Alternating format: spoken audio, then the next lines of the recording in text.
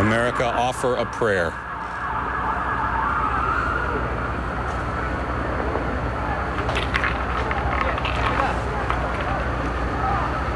According to American Airlines is confirming that its Flight 11 from Boston to Los Angeles was hijacked today, and that its plane was the first one involved in this attack on the World Trade Center.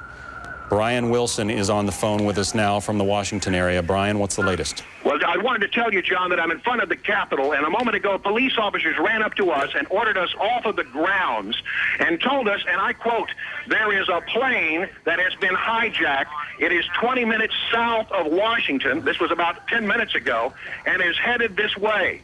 They are taking ultimate precautions. Now, as you know, in these chaotic situations, sometimes information gets twisted. But police officers here are saying that they believe there is a hijacked plane now headed toward Washington. And that's all the information I can give you at this moment.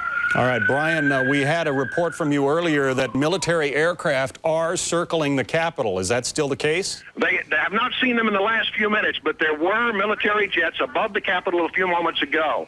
Of course, you know, John, this has been the nightmare scenario for security experts in Washington, that many of the buildings in Washington, very visible from the air, are very vulnerable. In fact, the flight path to National Airport runs literally 6 blocks from the White House. So this has always been a big concern. But again, to repeat the information that I have here, Capitol Police have completely evacuated the grounds of the Capitol, and they have told us, quote, there is a plane that's been hijacked. It is south of Washington, headed this way. Now, the reliability of that information I cannot give you, but that's what police have told us. All right, Brian Wilson, thank you, and let us know if you come up with any new information.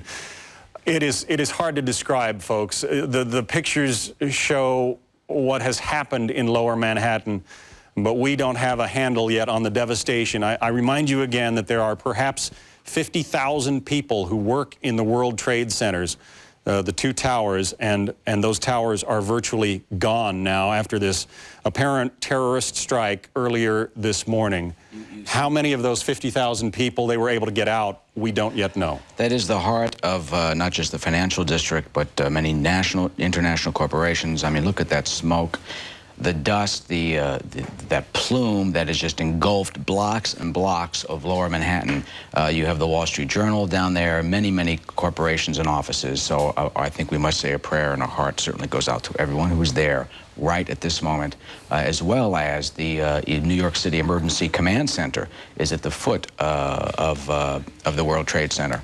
I think it is, John, important for us to take a moment to say a prayer, remember these people, and hope that God gives us grace. And take a look at the poignant picture you see there. The Statue of Liberty, folks, is still standing, and I think that's important to remember at a time like this.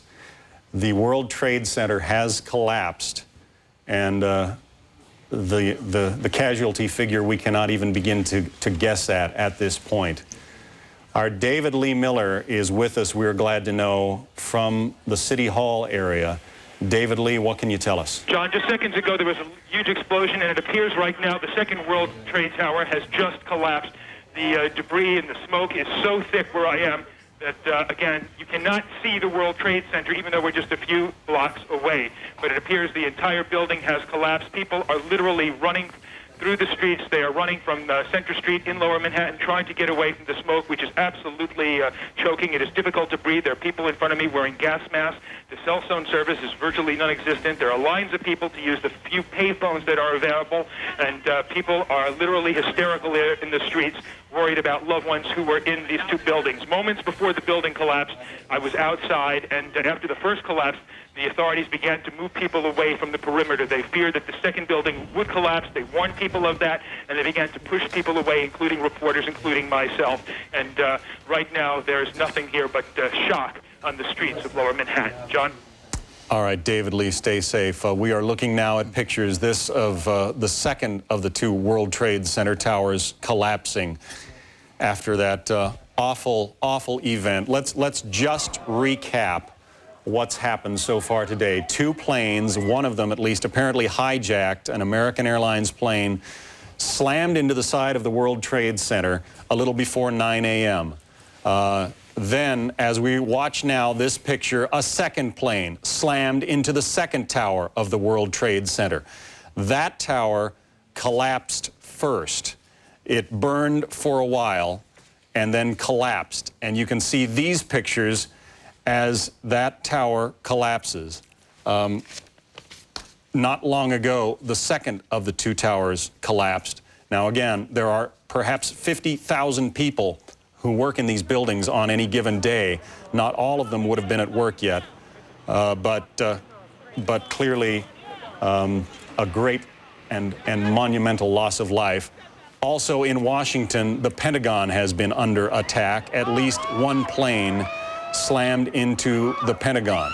David Schuster is an eyewitness to that, and is joining us now. David? John, the Pentagon is now being evacuated. You may be able to hear some of the sirens going off in the Pentagon. There's smoke billowing down the hallway. Eyewitnesses describe a U.S. Air 737 plane on what seemed to be headed towards National Airport at approximately 9:40 this morning when it then crashed into the south end of the Pentagon.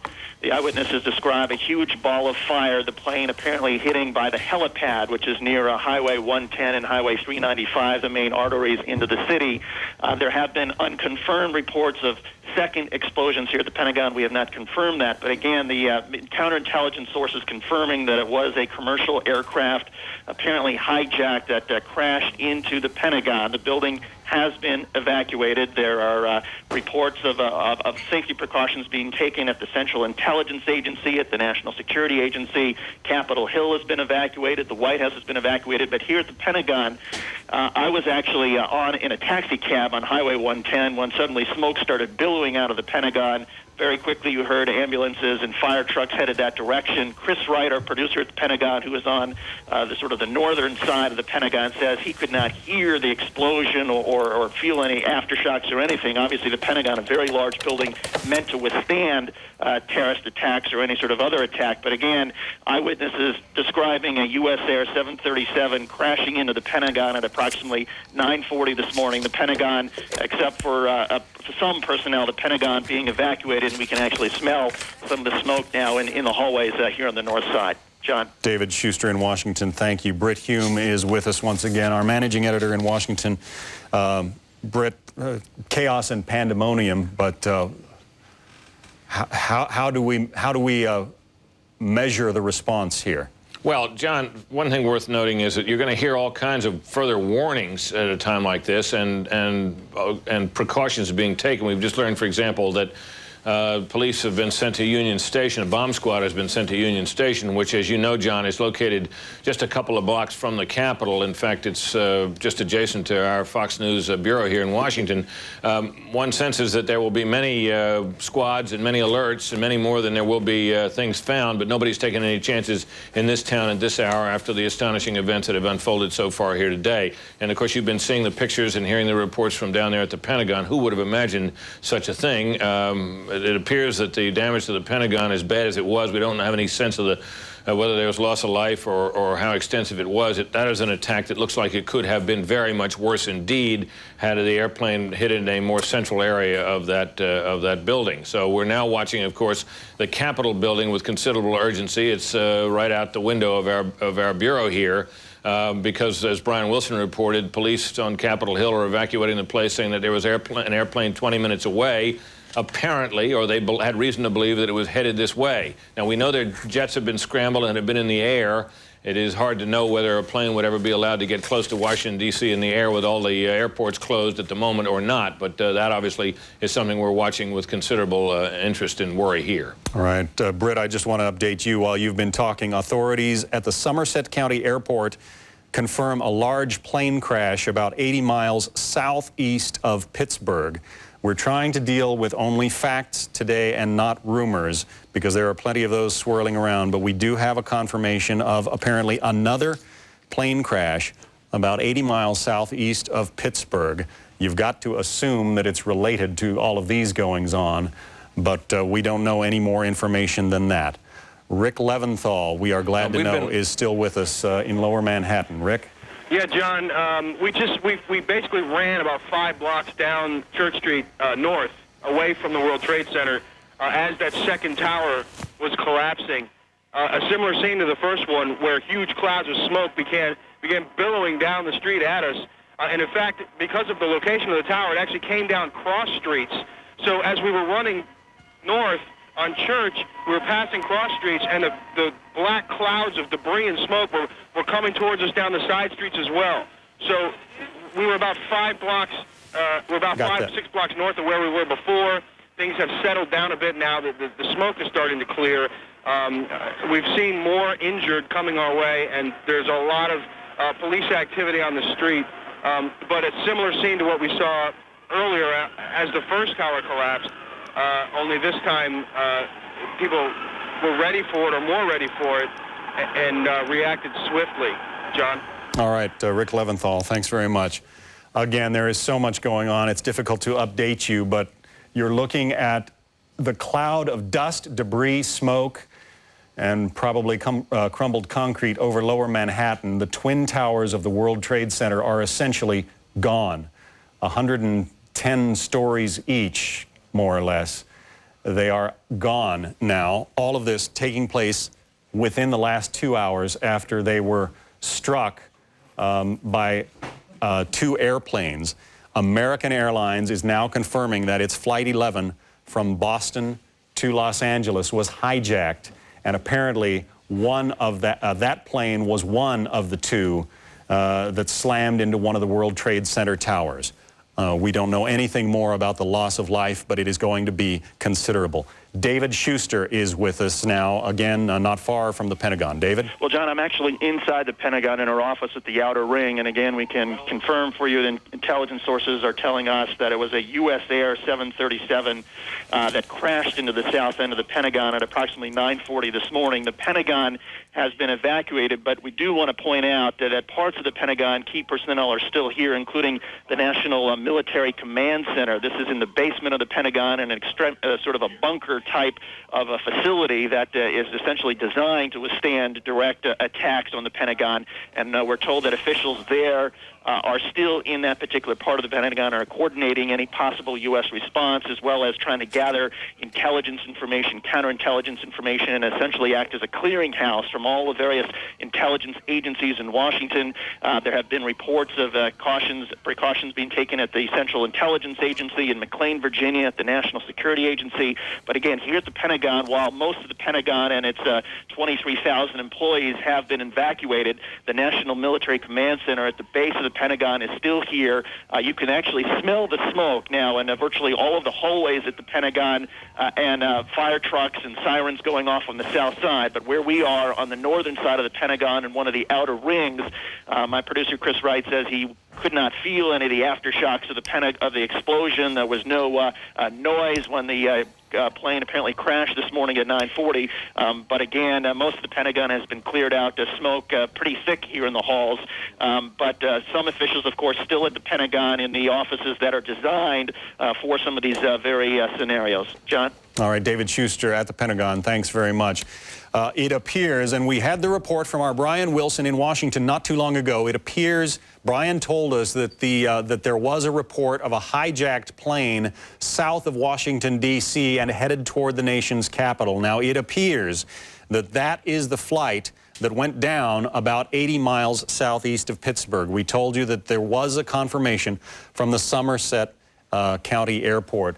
As we speak to you now, there are a variety of reports, and it's important to try and put this in some kind of order, but the most important things to tell you if you're just joined in is that what has all the makings of an extraordinarily well-planned terrorist attack on both Washington and New York has taken place this morning. The trade centers here in New York, the 2 World Trade Center towers have collapsed after being hit by a plane. Maria Hinojosa joins us on the phone. She is in New York, down near the building. Maria, what can you tell us? Well, I'm actually at St. Vincent's Hospital right now, where at about 40 to 45 minutes after the first explosion, they started seeing patients here. What I'm hearing, and I have not been in the ER yet, is that they have at least 100 patients or more that several of those people were dealing with issues of smoke inhalation, many of them throwing up, that there were several people who went directly to the operating room who are in very critical condition. Outside the hospital, people are coming in trying to help, to donate blood. Essentially, everybody here at this hospital is in a state of shock. I mean, I walked into the testing area, and the women here who usually just draw blood are also extraordinarily moved and shocked. They're moving in and out of the emergency room to try to help as many people as possible.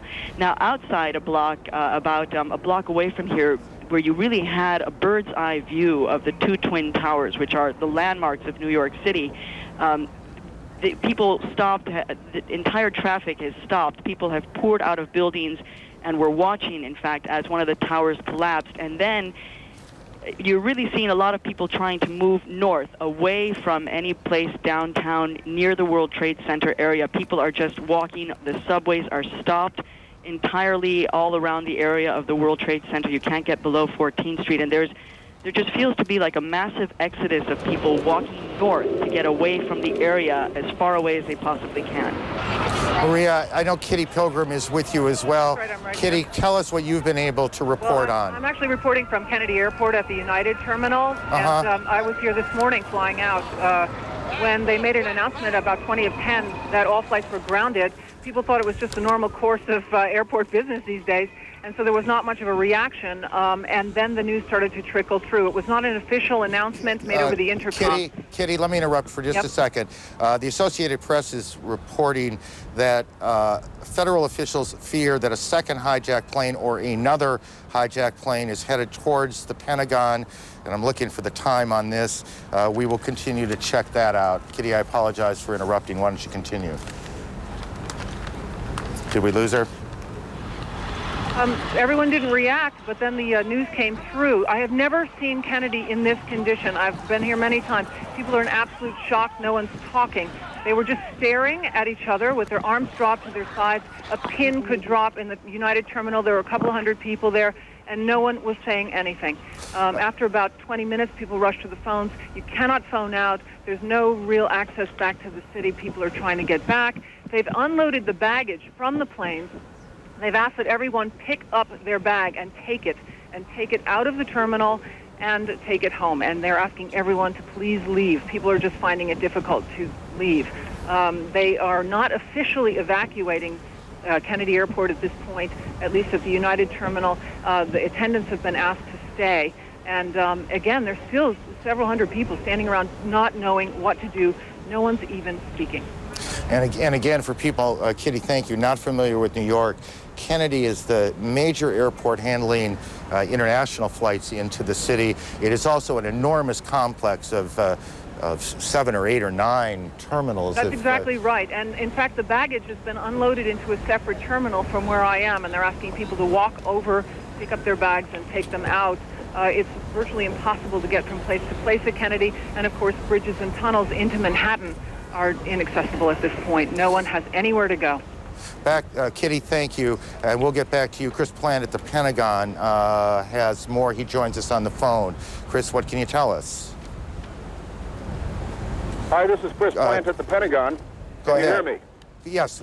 Chris, we hear you. Go ahead. All right. The area to the west of the Pentagon has been evacuated further back by law enforcement and military officials as they anticipate a second aircraft arriving at the Pentagon. It's been deemed to be threatening enough where I saw at least one F-16 fighter jet in the air over the Pentagon headed to the west where the plane was reportedly coming in from.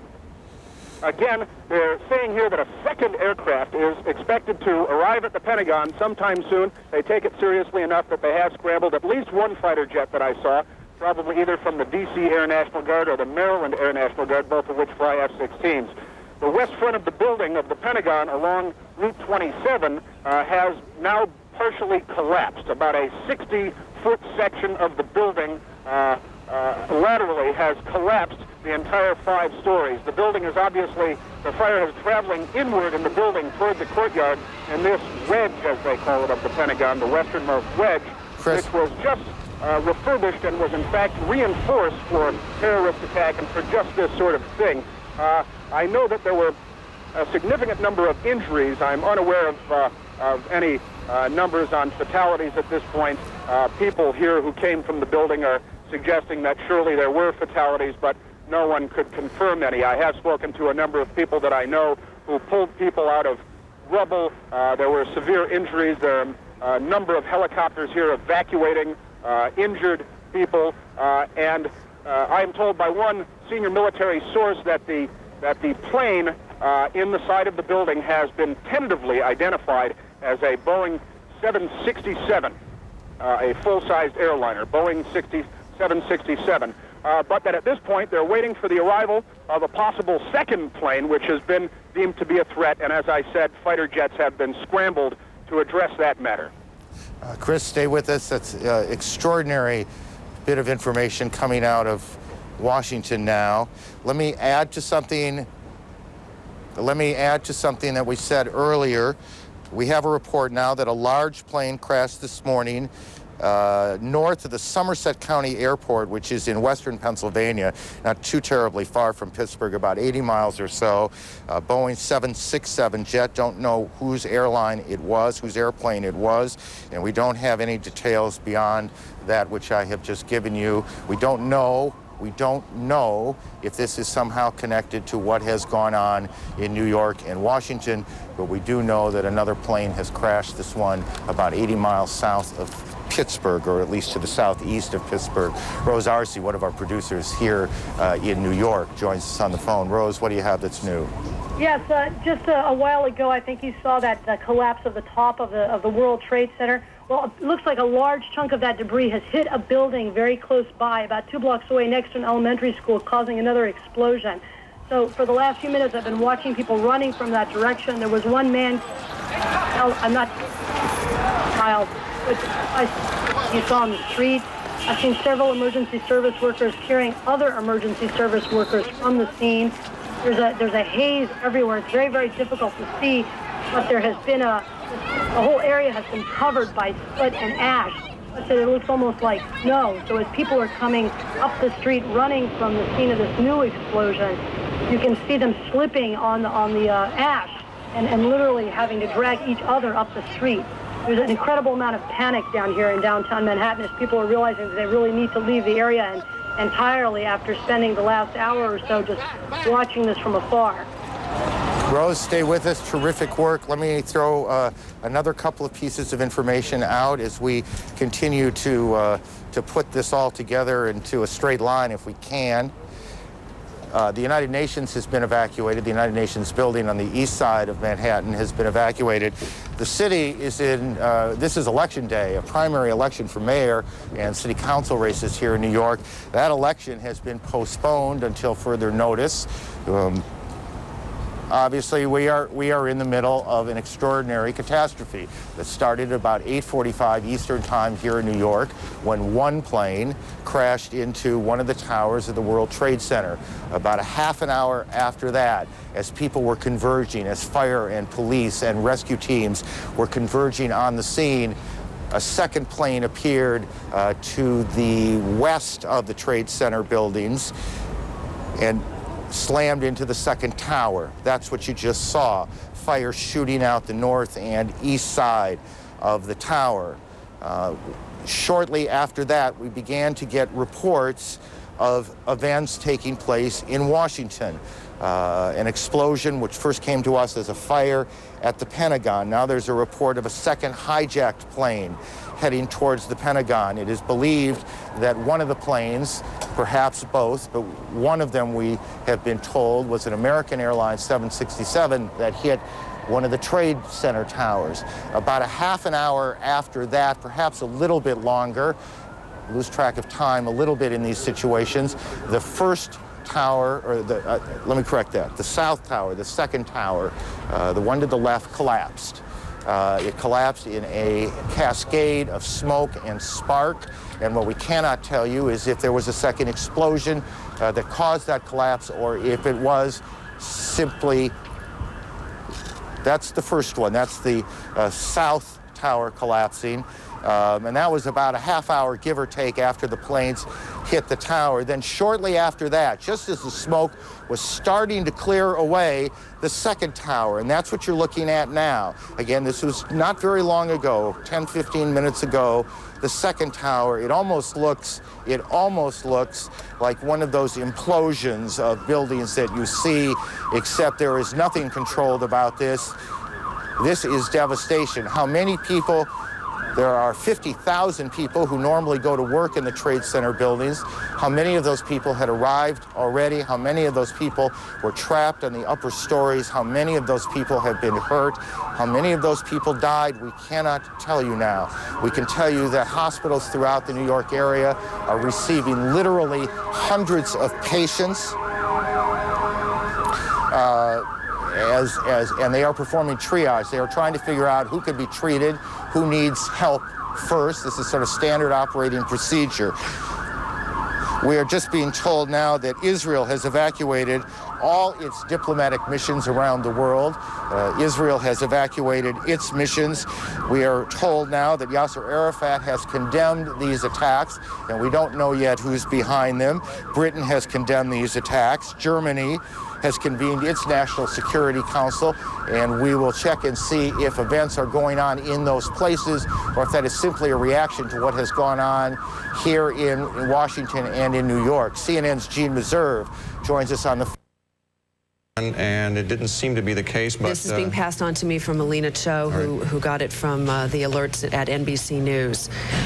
We also should note that there is some statements coming out of London, and the Israeli embassy in London has been evacuated. Obviously, there is global reaction to the disaster that is occurring here in the United States. We had also mentioned, of course, that one of the planes that is believed to have crashed into the World Trade Center was an American Airlines jet. We now understand that American Airlines officials in Dallas, where the company is headquartered, are going to hold a news conference shortly. So it'll be interesting. Maybe we'll get some more information on the passenger count on that jet. Let me, if I may, Scott, more on what's happening in the other parts of the country as a result of this. For those who may be tuning in Minneapolis, the Minneapolis-St. Paul International Airport has been shut down. The IDS Center in downtown Minneapolis, the tallest building in Minnesota, has been evacuated. In Georgia, all flights at Hartsfield, Atlanta, which, as we know, is now the nation's busiest airport, all flights at Hartsfield have been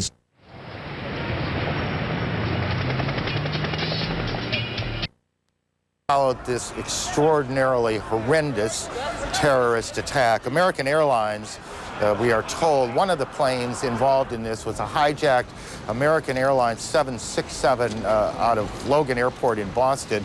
American Airlines will say quite what to do, but now in this building, and I'm quite confident in skyscrapers across Manhattan, security is at the door. No one is allowed in or out without an ID. Now anyone who leaves is not allowed back in, except of course for news personnel. And the main thing that's being urged everywhere you go is calm, that this is a time to remain calm. We are hit with a national crisis unprecedented. And the word from people on the street, from the mayor of New York City and others is, it's time to put your arms around a neighbor, take a deep breath, and try to get through this. There are certainly the inevitable concerns of what will happen in this city in the days to come. Mayor Giuliani has an enormous police force of more than 40,000. The city is equipped, we have always been told, to handle any level of disaster, and certainly New York's finest and New York's bravest will do their dead level best to make sure that this city remains as calm as is humanly possible.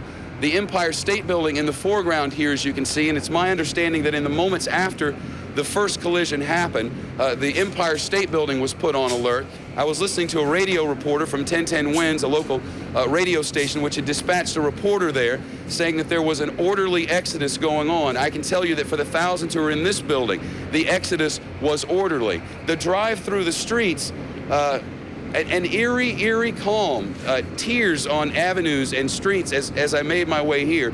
People, some of them wandering in front of buildings. At St. Patrick's Cathedral in the heart of Midtown, where you turn to come to this building, there were hundreds of people out front, some on their knees at the front of that building, saying prayers for the no doubt thousands who were in those buildings and in that area when the two jets crashed into them. Now back to you downstairs in the studio. All right, Shepard Smith with our rooftop view here from Midtown Manhattan. Again, to recap, the Twin Towers gone now, virtually obliterated after they were struck by two jetliners. One of them apparently an American Airlines flight from Boston to Los Angeles that was hijacked earlier today. And Washington under attack as well. A U.S. airplane crashing just outside the wall of the Pentagon.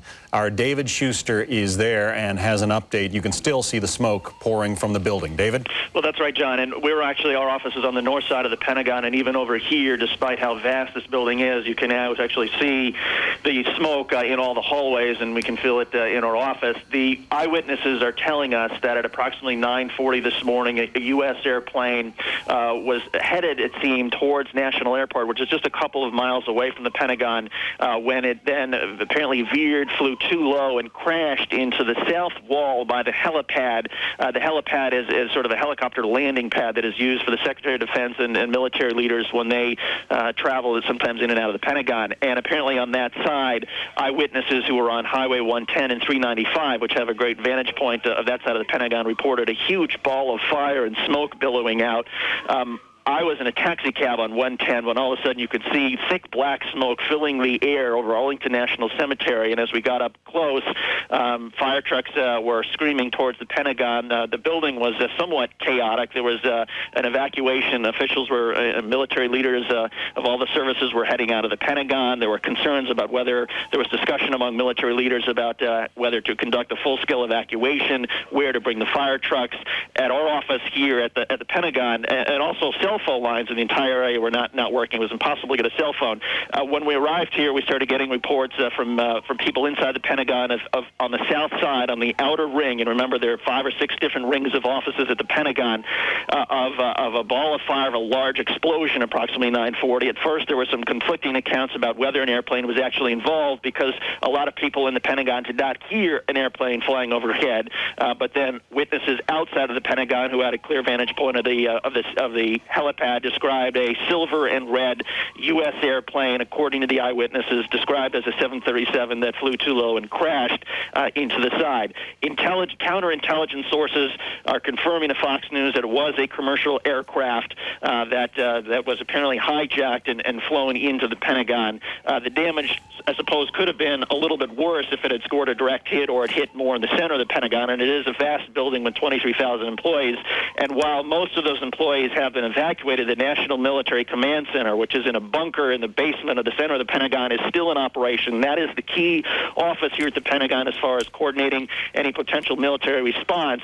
Our producer, Chris Wright, who has been roaming the halls of the Pentagon, said that offices all over the place are closed, even at the Joint Chiefs of Staff. Some key personnel there are not at their locations. Even some of the guards have left, but we can assume that at the National Military Command Center, which is a very secure part of the building, they are still in operation, and perhaps a testament to how big the Pentagon is and how strong it is. The people on this side of the Pentagon said they simply did not hear or see anything at 9:40 when the plane apparently crashed into the south side. But at this point, it's pretty evident what's going on. You can hear the sirens in the hallway. The offices, even on this side of the building, are starting to fill with smoke. And in fact, I'm going to stick the phone out the window and see if you can hear the warning. Hold on one second, see if I can drag the phone out there. Hold on one sec.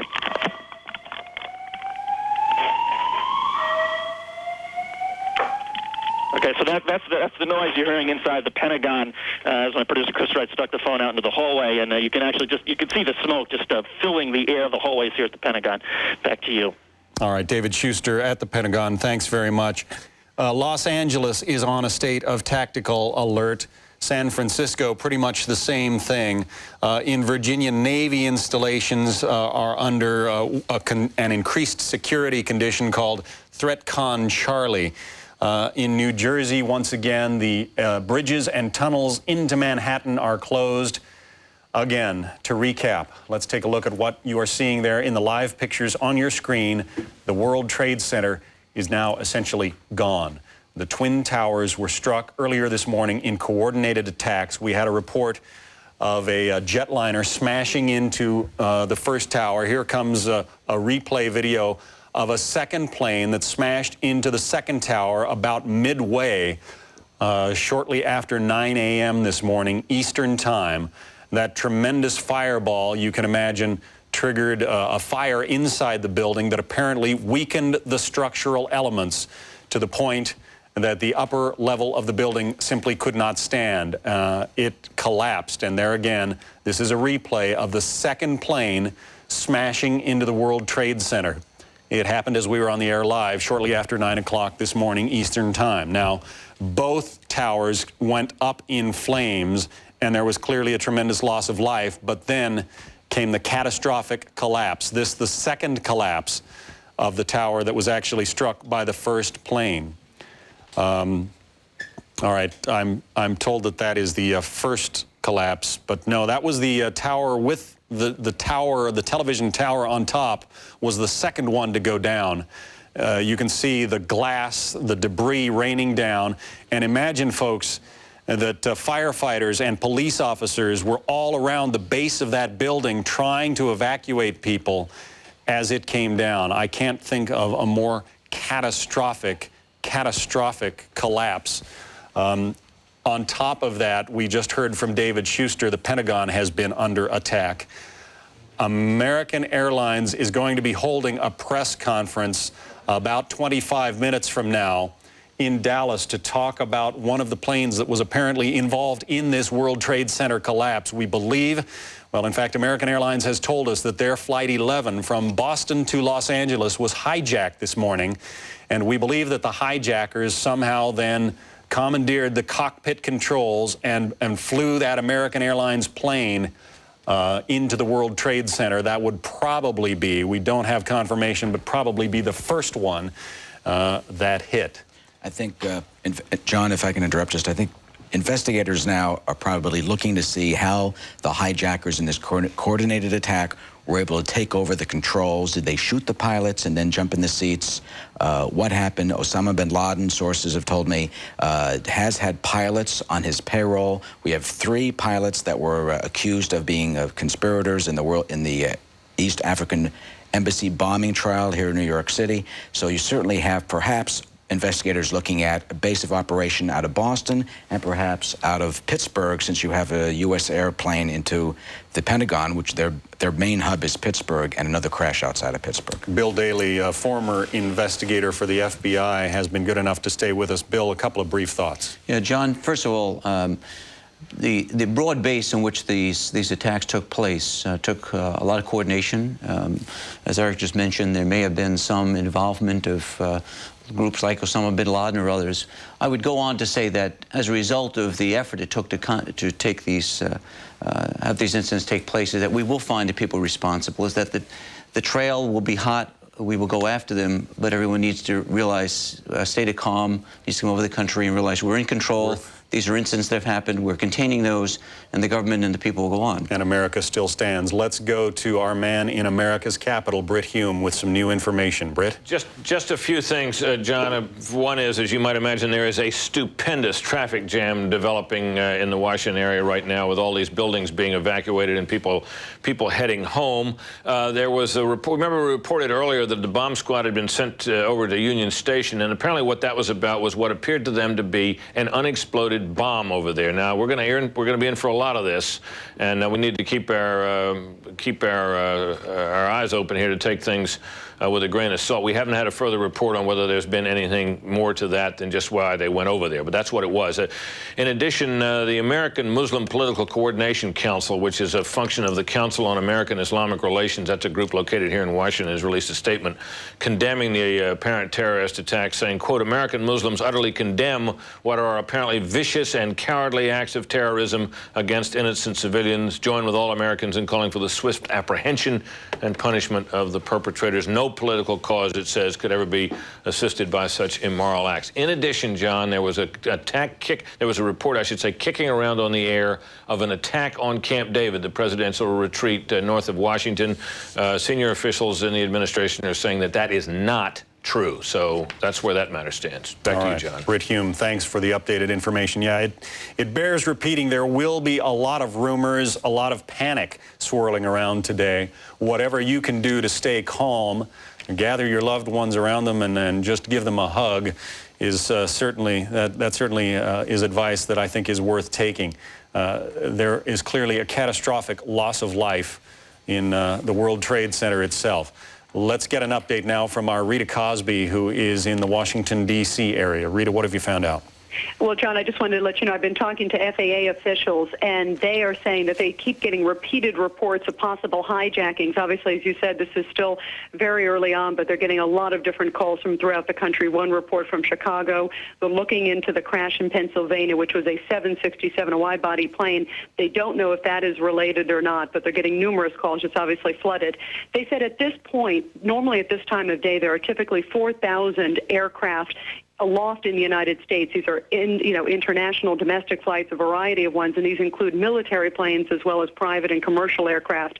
At this point, there are only just a few hundred at this point because they have ordered a national ground stop as of 2 hours ago. It's the first time in U.S. history that they have ordered all U.S. planes to be grounded immediately. International flights are being diverted to Canada, and the ones that are domestic are being ordered to reach their destination as soon as possible. There are 450 airports in the U.S. that have control towers, and all of them have been told to alert their planes to hurry up and get in. Rita, I want to go to Shepard Smith, who's on the roof of our building here in Midtown. Shepard? And no, if you guys know about these fighter jets, have we already reported on the fighter jets that are flying now?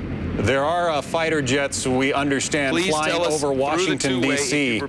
Shepard Smith, again, is not able to hear me, but he is on the building roof of our building here in Midtown Manhattan and says that fighter jets are circling Manhattan. We're standing back again on the roof of 1211 Avenue of the Americas at the Fox News headquarters, and we're watching as two fighter jets circle what is lower Manhattan at quite an altitude. Peter Blangiforti is an engineer who's up here, and he was first to see them pretty high up, I guess. Very high up they were, and I saw one in this direction, and it went down around by the World Trade Centers, and then I saw another one coming from the opposite direction, and we lost track of that one. But they seemed to look like fighter jets, but they were flying very high. Yeah, we can only assume that this is part of the security that's now gone into place. John, you saw the world. You were up here setting up. Yes. John McKay was up here setting up for this live shot when the first of the World Trade Centers fell. Tell me what was going on. Couldn't believe it. Peter just said the tower just fell, and we were working and turned and looked, and if we were looking from here, it would be the tower on our left side. Yeah, the east one. Yeah, it just went into a huge cloud of smoke and dust. So you're watching, and then how long before the next tower? About 10 minutes, I would say. We were just busy working and just, butterflies in their stomachs and just can't believe it's all happening. And then the next thing we know, we turn around, the other one's going. Peter Blangiforti was explaining how the noise and the way it came across the city. It seemed to have rumbled almost as if there was another large aircraft flying overhead, but really I think it was the collapse of the building, the volume of the explosion just coming across, just sound waves coming across the city. The sound waves making their way up from lower Manhattan into the Flatiron District and up into Midtown, coming like a jet flying right overhead, I think is how you described it. Yeah, just the rumblings of a jet sound almost, but it sounded more like a deep rumbling, probably from the explosion of the collapse. It probably goes without saying at this point, as we pan back down to where the World Trade Center stood just a couple of hours ago, that communications in this city have become very difficult. There are people all over the world, no doubt, who knew people who were inside those two buildings. Some of the facts as they stack up, there are positives in all of this. In the first place, the first plane to crash allowed time for so many people, we would pray, to get out of those two buildings. And certainly before the collapse happened, there was time for a number of people to get away. If you are considering or trying at this moment to make a phone call into the New York City area or the Washington area, it's time for the good of the country to put the phone down and wait and rely on mass communications, because the people who are constructing what will be an enormous security security situation now need as many lines as humanly possible. We don't have telephone lines on top. Our cell phones no longer get out. In the minutes after the first plane crashed, the phone began ringing in my house. It's the office, it's your mother, it's your father, it's your brother, it's your girlfriend. The phone lines immediately jammed throughout the city. There is a plea now for people around the world who may be watching not to use the telecommunication systems at this moment, because the people who are mounting this rescue effort need it. It was described by Peter Blangiforti as others as a collapse around a pole which stood. Peter, you were describing what looked like maybe a big support column. You can keep the camera down there. You were describing, still seeing something before the smoke rose. Before the smoke rose with the second tower, when it collapsed, you just saw almost as if one of the large girders or beams was going straight through the building and was the only thing left standing like a toothpick. And eventually that dropped too before the smoke engulfed everything else. But it was just a very strange, surreal sight. Well, there are certainly reports from all over the city of what it was like in the minutes after the two towers were struck. Radio reports in the cab on the way here from reporters who were watching, people literally jumping out of buildings. Certainly there was a massive fire and smoke on many different floors of the building. The size of the jet would lead us to believe certainly that a number of floors were wiped out almost immediately. And then the chaos to try and get out of that building. But certainly there will be stories of miracles as we go through all of this. And those people who were in that building, and after the first explosion happened and the first crash happened, word of people who got out. I was listening on the radio, broadcasting live just about an hour ago, to a woman who was in the second tower to be hit. She was able to walk down 92 floors in what she described to be a pretty controlled situation.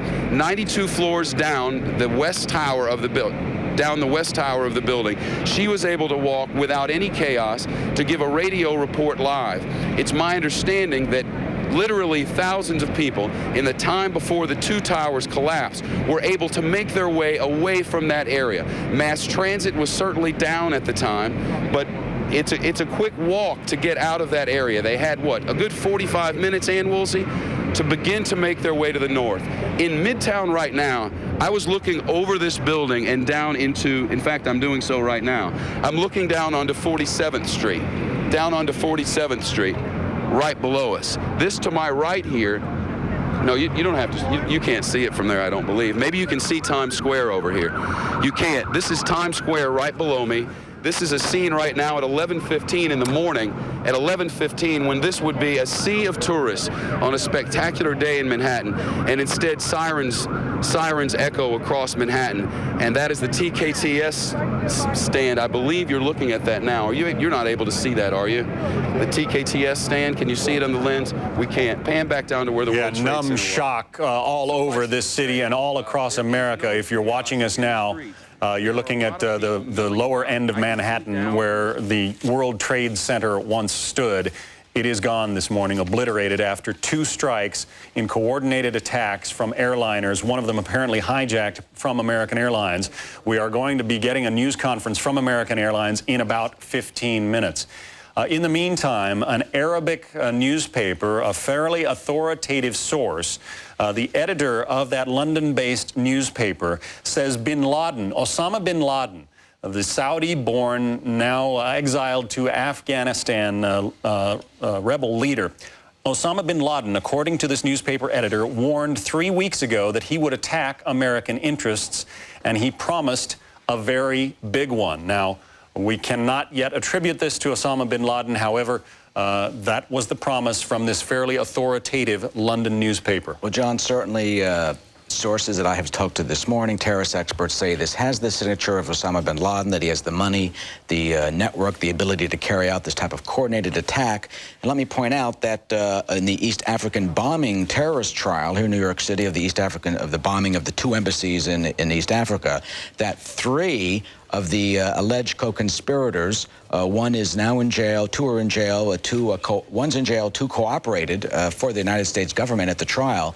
They had pilot's licenses, and they can fly airplanes. So I'm sure investigators right now are trying to figure out a possible scenario. Were these planes hijacked by bin Laden people? Did they rush up to the cockpit? You don't need a gun. You can use burst in, several of them, and strangle the pilots or something, and then take over the controls of an airplane near the last minute while you're flying, and divert the plane and smash it right into the World Trade Center towers or in the Pentagon. Clearly, that is a scenario that I would think that investigators are trying to go on right now to try and figure out exactly what happened, who is responsible for this horrible act. And I also think that we have now entered a new era, clearly a day of infamy, that we are not in this country clearly immune. September 11th, 2001, you're going to remember this day for a long time, and a lot of things in this country will change as a result of what you're seeing on your screen now. Not all of the chaos, perhaps the worst of it in terms of loss of life, but not all of the chaos is taking place in Manhattan. Washington, D.C. also has been under attack. U.S. airplane apparently hijacked as well, slamming into the outside wall of the outer ring of the Pentagon. Our David Schuster is there and has an update for us. David? John, we have the eyewitnesses describing it as a U.S. airplane at approximately 9:40 this morning, approaching National Airport from a strange approach. The eyewitnesses claiming that it then slammed into the south side of the Pentagon. We've just spoken with a U.S. Air spokesperson, Rick Weintraub, who says that all of their aircraft, commercial aircraft, have been accounted for, and says that they are unaware of any one of their planes involved in this incident. So this may be a case of an eyewitness misreading the markings on the plane, but we can confirm for you that there is a large gaping 50-foot hole on the E-ring of the south side of the Pentagon near the helipad.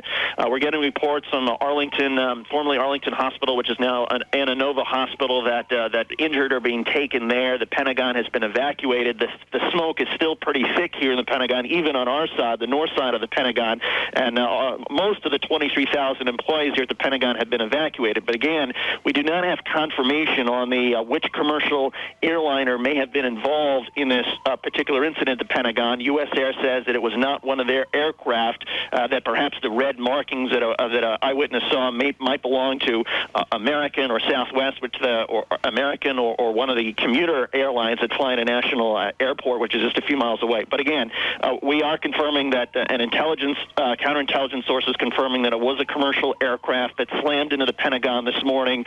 There's no indication yet on the number of injuries or those killed. Some initial reports are that some Arlington hospitals are being flooded with injuries. There were dozens of fire trucks and ambulances that were streaking towards the Pentagon at approximately 9:45 this morning, and most of the employees here heading out of the building, and most of them are in fact now gone. But you can hear the sirens still throughout the Pentagon hallways. Smoke still pretty thick here on this north side. It is worth noting, though, that perhaps this incident could have been worse. There are five concentric rings on the Pentagon, and the one that was struck on the south side by the helipad, which is where officials land their helicopters and whatnot, is the E-ring, and apparently there's a large gaping hole.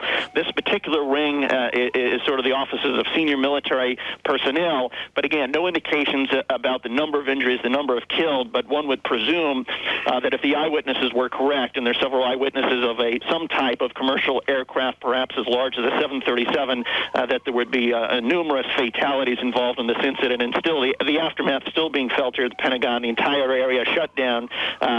Traffic has been blocked on 395 and 110, the main highways near the Pentagon, and smoke is still pretty thick coming out of the Pentagon at this hour. John? David, you mentioned that eyewitness report that called it a U.S. airplane, and as you noted, U.S. Air is saying their plane was not involved. Now, we are just getting a confirmation from American Airlines that a second airplane of theirs apparently was hijacked, Flight 77 from Dulles Airport in Virginia to Los Angeles. It had 54 passengers on board. That may be the plane that went down outside the Pentagon. American Airlines, once again, is confirming that it lost 2 planes today in apparent hijackings. The first one, Flight 11, from Boston to Los Angeles, 81 passengers on board. And that apparently was the first plane of 2 that slammed into the World Trade Center. That first one shortly before 9 o'clock this morning Eastern Time. A second plane also slamming into the World Trade Center. Both towers of the Trade Center caught fire, and eventually both of them crumbled and collapsed. You can still see the cloud of dust and smoke that is hovering over lower Manhattan. Fires are continuing to burn. It otherwise would be a beautiful day in New York City, but this has cast a tremendous cloud over the city as well as the nation. 2 planes crashing into the World Trade Center and toppling them. Apparently, 2 planes from American Airlines have been hijacked and lost this day. We don't yet know where the 3rd plane came from, because not only did the 2 planes crash into the World Trade Center, but 1 plane crashed into the Pentagon in suburban Washington, D.C., just across the river from Washington. You're looking now at pictures in Midtown Manhattan, where people are trying to go about their business, but in the most stunned kind of way. You can see emergency vehicles are at work throughout the city. The mayor has a special bunker. Maybe Eric Shawn can tell us more about this. Ironically, it was always thought to be disaster-proof because it was located on the 14th floor of a building in lower Manhattan, but clearly that kind of thing can come under attack as well. The emergency bunker, or so-called bunker, which really isn't a bunker, it was in an office building in the World Trade Center complex, not one of the 2 towers that unbelievably and so horribly have collapsed, but in a building that houses the Commodities Exchange and some other exchanges, which is at the foot of the World Trade Center. It is, I think, number 6 or number 9 World Trade Center. That is the emergency command center for the city of New York. It was moved there from police headquarters about within the last 2 years or so. That thought to be safer, much more sophisticated availability through communications, much more secure, it was felt, than the police department at that time. So that is the center. We can only hope. We have no report at the moment of the condition of the emergency center for New York City. But then again, the mayor may also be in City Hall trying to deal with the emergency service, the EMS and tactical units. I've been told through EMS that the casualties could, the numbers being bandied around this morning, John, are 10,000. Or so. 50,000 people work in both towers of the World Trade Center. This happened on a beautiful day, 9:10 or so in the morning, when people are going to work, showing up in their offices of the massive World Trade Center complex that houses banks, houses financial institutions, houses the headquarters for the Port Authority of New York, which runs the airports and the bridges and tunnels. It has also has the governor's office and other offices in the World Trade Center, built, of course, in 1973. And the 1993 bombing of the World Trade Center, the terrorists at that time, who were from Jersey City, part of a local mosque, drove a van laden with explosive into the garage. 6 people were killed, thousands injured. At that time, they were not able to bring it down. That was the aim. This time, so horribly and sadly, it seems that terrorists perhaps obviously have succeeded. In terms of, you mentioned the report earlier from a London newspaper that is credible in terms of Osama bin Laden. Let me also point out, we're going to get some more information about this, that experts, terrorist experts, say he has and does have pilots on his payroll, that 3 of the co-conspirators, alleged co-conspirators in the East African bombing trial, had pilots' licenses. 2 of them testified for the government against those suspects accused of, and who were then convicted of the embassy bombing trial. So does that work up a scenario that perhaps terrorists were on these planes, hijacked them, and then near the last moment were able to divert them, incapacitated the crew, the pilots, completely jumped in those seats, and then themselves just flew those planes into the buildings. I was coming to work this morning and saw the first plane, which appeared to be a 737 or small Airbus, a twin-engine jet, flying very low south downtown over 5th Avenue. I was right near Rockefeller Center. Everybody was looking up, saying it's kind of unusual. And then it banked right. Banking right would indicate it was heading right toward the World Trade Center, and it disappeared from my view. And then heard the report that, though, is a common airway from the north. That plane, if that indeed was the American Airlines plane from Boston, that would make sense. Coming from the north, coming from Boston, on the air route to make a left leg base, and then your final into LaGuardia, but then at the last moment diverted into this horrible, horrible catastrophe. There will be apparently no news conference from American Airlines, but Mike Tobin, our correspondent, has a statement from the airline. Mike, can you bring it to us? Yeah, the statement is this. I'll read it verbatim to you. American Airlines confirmed today that it lost 2 aircraft in tragic incidents this morning.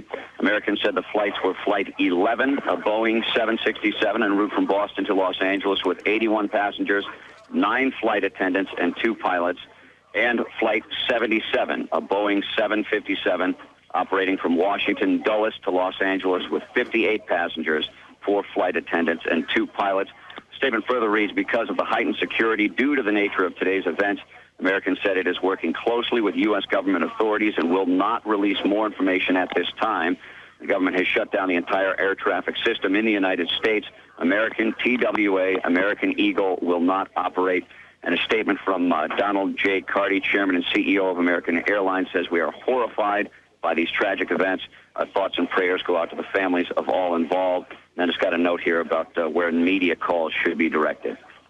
All right, Mike Tobin, thank you very much. Yeah, a 767, apparently, a wide-body plane capable of carrying very many more than the 81 on board, was one of those apparently hijacked. We're going to be getting an updated news conference from the security chief at Logan Airport in Boston shortly. Meantime, I want to take you down to Britt Hume, just to repeat, the nation's capital also under attack.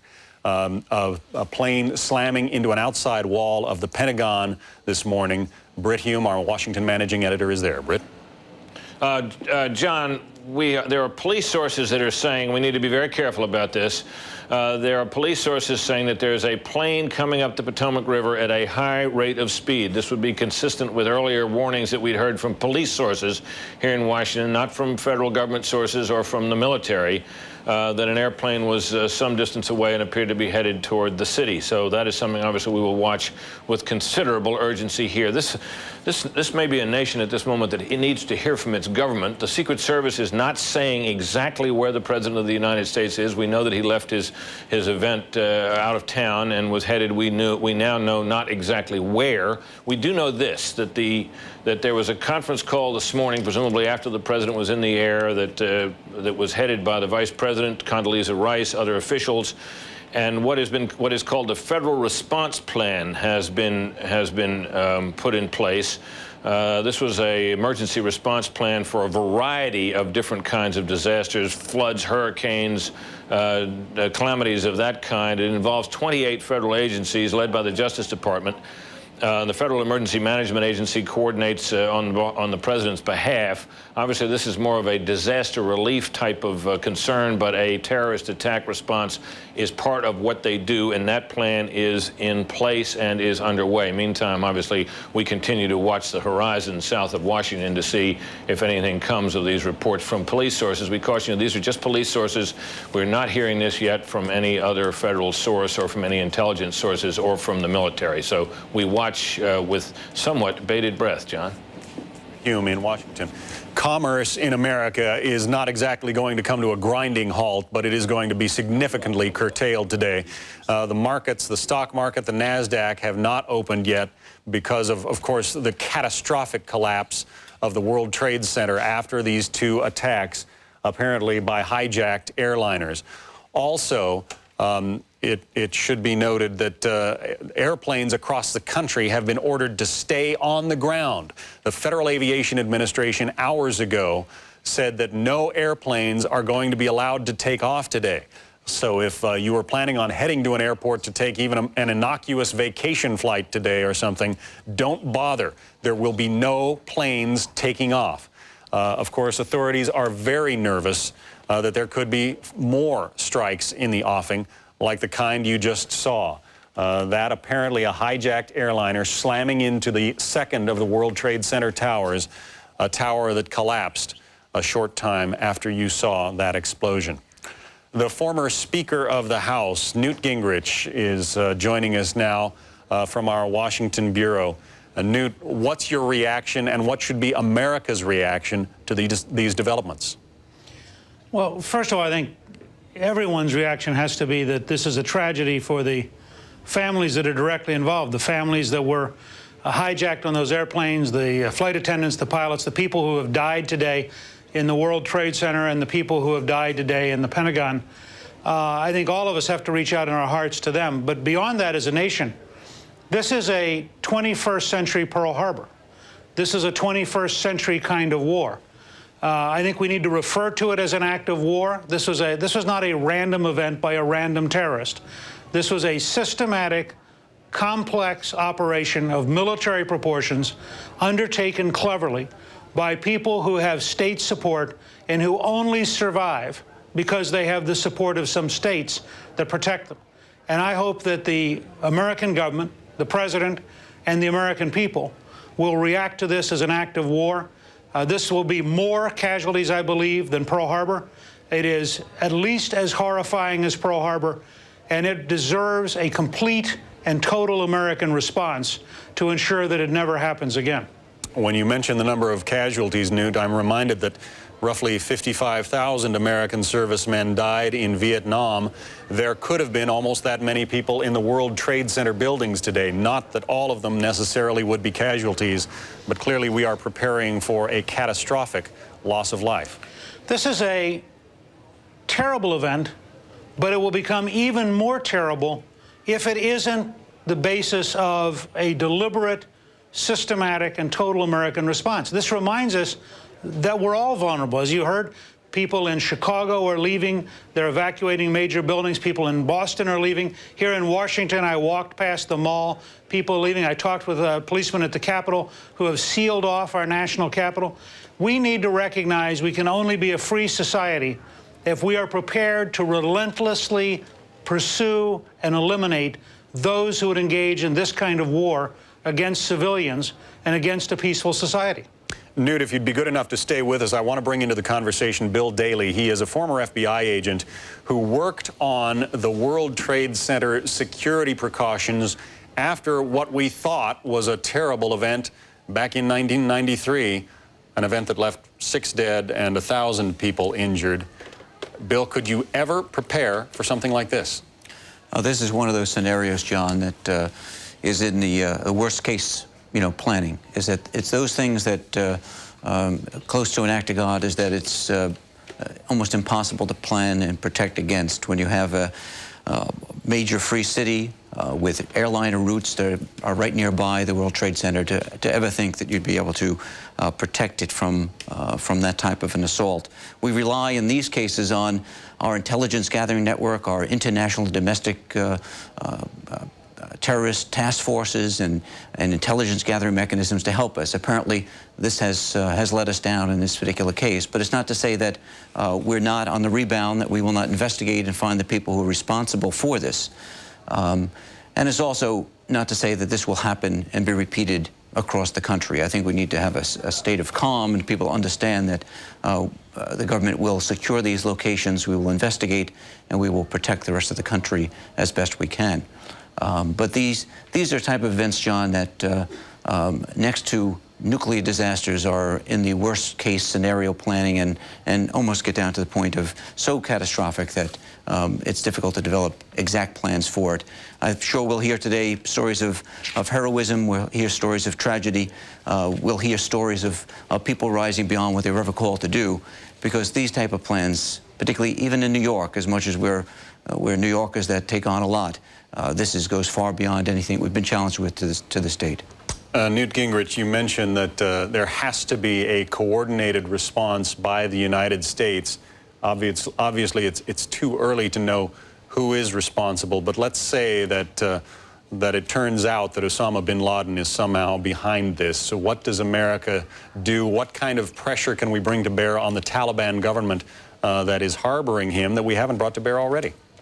Well, let me just say that we don't know yet who's done this, and I don't think we should rush to judgment. But it is fair to say that bin Laden has claimed credit for having sponsored and financed and structured earlier attacks on the embassies in Africa, for example. It is clear that 3 weeks ago, bin Laden said he would strike the United States in the United States. And the only point I'd make today in the middle of a tragedy, I think we first have to take a deep breath and recognize how big this tragedy is for the American people.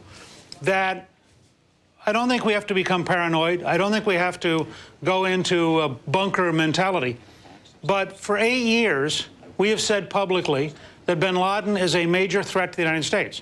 And yet for 8 years, while we have launched Tomahawk missiles and we've done other things, we haven't taken him as seriously as he has taken us. And all I'm suggesting is that if we don't have a decisive response to convince observers that you cannot kill innocent Americans in peacetime without retaliation of severe proportions, that other groups and other people will decide that the most open society in the world is also the most vulnerable, and they'll exploit those vulnerabilities. I think this is as decisive a moment for our future as Pearl Harbor was, in a different way. As I said earlier, this is a 21st century opponent, not an obvious nation state, but in the Sudan, in Afghanistan, in a number of other places, we know where bin Laden's assets are, and we'd need to take the risk of going after them. Newt Gingrich, well spoken. Thank you. Let's go to Edie Donahue, who has some information from our newsroom. Edie? Good morning, John. The target this morning is America, the enemy at this point unknown. But as we were doing our show this morning, Fox and Friends, at the very end of the show, the first airplane crashed into one of the World Trade Center buildings, the North Tower. That apparently was American Airlines number 11 from Boston to L.A. It had been hijacked, apparently 92 people on board. Just minutes after that, within 10 minutes or so, the second World Trade Center tower was attacked. That the South Tower, that apparently was a 757, another American Airlines flight, they believe, from Dulles to Los Angeles. Then about 45 minutes later, it was the Pentagon. Moving on down to the Washington, D.C. area, the Pentagon is the next place attacked. As it continues, the South Wall, there's now a 50-foot gaping hole there. Apparently another airplane that was hijacked crashed into the wall that's near the helipad there, and that is where the highest-ranking officials are able to take off in the helicopter. At 10 a.m. then, just about 15 minutes after that, a 757 from United, number 93, crashed about 80 miles southwest of Pittsburgh, and that flight en route from Newark to San Francisco. Area hospitals here in the New York City area are taking in all the wounded from the World Trade Center. As you know, those the towers are 110 stories tall. While we do know that some people were able to get down from the 92nd floor all the way to the ground and manage to escape safely, there have been untold injuries in this and untold deaths. Several area hospitals say they are already booked to capacity. They're asking people in the waiting rooms to start donating blood immediately because there is a desperate need for it right now. At this point, nationwide, all U.S. commercial planes have been grounded. The planes that were already in the air were instructed to land at the nearest airport. Incoming international flights were diverted to Canada, and even Canada now, some airports in Canada supposedly have been closed. As you know, the president left Sarasota, and he is trying to get control of the situation, but it is changing rapidly. We'll continue updating you on the latest. John, back to you. All right, Edie Donahue in our newsroom, and we should note that the Secret Service is not confirming the president's location. He is okay. He's aboard Air Force One, but exactly where he is, the Secret Service will not say. David Schuster is at the Pentagon, where there was that strike by that third aircraft earlier today. David, what's the latest? John, we can now report that the fire here at the Pentagon has spread from beyond the E ring, the outside ring of the south side, to at least 2, maybe 3 of the inner rings. And looking at pictures now of the Pentagon, there is a gaping hole at least 100 to 150 feet wide on the south side of the Pentagon, where 5 floors of the Pentagon have collapsed. The fire officials, the firefighters are pouring water onto that side of the Pentagon, but we can literally see now that a fire has spread and has broken out at least now about 300 feet down away from where the firefighters are working on the fire. And so now fire trucks are pulling up to this other side of the Pentagon. We believe this is all, of course, related to the one airline crash, and officials, again, now saying that all of the U.S. aircraft have been accounted for, that this was a silver jetliner, perhaps American, perhaps United, that hit the Pentagon. But again, the news from here is that the fire at the Pentagon is still out of control. Smoke is still billowing off of the roof from some of the inner rings now at the Pentagon, and the fire has also spread along some of the outer rings, spreading from the south side towards the north side. Our office in the Pentagon is actually in the north side on the E ring, and we can now see smoke coming not only from to our left down the hallways, but also to our right, and smoke still pretty thick. So this fire at the Pentagon still out of control, and literally, when you remember the pictures of the Oklahoma City bombing with the Murrah building completely sort of burrowed out like a horseshoe, that's what it looks like for a part of the Pentagon, where literally there's a huge, maybe 100 feet hole, and you can actually see the offices carved out like a giant U on the side of the Pentagon. The Pentagon, of course, there's concentric rings where all the walls are connected, and now suddenly there's this giant hole and a fire that clearly has spread to some of the inner rings of the Pentagon. The Pentagon was evacuated at about 10 o'clock this morning. Some 23,000 employees cleared out. The reason that the fire uncontrolled might still be a problem is that the people who remain in the Pentagon, aside from a couple journalists here, includes officials at the National Military Command Center. They have a bunker in the basement of the Pentagon in the center of the building. Those are the officials that would coordinate a military response. Those are the officials that might coordinate the dispatch of some of the fighter jets that reporters have seen flying over New York and flying over Washington. It might at some point, I suppose, become a problem if the fire continues and they've got to start pouring water on the center of the Pentagon. At that point, perhaps there may become some potential problem for the officials that are still here. Let's go to David Schuster in Washington. Thank you. Let's go to Logan Airport in Washington. This is a security news conference. Logan Airport. We've closed the airport to all arriving and all departing flights. We've increased our security measures. We've shut down all the construction sites within Logan Airport, both airside and landside. And we've shut down all security checkpoints and removed all passengers who had been previously screened out into the non-secure part of the airport. We've activated our Family Assistance Center at the Hilton Hotel based upon some reports that some of these flights may have originated from Boston. We're asking the media's assistance to notify any family members that may have had families flying on those flights that we've had various reports on to call these following numbers. American Airlines, 800-245-0999. Secondly, family members can call a Massport number, 617-568-3100. We've also urging people not to come to the airport at this point in time. We've increased the shuttle buses from the terminals to the MBTA Blue Line stop, and the MBTA has increased the frequency of subway transportation. We are in close communication with the FAA, the FBI, state police, Commonwealth of Massachusetts. And that's all I have right now. Joe, you've got to tell us more about these planes that left this morning. What flights do you have reports on? The flights, I cannot confirm or deny any flight numbers because I have not received official notification on any flight numbers. So how can we get people to call Call in, these because numbers? it'll be everybody who's got a flight. Okay, I do believe several of the media outlets are broadcasting several flight numbers. I believe they're broadcast flight number 11, American Airlines. Is there a second flight out of Boston Involved in this? I don't know at this point in time. Were the passengers hijacked? I cannot confirm that. Has the airport accounted for all outbound flights? That's outside of the scope of the airport's responsibility. We're leaving it up to the FAA to conduct that activity. Joe, what is the code? Joe, what is the code Fort Knox? We have reports of employees screaming Fort Knox around the airport at the time that the planes went into the World Trade Center.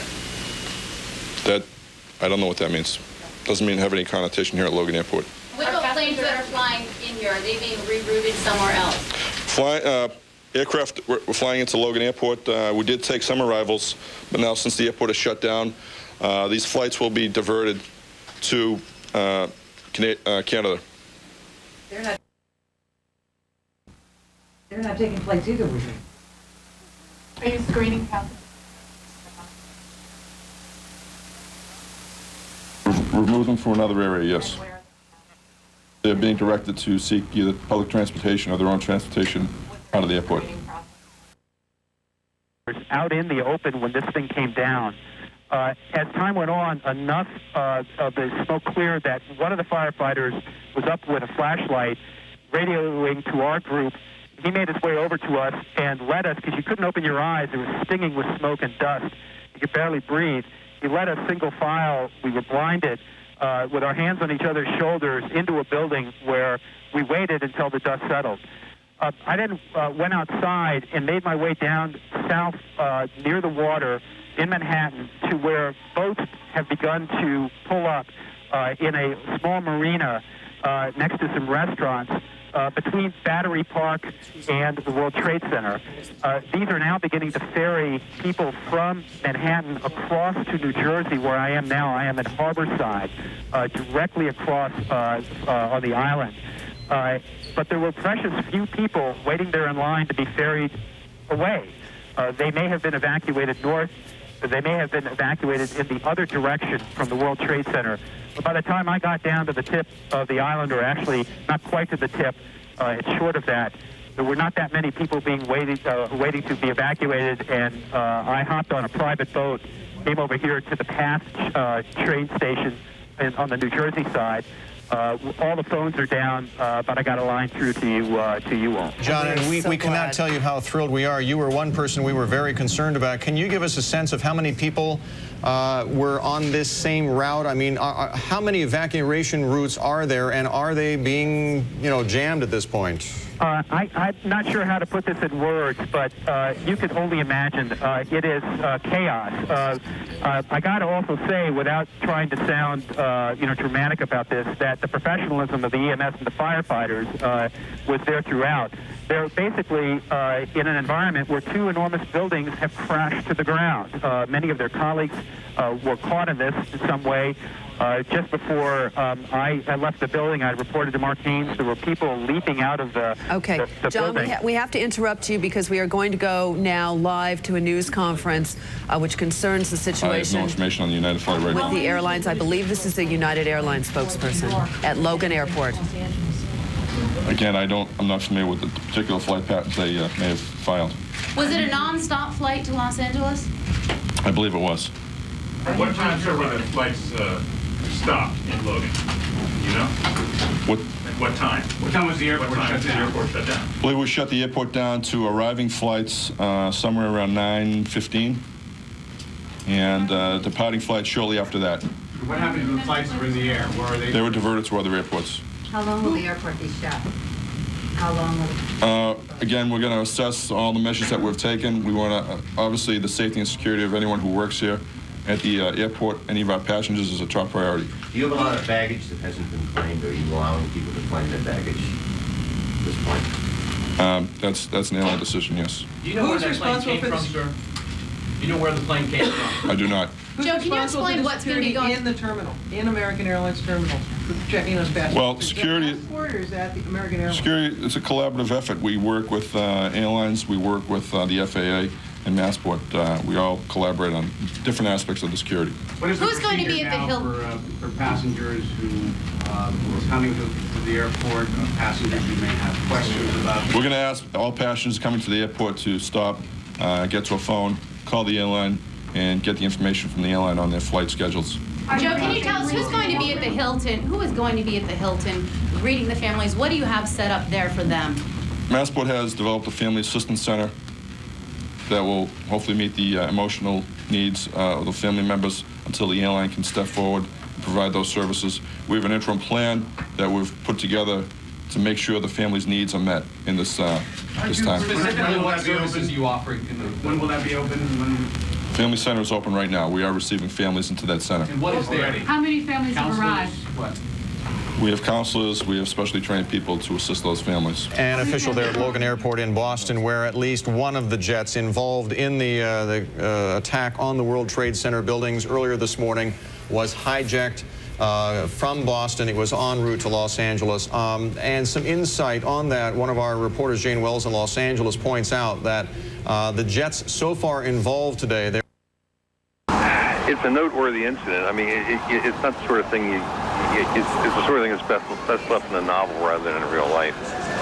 Unfortunately, one of the problems with being an author is keeping.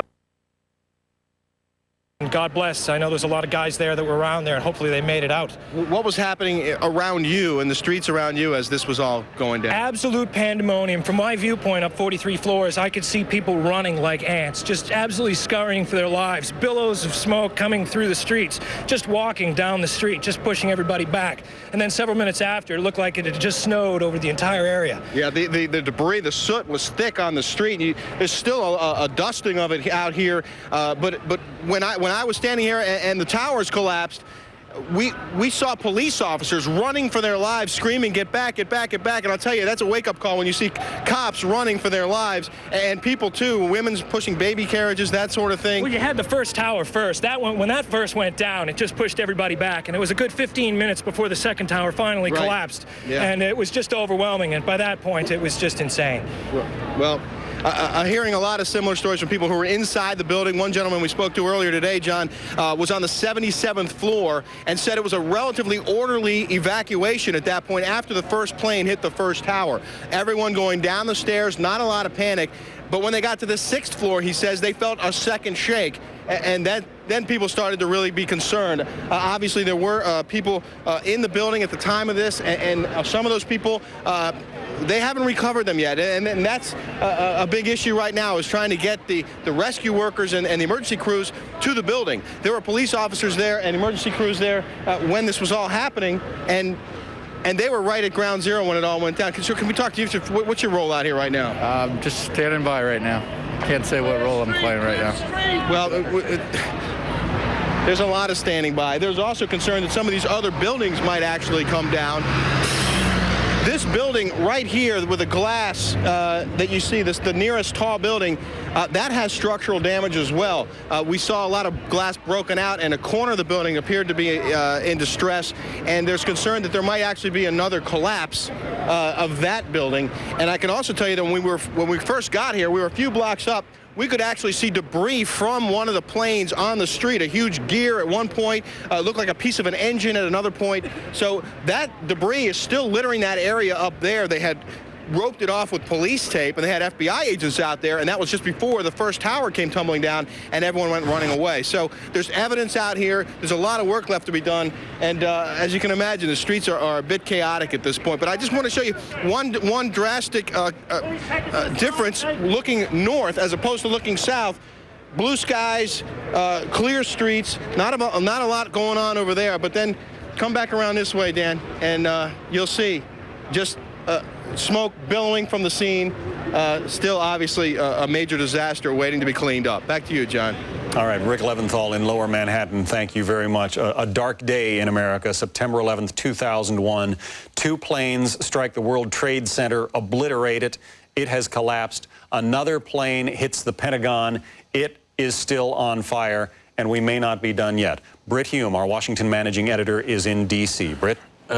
John, just some notes from our State Department reporter Terry Schultz. All U.S. diplomatic posts worldwide have been notified of what has happened here and have been encouraged to take what is called appropriate action. Ambassadors in such a situation have the right, should they choose to close embassies. It's worth noting here that Secretary of State Colin Powell is out of the country. He was down in Lima, Peru, is on his way back.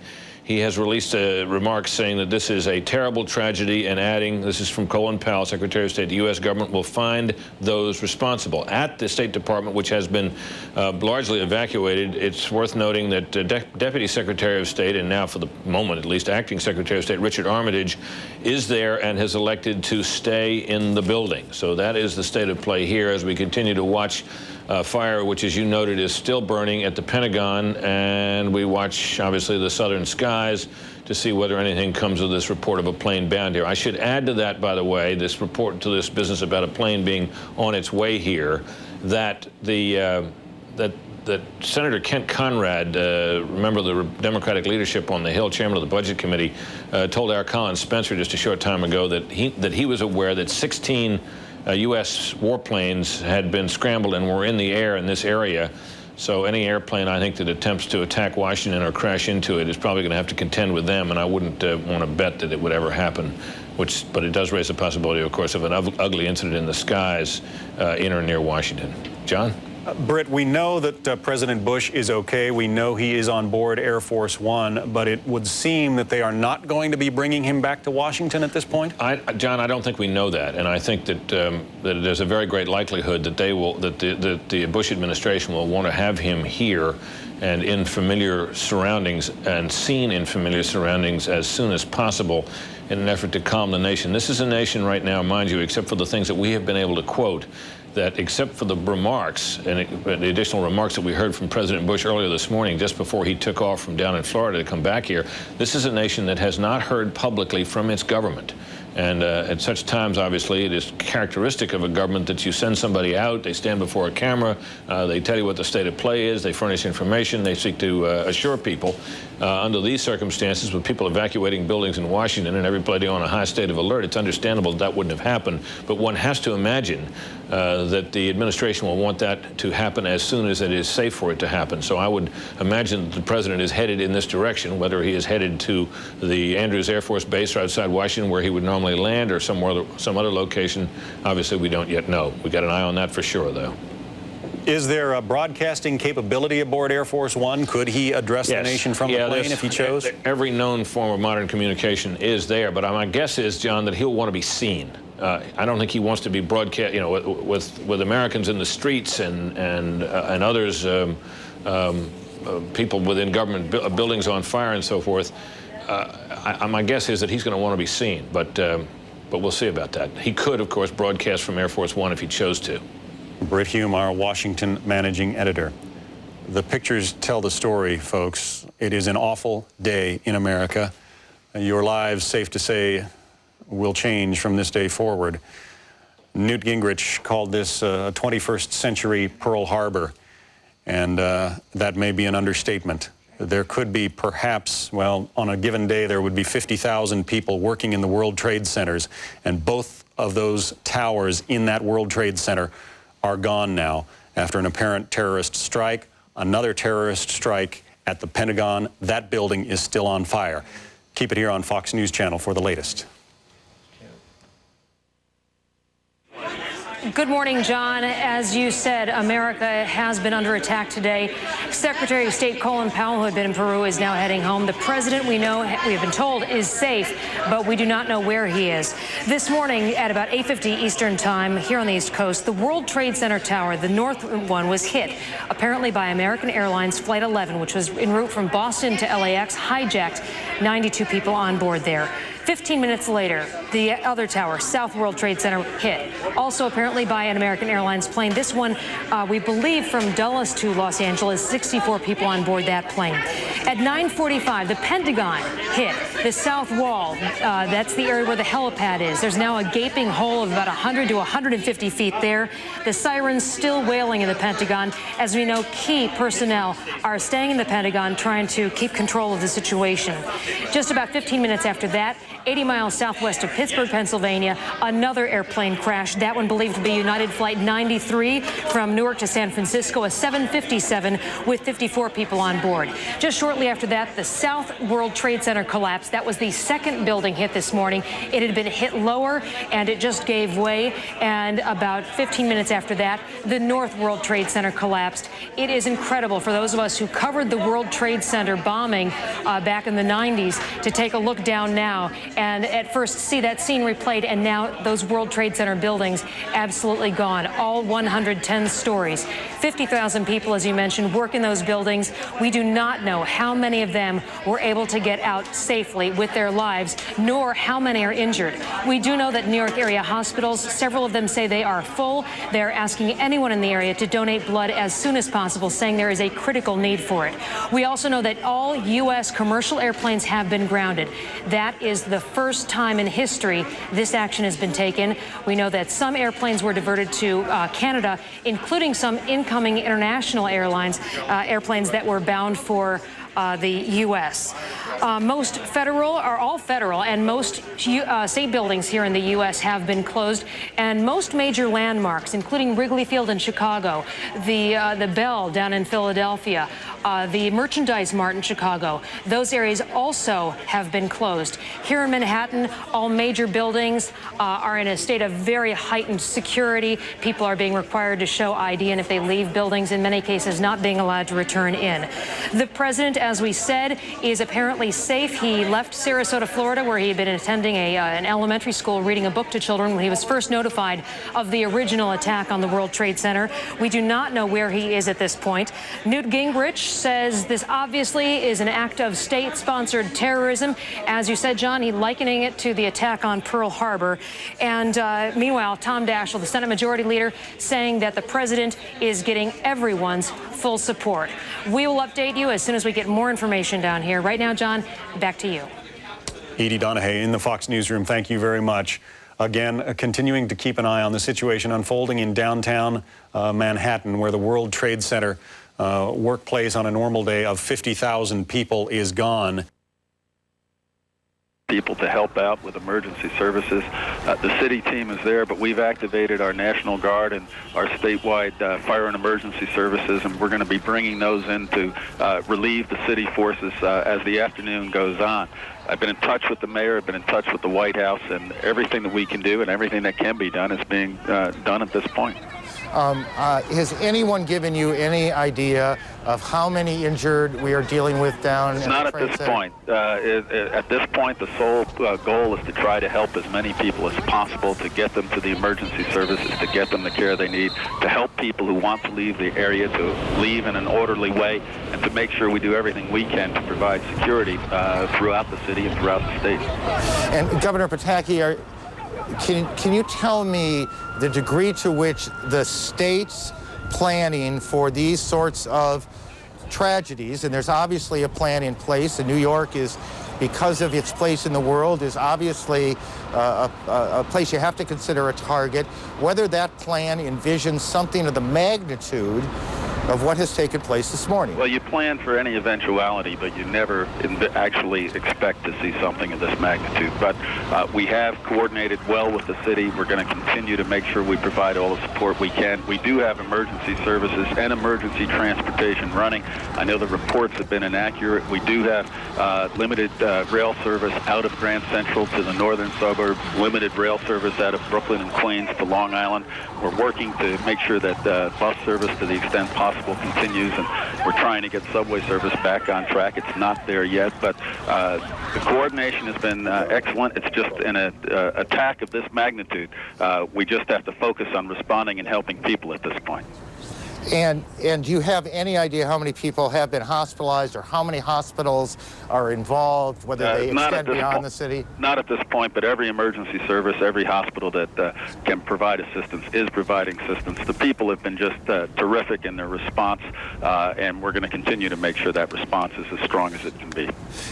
Governor, take a moment and tell me, not as the governor necessarily, but as a resident of this state, an important player in the affairs of this state, what you're thinking today? This is an enormous tragedy. I have friends in those towers. I have friends who were there this morning that we haven't heard from. And our thoughts go to the people who are there, to their families, to all those who are suffering at this time, and we will be there to help, and we will be there to do everything we can to make sure that the support and the services necessary are provided.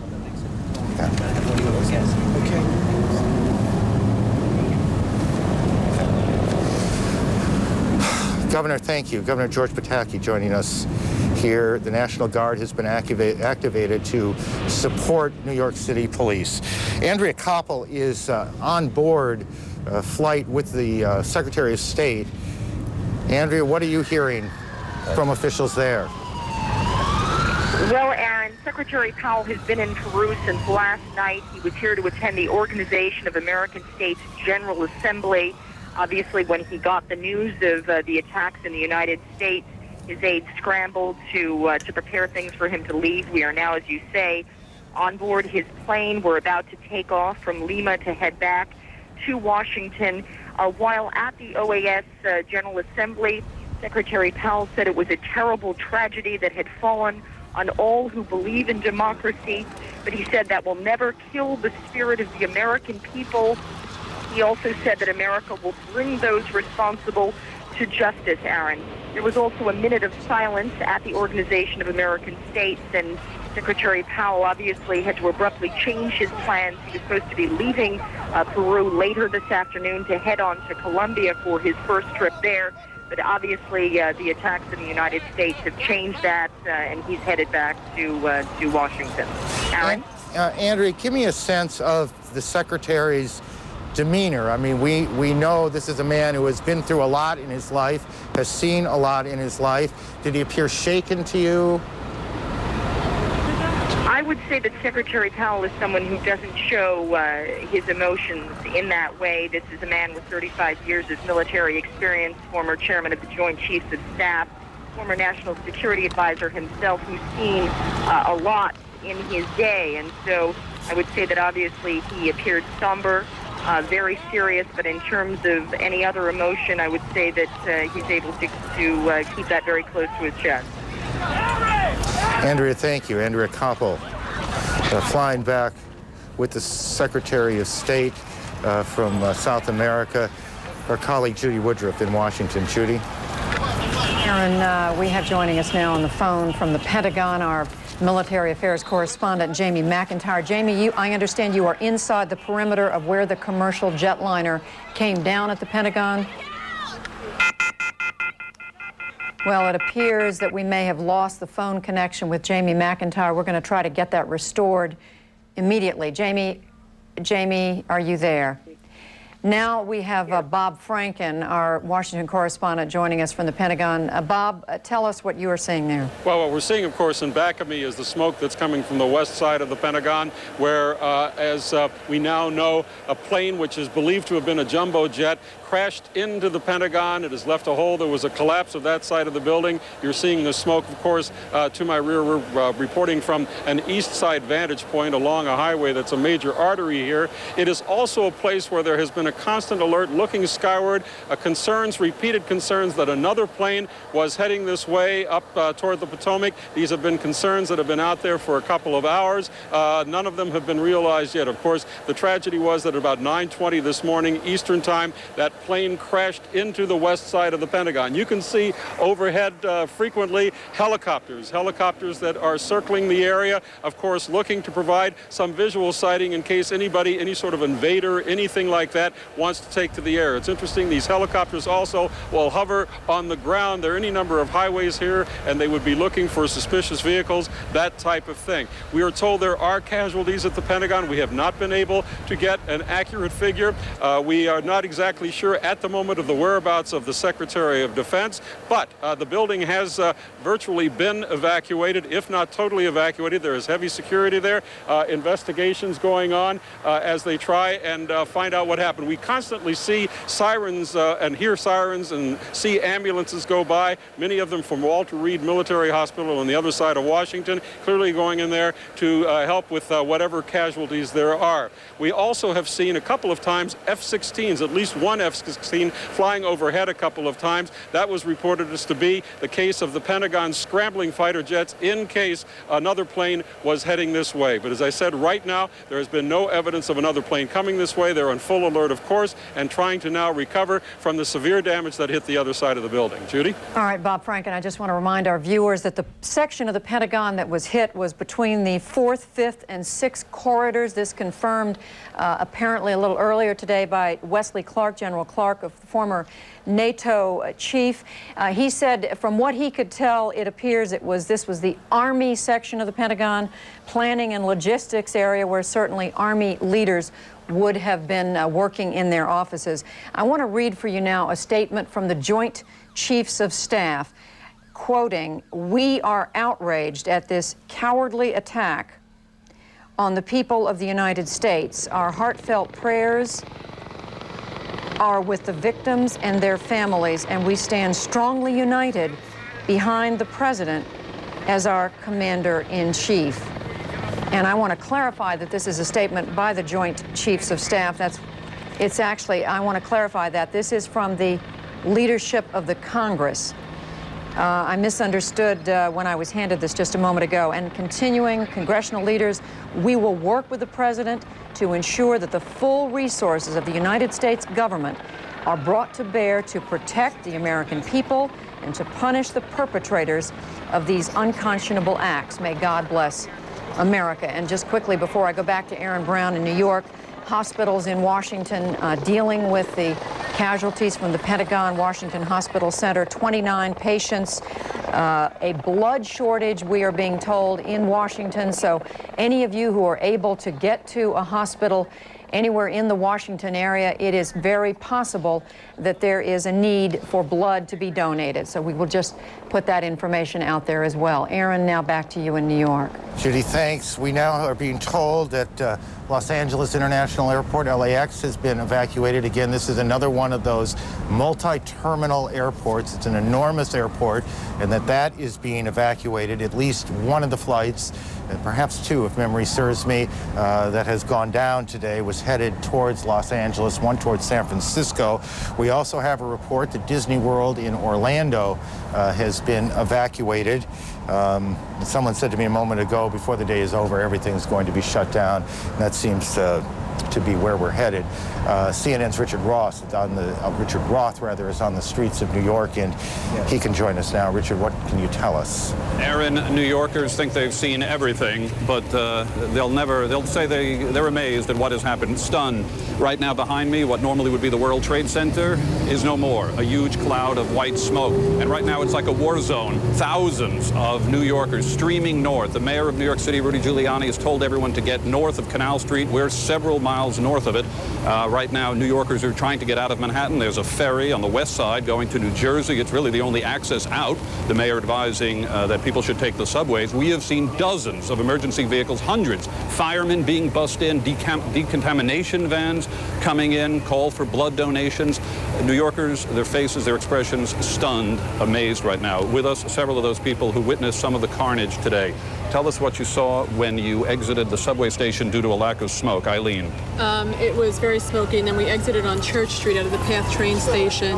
I crossed over to Church and Fulton, and I was trying to get a cell phone. I was trying to get up the block, and I turned around and saw this tremendous fire. I actually thought it was a bomb. I couldn't see a plane, and I saw people jumping off the building.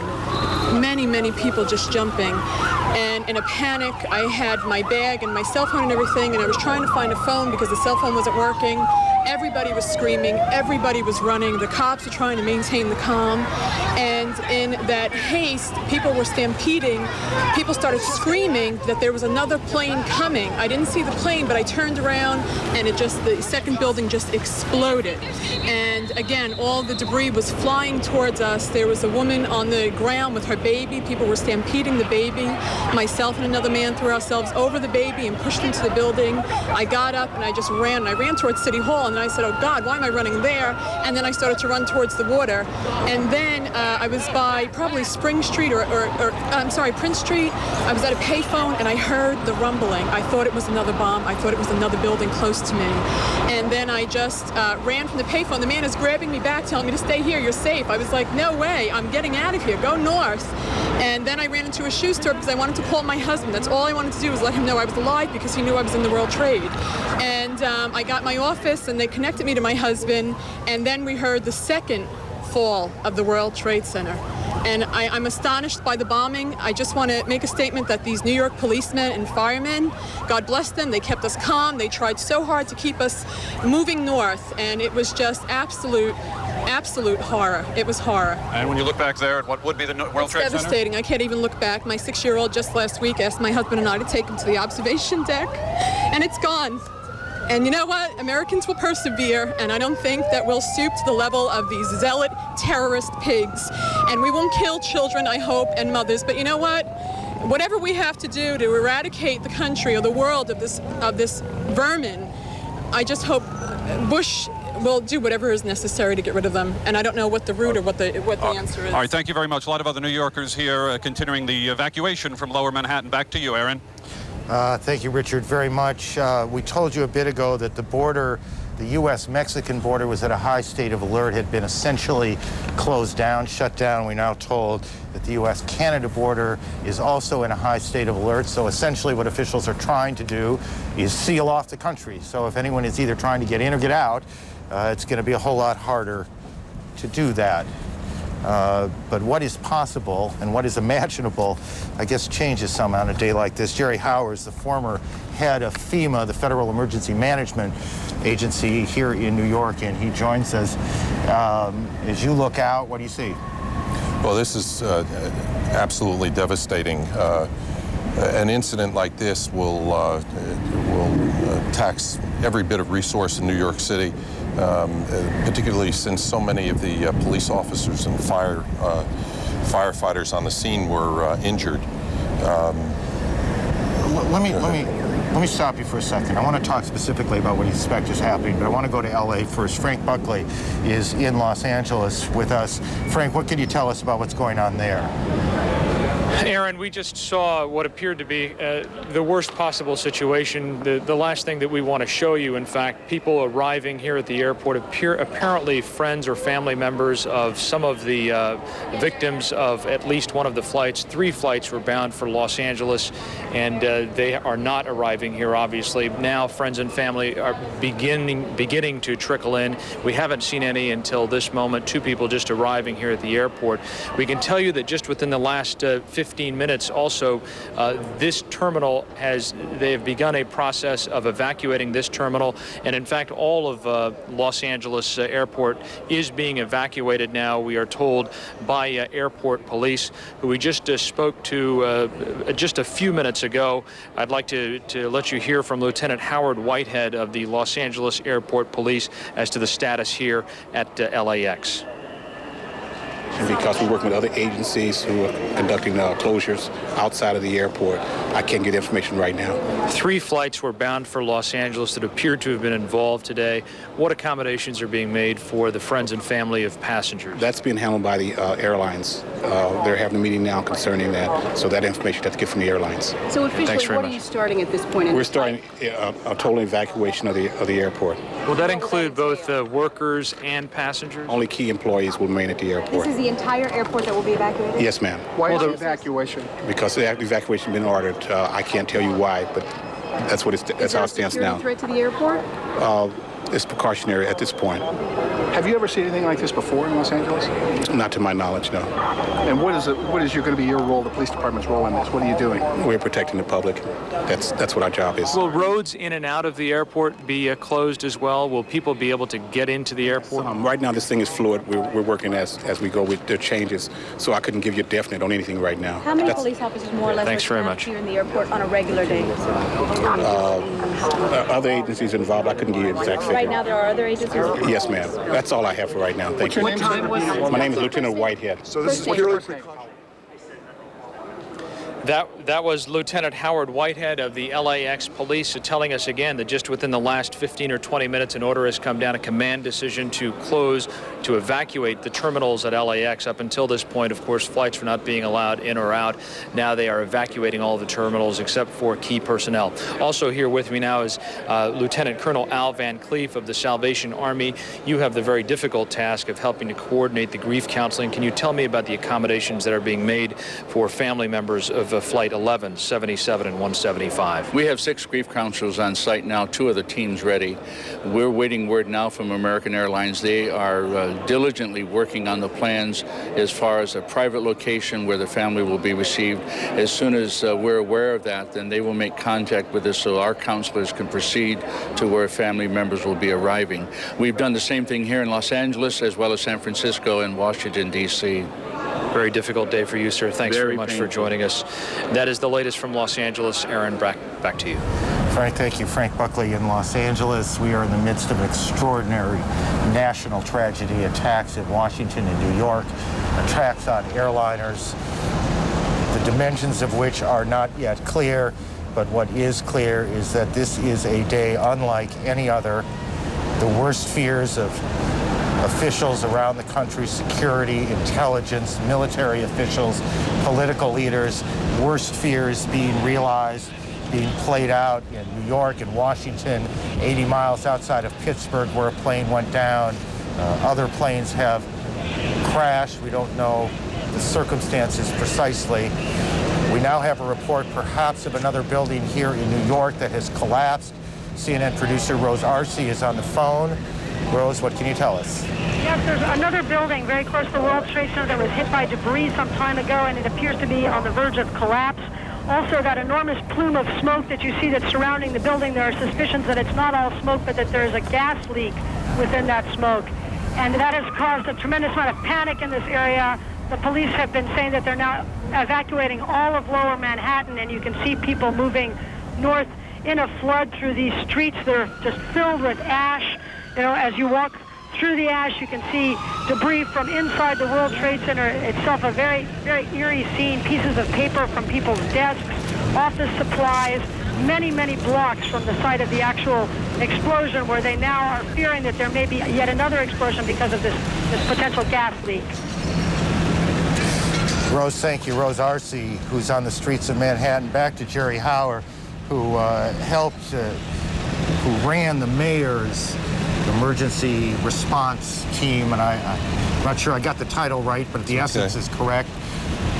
When you all, after the '93 attack on the buildings, and you sat down and tried to redo a plan, which I assume happened, did you anticipate anything of this magnitude?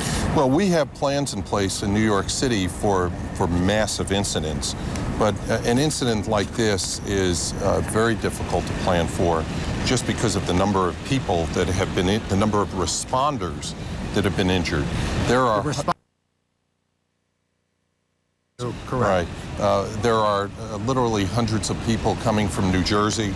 As you heard from the governor early, the National Guard will be activated to help with law enforcement to help seal the area.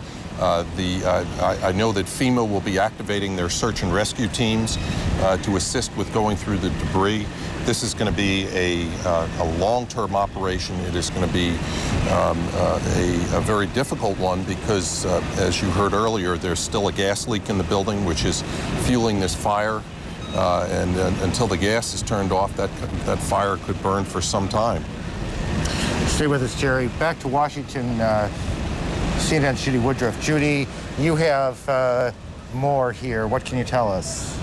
Well, Aaron, we are monitoring, of course, statements from around the globe, and we've just, in the last few minutes, been able to get a statement from the Taliban ambassador to Pakistan. The Taliban, of course, being the religious organization that is the party controlling the government in Afghanistan.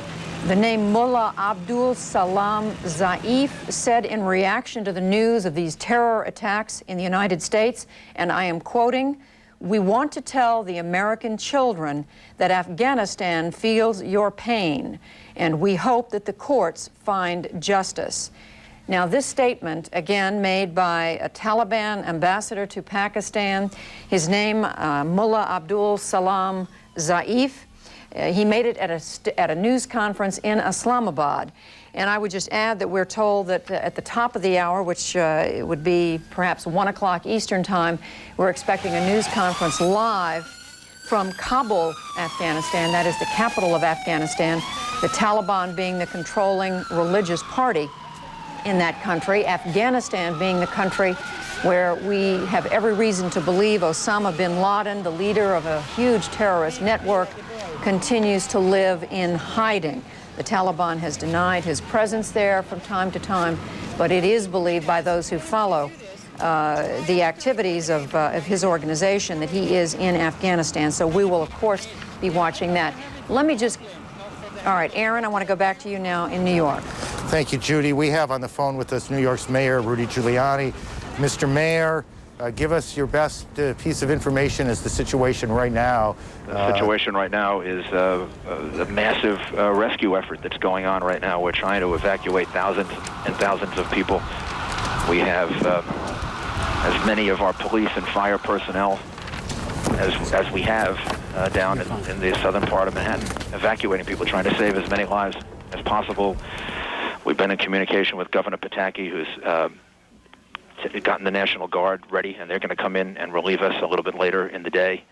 And we've spoken to the White House, and the urban search and rescue teams will come here also to assist us. But right now, it's the New York City Police and Fire, EMS, that are down there trying to evacuate as many people as we possibly can. And we've asked everyone to leave Lower Manhattan if they can on their own so that it relieves our efforts. And this will be going on all day. It's a horrible, horrible tragedy. It is that. Mr. Mayor, can you tell me, is it a... Are people panicking down there, or no, are they people. leaving? I was, I was there right in a building that got hit by the debris when the first tower collapsed. So I had to evacuate with people, and we were trapped in the building for a while. And we finally were able to get out, and we all walked north. And people, everything that I observed, even though it was hundreds, maybe in some cases thousands of people that were walking down the street, they were orderly, they were calm, they handled themselves really and probably better than anybody had any right to expect. And Mr. Mayor, we were told one of the problems, and Lord knows there are hundreds of problems, one of the problems was that a large number of police, fire, EMS personnel have also been injured in this. Can you shed any light on that? I don't even want to contemplate what the number will be. But when the building collapsed, we had a lot of our police officers and firefighters in the building, and I know many of them because I saw some of them go in because I was there, and I'm praying for them. I just hope they're able to get out. I think we all are. The losses to our police department and fire department, Sir, are going to be severe. Do you believe that was there another set of explosions that caused the buildings to collapse, or was it the structural damage caused by the planes? I don't know. I saw the first collapse and heard the second because I was in a building when the second took place. I think it was structural, but I cannot be sure. And can you tell us how many hospitals in the city and perhaps outside the city too? All of them. Right now, at last count, we were utilizing over 50. I think it'll be over 100 and that was as of a half hour ago. And we're utilizing all of the hospitals in New York City. We're utilizing the hospitals in Westchester and Rockland, Nassau County, northern New Jersey. And the main thing we have to urge people to do is to be calm and evacuate Lower Manhattan. And as far as the rest of the city is concerned, just to go about their lives as best as possible. I never thought I would see something like this happen. I got there after the first plane hit and before the second, and watching people jump from the top of the World Trade Center is an unbelievable sight. Mr. Mayor, my colleague Jeff Greenfield is with us also. Jeff? Mr. Mayor, in terms of, you've already said that you want Lower Manhattan evacuated, you want everybody else to go about their business. Are there specific instructions that you want to communicate right now to police, fire, everybody else? Well, police and fire are there, and they're there in large numbers, and they are, first of all, trying to get into the rubble and the debris to save as many people as possible. We also have thousands of police officers in Lower Manhattan, and what we want people to do is to leave Lower Manhattan if they can on their own. Just to walk. Sorry. Walk. I just talked to Dick Grasso, who runs the stock exchange, and we have a lot of police there. They have 3,000 people there. We're going to walk them out. We're walking them east and then north, which is essentially the way I walked out. I walked I was right below the World Trade Center when it collapsed, and then we walked up to Greenwich Village. People should walk out of Lower Manhattan, get above Canal Street, for safety reasons, but for a second reason. We need people out of there so we can get thousands of ambulances in and out over the course of the next couple hours. And the fewer people we have there, the more lives we're going to be able to save. Mr. Mayor, are the subways operating? The subways are operating outside of Manhattan. Outside of Manhattan? Outside of Manhattan, the subways are operating. A couple of delays here and there, but in all other 4 boroughs, the subways are operating. In Manhattan, there are significant delays.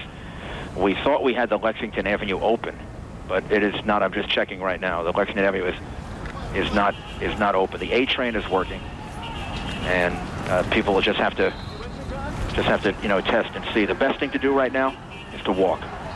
The safest and best thing to do is to walk to your destination. Where schools have remained open, and we've worked with the chancellor to try to make certain that the schools will remain open for as long as they have to help parents with the kids that would be coming home, starting at around 1 or 2 o'clock. Mr. Mayor, as you know better than areas, the governor has mobilized the state in order to make hospitals available to us outside of Manhattan. Any hospital personnel or emergency personnel that want to come in and volunteer, that'd be enormously helpful. But the best thing for us to do right now, we're trying to coordinate, is to move people out of the city to hospitals in surrounding areas, which we're actually doing now. But so far, though, our hospital system is we're very fortunate to have a gigantic hospital system. do they have enough blood? Do they need blood? Do they need people to come in and help them out? I'm sure they will. We're getting the National Guard to relieve our people by early to late this afternoon. They're being mobilized now. And 3 urban search and rescue teams are going to come to New York City to help us. And then anyone that wants to volunteer from surrounding areas, volunteer fire departments and others, we're working with them now to do that, to try to relieve our fire department. It's a horrific day, Mr. Mayor. There's no possible way to begin to describe it. No, there is not. To see what happened there is, of course, it makes you very, very angry. It's almost impossible to describe the level of anger that you have that somebody or someone would do something like this. And all of the good and wonderful people that were affected by this. There's no reason for this. There's no excuse for this. And there's something like this is just something you never thought you would live to see. I couldn't agree more, sir. Thank you for joining us. Thank you. New York's Mayor Rudy Giuliani on what was to be an election day. The mayor not up for re-election because of term limits, but the election has been postponed. Jeff, I just step back for a second. Well, that's you talk about anger. And we stand up here and we look at this, and we've all listened to what's been going on now as we've been on the air for 3 hours or so. And there was a woman that Richard Roth interviewed about a half hour ago who said what I suspect most Americans are feeling right now, and some would like to say and can't, how angry she was, how cowardly this all seemed to her. Quickly, we go back to Washington and Judy Woodruff. Judy? Aaron, government sources telling CNN that President Bush, who had been in Florida for a 2-day trip and who broke that trip off this morning to head back to Washington, will now not return to Washington. Repeating, President Bush will not return to Washington. We do not know where the president will land or whether where his aircraft will go, Air Force One, but we just are passing along this information just as soon as we have it. Again, as we were talking to former NATO head Wesley Clark, General Wesley Clark, a little while ago, he pointed out that there are contingency plans that the military and the security people have for the president in a situation like this. So we're not going to do any speculating right here about where the president might be going. Joining us now on the telephone, and there is some information we want to share with you about aircraft in the sky that is, we're told, is safe right now. We're told by the FAA, the Federal Aviation Administration, they're telling us 50 aircraft are safely in the sky right now, all within about 50 miles of their destination. But in the meantime, we want to talk to Utah Republican Senator Orrin Hatch, who's joining us on the telephones. Senator Hatch, are you there? Yes, I am. And I know my colleague Wolf Blitzer, who's here with me in the studio in Washington, had also talked with you. Senator, you've been briefed by what authorities? Well, I'm on both the Judiciary Committee and also the Intelligence Committee, and I've been briefed by the highest levels of the FBI and of the intelligence community. And I just have to say our thoughts and prayers go out to the victims of this terrible tragedy caused by a bunch of cowards. And there's no justification for what these cowards have done to purely innocent Americans, but I do have some information. Senator Hatch, this is Wolf Blitzer. Tell us, I spoke with you earlier on the telephone, but tell us precisely what you are now being told in these high-level briefings about those who may, and repeat the word may, have been responsible for these attacks. You're right. They've come to the conclusion that this looks like the signature of Osama bin Laden and that he may be the one behind this. I think most authorities agree that this is something that we doubt seriously if Iran, Iraq, or Libya would try and do, because they know of the massive response that we'd have to bring down on them. But there was no advance notice at all. They had no way of knowing that this was going to happen. It was carefully planned. And what it means is it seems to me that if that turns out to be true, we're going to have to revitalize Shah Massoud and the other people in Afghanistan who basically are fighting to get rid of this type of terrorism.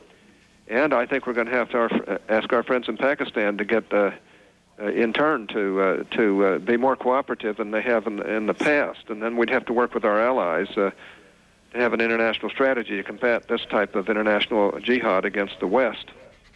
We're listening to Senator Orrin Hatch of Utah. We also have joining us on the telephone Senator John McCain from his home in Arizona. Senator McCain, I assume you've been talking to authorities as well. Yes, Judy, and I'm on Capitol Hill in Washington. Oh, I'm sorry. Yeah, no problem. Thanks for clarifying. Yes. The situation... safe to go. So we are watching and waiting for that. John. All right. Britt Hume in Washington, thanks very much. We will continue to await the words of the president when he gets to a television transmission facility, apparently, as Britt told you, there in Shreveport. Frank Keating, the governor of Oklahoma, is still on the line with us. Governor, you've been in this position. You've had to calm a populace horrified by a sudden terrorist strike. What does the president need to say, and how do Americans need to take in this cataclysmic disaster? Well, this is an attack, an act of war against the United States. In my case, it was a domestic terrorist attack. In this case, ostensibly, it's an international terrorist attack. I think the president will appropriately say the first thing we must do is rescue and recover. We must pray for those who are injured, pray for those who are killed, and anyone who did this, we will get them. Real simple, but focus first on rescue, recovery, and prayer, and I'm sure that's exactly what the president will do. There is going to be a great uniting of America, isn't there, coming out of all this? Well, yes, because this was an attack on us, and in that building, that is a melting pot of America. There are obviously thousands of people of all different walks of life, all different races, all different religions and nationalities there. And to make a political statement by destroying innocent men, women, and children is never acceptable in any moral society. And this is absolutely an affront to civilization, and the president and the country will be united and will respond accordingly, and appropriately so. And an affront to civilization is just what you'll see in the pictures that we are about to bring you. Again, these are unedited. We cannot exactly predict what you're going to see because we haven't seen some of them ourselves. But this is video as one of the towers of the World Trade Center collapsed. You can see the sheer terror on the people as that shockwave of dust and debris rolls toward our camera crew there. And all of a sudden, it is midnight in downtown Manhattan as the crumbled concrete, as the shell of what was once Manhattan's proudest buildings, pair of buildings, as it crumbled to dust. And it is still burning, it is still on fire. Untold numbers of people are dead, untold numbers of people are trapped. The rescue effort is going to go on for days, perhaps weeks. Again, imagine the mindset of these people who were at the base of the building there, watching what they thought was nothing more than a fire. Nobody knew at this point that these buildings were going to collapse. I might bring into the conversation Howard Safer, the former chief of police, police commissioner here in New York City, also fire commissioner as well. Mr. Safer, nobody ever thought the World Trade Center would fall. I mean, that's what the terrorists tried to do back in 1993, and they weren't even close to being successful. That's true, and even the engineer who designed the Trade Center had told me it was designed to withstand a commercial airliner attack. Obviously, that's not correct, but this is incomprehensible and just the kind of thing that, although we plan for every kind of terrorist attack, this is overwhelming for the emergency services in New York, which are some of the best in the world. Let's look at the bigger picture. I mean, everybody wants to know who did this, but it's going to take some time, isn't it? It is. I mean, this is obviously, and you know, it's not that it's time to worry about the people who are hurt and injured, but this is obviously an intelligence failure.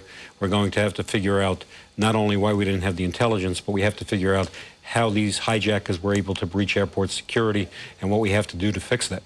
It could be something relatively simple. If you wanted to, I mean, I have boarded airplanes before with my pocket knife, a 3 or 4 inch blade. That can be a lethal weapon, and nobody has ever stopped me. There are limits on what kind of a knife you can take on board, but a couple of trained terrorists, trained in hand-to-hand combat, could easily get into a cockpit and commandeer a plane. Well, that is true. Also, the quality of personnel is very important. The technology is very important, and most importantly, the way you prevent terrorism is through intelligence. You can't prevent terrorist acts when they're taking place, but you need to have the intelligence so you know about them and prevent them before they take place. Let's check in with Molly Falconer. She's in Lower Manhattan at St. Vincent's Hospital, a scene of absolute chaos. Molly, what's going on there?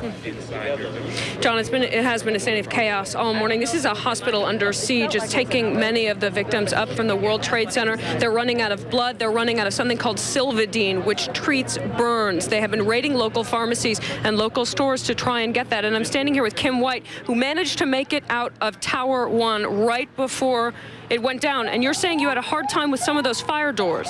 Yeah, the fire doors were locked, and we couldn't get them unlocked. It took about 10 minutes for somebody to actually come and open up the doors, and then we were able to finally head down. But then there were other doors that were locked, so we were brought into another floor when there was another explosion, and they finally let us continue to go down. And your clothes are in shreds, and you still got debris in your hair. Is that what happened to your colleagues, and how were they? I have a rim, which that's how we've been able to keep contact with one another. Yes. And I had my one of my male co-workers contact me when I was in the hospital and asked me and told me that he's with the entire team. Where am I? And I told him I was at the hospital, so everybody is doing okay. How are people feeling, and could you see anything? Was there smoke all around you? Well, when we got down to the bottom floor, we thought we were okay, and then there was a collapse. We don't know what collapsed. There was a collapse of something. The police and fire department told us to go run to the wall and don't look outside. Next thing we know, billowing black smoke just came in, and I mean, it went down my mouth, up my nose, all over the place, and people were hysterical at that time. You couldn't see anybody. You could barely see the lights of the flashlights that were downstairs. But eventually, I think they broke a plate glass window to Borders. They were breaking glass to try and get out? To try to get out to Borders bookstore, and we went through down their escalator and then up another escalator to come out, and that's how we finally got out of the office. Okay. I'll let you go. Thank you very much for stopping. And John, we are hearing a lot of victims come, some staggering, out of this hospital. We've got reports that over 160 are inside. They've turned the corridors. They even turned the hospital gym into a makeshift ER. They have hundreds of doctors and nurses on call. Obviously, their disaster plans are in effect. They've sent several triage teams downtown. They have blocked off all of 7th Avenue, which is one of these main thoroughfares right in front of the hospital here, so that they can ferry ambulances from the World Trade Center to St. Vincent's Hospital. And all morning, all we've been seeing are gurneys out on the street standing at the ready for the hundreds of ambulances, I should say dozens of ambulances that are coming in, but who knows? There are no estimates as to how many will eventually get here. A spokesman named Mark Ackerman came out a few moments ago and said he can't put an estimate on how many people will be here, but we'll keep a watch on it for you all the time. Again, there is a call out for blood and something called Silvadine. It treats burns and infections. They have already raided the local pharmacies around the hospitals, and they're calling for more. Back to you. All right, Molly Falconer at St. Vincent's Hospital in Lower Manhattan, thank you. We want to take you out to Los Angeles now. A couple of the planes that were hijacked were bound for Los Angeles. John Dupree, our correspondent there, has some late-breaking information for us. John?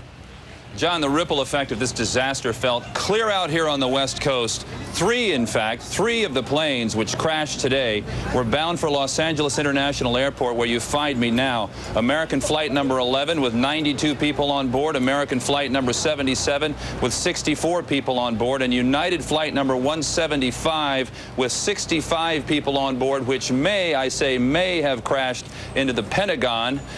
All bound for Los Angeles International Airport. Their numbers were not even on the arrivals board here. No one had begun to come here to pick up passengers arriving from those two cities. Now, and only now, one by one, family members and loved ones beginning to show up here at LAX, being escorted into the corporate offices at American Airlines here at Terminal 4, being escorted by United officials to a nearby hotel, being briefed on what has happened, being told that their loved ones, their family members, by all appearances most likely dead. The skies above Los Angeles International Airport, where 150 to 250,000 people each day take off and land, the busiest airport on the west coast of these United States, eerily empty.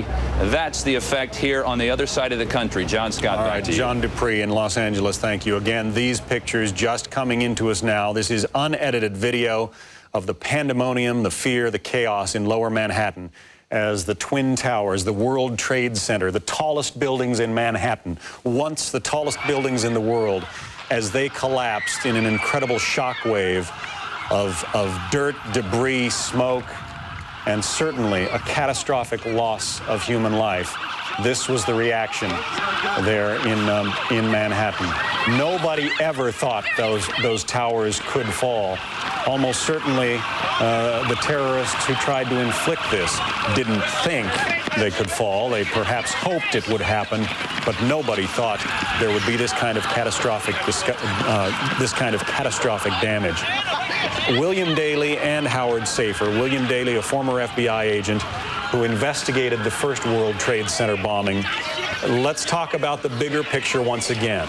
Sure, the terrorists wanted to inflict maximum damage, maximum loss of life, but their real goal is mental, isn't it? Aren't they trying to scare America? That's true, John. In fact, my role was one after the incident in helping put security back in place for these once prestigious locations. And the thought is, when we do security planning and try to predict where terrorists will attack, we always think of what are the spots that are indicative of the American way, whether it's the World Trade Center, whether it's some other landmark, or what they call trophy building that they like to have exactly what we see here, be up in smoke, and for everyone to be panicked and concerned.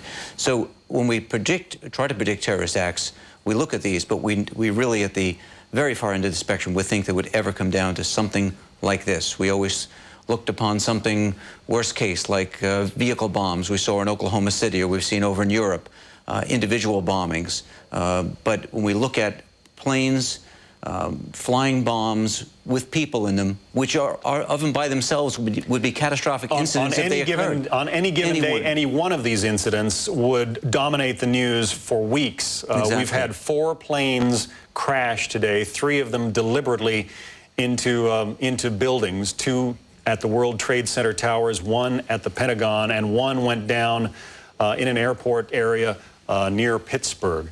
Britt Hume is keeping an eye on the situation in the nation's capital. Let's get the latest from him. Britt? Well, the first thing, John, is that fire at the Pentagon continues to burn out of control and going ever deeper into the building itself. One presumes that the building has been now evacuated of all but firefighting personnel. But that obviously a worrisome situation. There you see a live picture of the plume of smoke, black smoke still rising from the Pentagon. Evidently, the amount of fuel that was spilled or whatever was aboard that aircraft was sufficient to keep that blaze going apace. From Capitol Hill, we learned a couple of other things. Senator John Kyle, Republican of Arizona, said to our Brian Wilson just a short time ago that members of the leadership are in various different, congressional leadership are in various different places, in touch with each other and with the administration. We have a plan. We have a plan, said said Kyle, and it is in place. What that's all about remains to be seen. Brian also reports that at the Capitol Police Station, J.C. Watts, Tom DeLay, both were members of the Republican House leadership, had been seen there, as well as Democrats Dick Gephardt and David Bonnier. So members of the congressional leadership here in Washington, those four we know about and have been seen, and they are said all to be in touch with one another as we await remarks by the President of the United States, who is at Barksdale, or is either on the ground or is about to speak from Barksdale military base, Air Force Base there outside Shreveport, Louisiana. As soon as that can be technically set up, we expect to hear from the President. We'll let you know. All right, Britt Hume, keeping an eye on the things in Washington. Thanks very much. Howard Safer, again, this is something that New York City has planned for a long time. New York always thought it was an obvious terror target. You might say, in a way, we dodged a bullet back in '93 when the World Trade Center was bombed, 6 people dead, 1,000 hurt, but nothing on the scale of what we've seen today. Absolutely not. This is incomprehensible. The idea of one plane was incomprehensible. The idea of 4 is beyond the realm of conception. And, you know, this is obviously something that was well planned, had to be well coordinated, had to be something that was planned for months, maybe even years. And, you know, finding the people who did this after the rescue operation, and we save as many lives as possible, is really the key here. How is life going to change in America as a result of this, or is it too early to say? Well, I think one of the things you're going to see is a re-examination of both our intelligence procedures and our security procedures. Certainly our airport security procedures are going to have to be put under a microscope and look for the vulnerability points, because four airplanes hijacked in one day says the system doesn't work. Perhaps, Bill Daley, I'm just exploring some options here, but might we see almost armored cockpits from now on? I mean, those cabin doors, as anybody who's ever flown, are lockable but fairly flimsy. Excuse me, Bill, we want to go up to Shepard Smith, who's actually keeping an eye on things from the sky above Midtown. Shep? I'm actually down in the newsroom now, John, and want to bring you an update on the facts as we've been getting them in the last few minutes. The FBI headquarters will be making an official announcement shortly. Fox News Channel will carry that for you as well. As Britt Hume mentioned, we are waiting at Barksdale Air Force Base, where President Bush is scheduled to address the nation in just a few minutes. It's our understanding that there are technical reasons that he's not on yet, but that should be happening shortly. I can also tell you that now the United States border with Canada has been shut down at all crossings. There is a report from Afghanistan now, from Kabul, Afghanistan, Osama bin Laden's people, and actually the Taliban now responding to this. Afghanistan's hardline Taliban rulers have condemned this devastating terrorist attack in New York and the one in Washington, and rejected suggestions that Osama bin Laden could be behind them. The Taliban's ambassador to neighboring Pakistan has now said that bin Laden, the Saudi dissident who has been given asylum in the country, does not have the facilities needed to carry out such an attack. Quoting now from the Taliban, "It is premature to level allegations against a person who is not in a position to carry out such attacks. It was a well-organized plan on connection with the 1998 bombings of the U.S. embassies in East Africa that killed 224 people." Now, there are reports that the victim count at the Pentagon is now at 34. Those are unconfirmed reports at this moment, but certainly with a fire that happened so quickly and an explosion on that level, fears at the Pentagon are certainly running high. We're also getting word from NASA now that astronauts aboard the International Space Station can actually see the smoke rising from Washington and New York. That this plume of smoke that was once the World Trade Center in New York City can be seen from 224 miles in the sky. And on the International Space Station, they are watching in what is certainly a day which will live in infamy, September the 11th, 2001, and the worst terrorist attack in the history of the world. The updates are coming in fast and furious now from individual states across the nation. Suffice it to say that governments across this country are now shutting down all major tall buildings. That's the way it seems, as we've just gotten reports from New Jersey across the river where they watch these buildings fall. The governor of Pennsylvania now asking to use a Fox News satellite truck to address the people of his state. Overwhelming calls now from governors and congressmen and senators for calm across the nation. The president soon to address the nation about how the United States will respond. David Schuster has been reporting throughout the day that the military is now on an alert, which is parallel with alert that would be in place should we be at war. Newt Gingrich saying earlier that this is likened to Pearl Harbor. President Bush will put it all into perspective for us shortly. Those are the latest updates as we have them. Once again, the FBI to make an official statement in just a matter of minutes. This from our correspondent there at the Pentagon. The president to speak down in Shreveport, Louisiana in just a few minutes. John, both of those for you live when they come in here in the newsroom. All right, Shepard Smith in our newsroom. Thanks very much. Again, to restate, you're looking at the place where the World Trade Center used to stand in Manhattan. A billowing cloud of smoke still rolling up from the foundations of the towers. They crumbled around, well, in the 10 o'clock hour. This after they were struck by 2 hijacked jetliners in separate incidents just before and just after 9 o'clock this morning Eastern Time. 50,000 people work in those buildings on a given day. It's certain that a good number of those people were already at their desks. Witnesses describe seeing people jumping from the upper floors in flames, preferring to make a quick end of their lives rather than suffer disastrously. Here is the picture of the second plane coming in. We are not exactly certain at this point which plane that was. It's believed that was the American Airlines Flight 77 from Washington to LAX. We believe that was the plane that was employed as a flying bomb to destroy the second of the World Trade Center towers.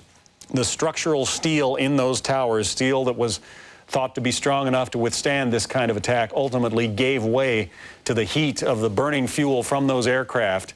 You can see there the pictures, people who have broken out the windows. They cannot breathe. They are leaning outside, waving handkerchiefs, towels, anything they can, waiting for rescue. Rescue that almost certainly never came. The towers crumbled one at a time, as you're looking at the replay here, in a tremendous shower of shattering glass and concrete. Almost certainly there will be casualties in neighboring buildings because the World Trade Center towered so tall above the buildings around it. As it fell, there'd be steel beams, girders, chunks of concrete, enormous piles of material cascading down from 1,000 feet in the sky, a quarter mile up. All of this material falling down to the ground, and anybody who was underneath it would have a difficult time surviving indeed. Also, we take you to Washington, where the Pentagon remains on fire, a fire burning out of control after a hijacked jetliner there slammed into the outer wall, the outer ring of the Pentagon. Now, this one could have been worse. We have early indications of perhaps 36 people dead, but it appears that the impact of that plane actually came on the ground outside the Pentagon. So the fire is still burning there, the Pentagon in flames. Clearly, this was an attempt to strike at America's financial structure, the symbol of America in many respects, the World Trade Center, the tallest, the most visible buildings in New York City, right alongside New York Harbor, and also a strike at the Pentagon, the center of America's military. Shepard Smith has a late update now from the newsroom. Shep? John, we have just gotten this in from the World Trade Center explosions in New York City. The death toll is now estimated at 10,000. This out of New York, and this, according to the Pentagon, that there were undoubtedly deaths at the Pentagon as well. Representative Jim Moran, coming out of the Capitol Police headquarters, has just told Fox News on camera, again, he is a Democrat from Virginia, that the official estimate now is 10,000 have been killed in lower Manhattan as the World Trade Centers collapse to the ground. We're expecting to hear from the president shortly, John.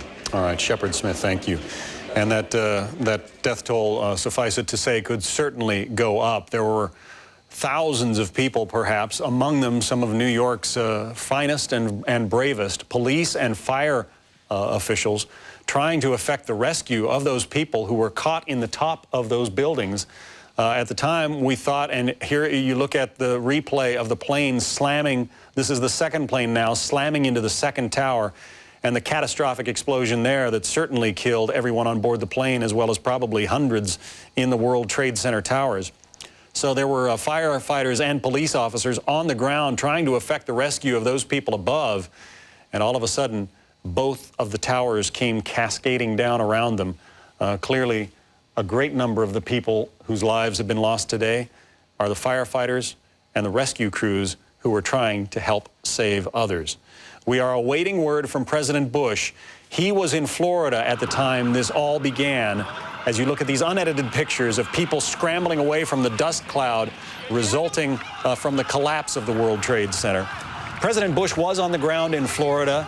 He was to address an elementary school on what was supposed to be an upbeat event promoting education in this country. President Bush is safe. Air Force One took him to Shreveport, Louisiana. We expect he will be addressing the nation momentarily. Once again, the U.S. military is on the highest state of alert. The kind of alert that would have emanated from the Pearl Harbor attack. And as former House Speaker Newt Gingrich said today on the air on Fox News, certainly this attack will bring with it more casualties than the American forces lost at Pearl Harbor. This is a 21st century Pearl Harbor. Experts have been saying for a long time that perhaps the military attacks of the future would be of this kind. And Bill Daley, former FBI agent, I guess this is the worst kind of scenario. This is what was predicted, but perhaps maybe never imagined. It was predicted, imagined, but the countermeasures to ever deal with something like this were something you couldn't come to grips with. How are you going to stop commercial airliners from coming down routes around New York that they normally travel?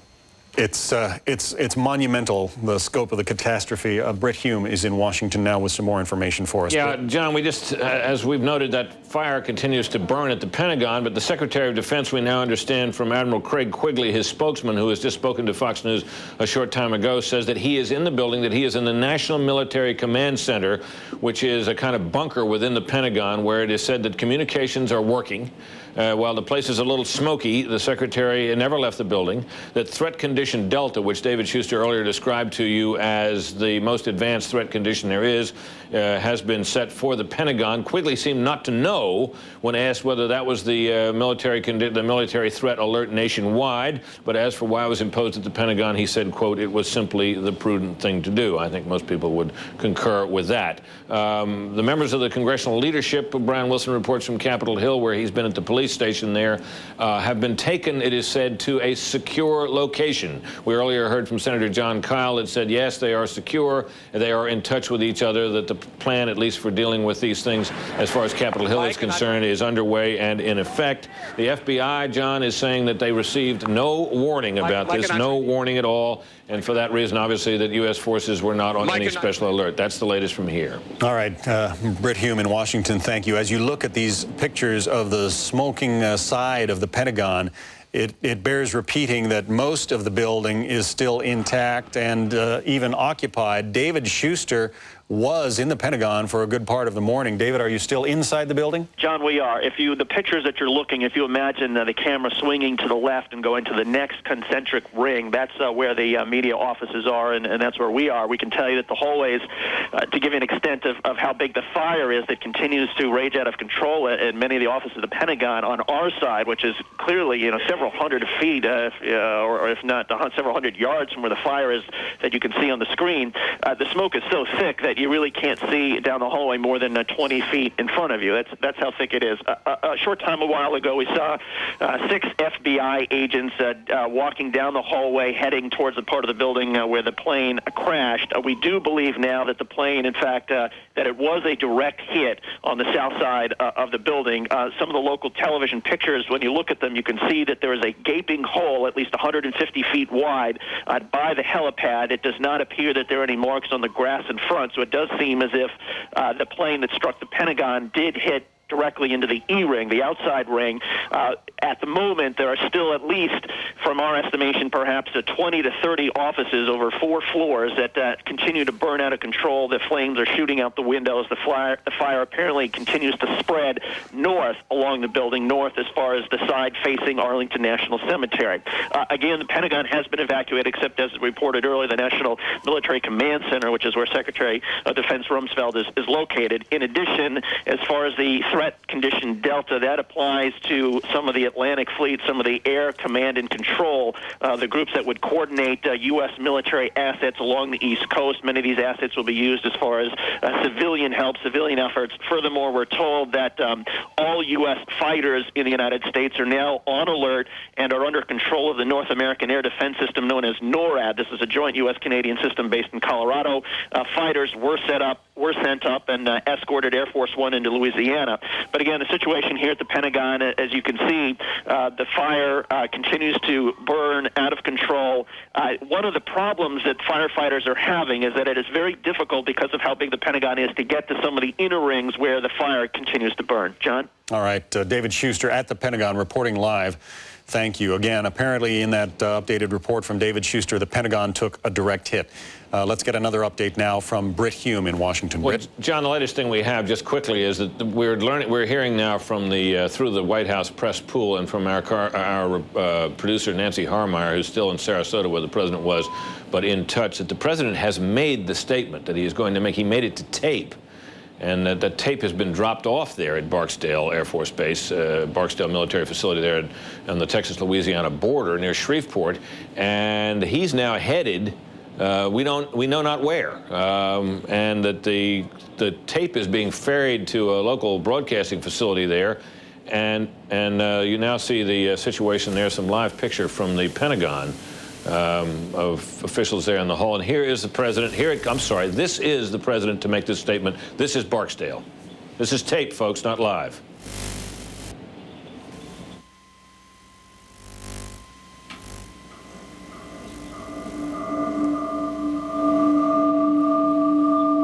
I'm sorry, folks. It appears there we saw the president start to come in. That, of course, was videotape, and that was a raw tape feed as it was coming in. It takes a while often for levels to be set and for everybody receiving to get clear that the picture and sound are coming in properly. And it is not uncommon at broadcast facilities when tape like this is being fed. We're going to have another go at it here now and see if this time we can hear this taped remark from the president.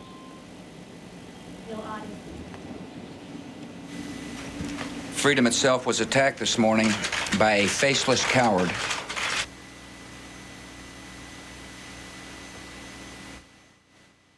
You see what's happening here. This is a videotape being fed from a remote location, and we're trying to get a clear signal and keep it from breaking up and get it onto the air. So sometimes this takes a little bit of time, and we will definitely do what we can to bring it to you as soon as we can see it and hear it clearly. That was the President of the United States. Here he comes again, same tape. See if we can hear it and see it more clearly this time. Freedom itself was attacked this morning by a faceless coward, and freedom will be defended. I want to reassure the American people that the full resources of the federal government are working to assist local authorities to save lives and to help the victims of these attacks. Make no mistake, the United States will hunt down and punish those responsible for these cowardly acts. I've been in regular contact with the Vice President, Secretary of Defense, the National Security Team, and my cabinet. We have taken all appropriate security precautions to protect the American people. Our military at home and around the world is on high alert status, and we have taken the necessary security precautions to continue the functions of your government.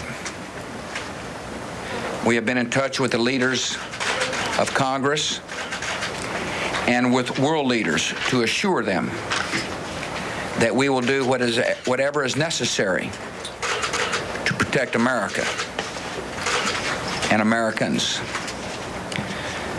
I ask the American people to join me in saying a thanks for all the folks who have been fighting hard to rescue our fellow citizens, and to join me in saying a prayer for the victims and their families.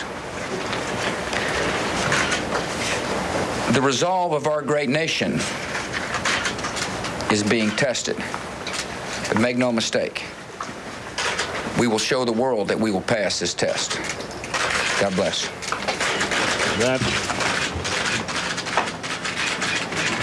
That concludes the President's taped comments from Barksdale Military Base in Louisiana. The President of the United States speaking just a short time ago. We know not now where the President is. You heard him say that the United States military is on full alert. All security precautions could be taken, that he's been in touch with House, Senate leaders and other members of the administration, as well as with foreign leaders. He said, we will hunt down and punish those who are responsible for what he called this cowardly act. That concludes Fox News Channel's presentation and Fox News' coverage of this presidential statement. Back to you in New York. Britt, thanks very much. It bears repeating that apparently Camp David, the president's vacation residence there in Maryland, apparently was the target of another one of these attacks. We haven't talked about it a great deal today because apparently that attempt did not succeed. But there was a fourth airliner, besides the two that slammed into the World Trade Center and the one that slammed into the Pentagon, a fourth airliner, a United plane, slammed into the ground not far from, well, about 80 miles southeast of Pittsburgh. And the intelligence indications are that Camp David, the president's vacation residence, and it bears noting the place where the Camp David Accords were signed, signifying a possible peace deal between the Israelis and the Palestinians. Camp David was apparently one of the attacks. Bill Daley, former FBI agent who worked on the investigation following the first World Trade Center bombing back in '93, is still with us. Bill, there is so much symbolism that we will have to be alert for as we look at the causes of what has happened today, right down to the names of the airlines involved, United and American. You know, John, I think as we take a step back, and certainly we're all reeling from the shock of the first, few moments of this, which we're still into, and the recovery. When we look at what actually has happened and to the design that has gone into this by using domestic carriers, as you mentioned, ones that carry our own flag on it, crashing into symbols of our way of life. Let me interrupt you, Bill, because we are going to... Any questions that you might have. This is a spokesman from American Airlines. Today's events appropriately need to be addressed to the FBI. And again, Al, you can't confirm which plane went into what I cannot, site. not at this point. And it makes it difficult for you to release any information. Right, it's just impossible at this point. Now, you did get a warning apparently this morning that something was amiss. Well, again, every aspect of the investigation is being handled by the FBI, and they will respond to any questions you might have about the investigation. How is American Airlines handling this in terms of operations, getting passengers off planes that are stuck on planes? We are in total control of total contact with the federal government about every aspect of it, and working with the federal government on every aspect of it. When relatives dial that 800 number, what will they be told, Al? Well, we'll deal with them. We have procedures for dealing with them and doing the best we can to assist them. Can you tell us if all your planes are on the ground? At this point, I can't. And what's the sense around here? Clearly, it's a terrible tragedy for your company. What's the sense in this building today? Well, obviously, it's a matter of deep regret that the incident occurred, and we are working completely with the FBI on every aspect of the investigation. Did you ever think you'd see something like this? Well, this is an extraordinary circumstance, certainly. Is it anything you all tried to prepare for? Well, it's just, there's no way to prepare for something like this. Al, I'm sorry, did you say all American flights were on the ground? Well, we are working with the federal government to ascertain that at this point. So, well, there's nothing much more I can provide at this time. So if we have anything more that we can provide, we'd be delighted to do that. Okay. Thank you very much. Thank you, Al. So there you hear from a spokesman for American Airlines. Two of its planes apparently involved today. 2 United airplanes also involved today in strikes against the World Trade Center, the Pentagon, and possibly an attempted strike against Camp David in Maryland, the presidential retreat. As you look at live video of U.S. Air Force fighter planes that are now circling New York as well as Washington, D.C. Shepard Smith has some late-breaking information now for us from the Fox Newsroom. Shepard? A wealth of information coming in, John. I can tell you now that the United States military has dispatched 2 warships and the National Guard to report immediately to New York Harbor to help in what will be the largest in-country rescue effort in the history of this nation, no doubt. To repeat our earlier information from Representative Jim Moran, Democrat of Virginia, who came out of the Capitol Police Headquarters, and said on camera an estimated 10,000 people are dead in New York City, and says the attack on the Pentagon, there were undoubtedly deaths as well. The fire at the Pentagon still quoted as being out of control in the words of those there trying to put it out. This information from the West Bank city of Nablus, where we now have reports and videotape coming into Fox News Channel, where thousands of Palestinians are this day celebrating Tuesday's attacks, chanting, "God is great," and distributing candy to passersby. The Taliban has made a statement as well, saying that it is not right to be putting this off on Osama bin Laden at this moment, that he does not have the resources available to do such a thing, and the Taliban there has itself condemned today's attacks. President Bush and a handful of aides were whisked away by motorcade from Capitol Hill. Mrs. Bush, that is. Mrs. Bush, the First Lady, and a handful of aides whisked away by motorcade from Capitol Hill, where she was to have testified at a Senate Committee on Education, to a hideout now, the First Lady in a hideout away from the White House. There, the sequestered group huddled around a single television in their hideout and channel surf for the latest news. You may be hearing a broadcast going off within our building. We are now in a 45-story building, the News Corp building, and we are hearing on overhead that the New York City Police Department is requesting that all non-essential personnel in the building be evacuated immediately. Here is the situation now. It's my understanding that these evacuations are happening in high-rises across New York City. 50,000 people scheduled to work this day in the Twin Towers.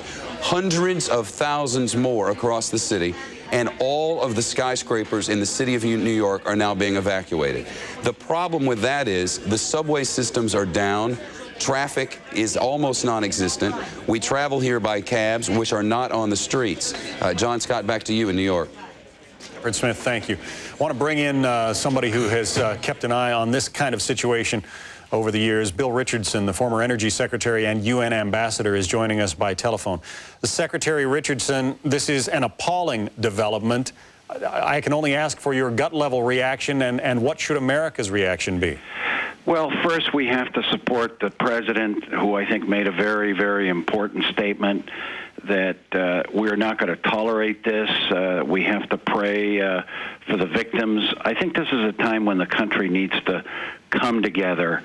This is an unbelievable tragedy. It looks like the work of Osama bin Laden, who I had tried to extradite several years ago from Afghanistan as UN ambassador.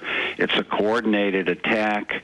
I think we have to get the best intelligence we can from our allies and friends around the world, and then basically plan a huge, massive response against these perpetrators. Well, as you say, you have tried to get him extradited before. The U.S. has been pressuring the Taliban to give him up for years. What further pressure can we bring to bear?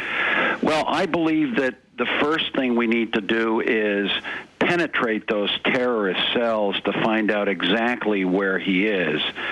We need a massive response against him there. Secondly, we have to raise the stakes in the international community to initiate sanctions if nations don't cooperate in extraditing him to the United States or finding him. This man is a menace to the international community, not just to the United States. And thirdly, I believe that we have to bring the international community, our allies, developing countries, in a war against terrorism. Terrorism hits across borders, and there has to be an international, perhaps United Nations response, a coordinated response to prevent this from happening again. This is a massive attack on the United States, but also on the international community. Bill Richardson, the former United Nations ambassador, thank you. As we continue to keep an eye on the skies over Manhattan and in Washington, D.C., people are nervous, understandably, when they hear jets fly overhead, and many of the jets that are flying now are military fighters. On alert there, the Air Force and presumably the Navy as well have military aircraft patrolling the skies over the nation's capital and also New York City. Probably several of the other major cities as well. Let's go to one of our correspondents in Washington, D.C., Rita Cosby, who has some late information for us. Rita? John, I've been talking to intelligence sources for a few hours, and the last thing that they said to me was all signs are strongly pointing to Osama bin Laden. One intelligence, this is a senior official at an intelligence agency, told me that on June 20th of this year, bin Laden released a video to his followers saying, quote, "It's time to penetrate America and Israel and hit them where it hurts the most," signaling that he may plan some sort of attack on U.S. soil.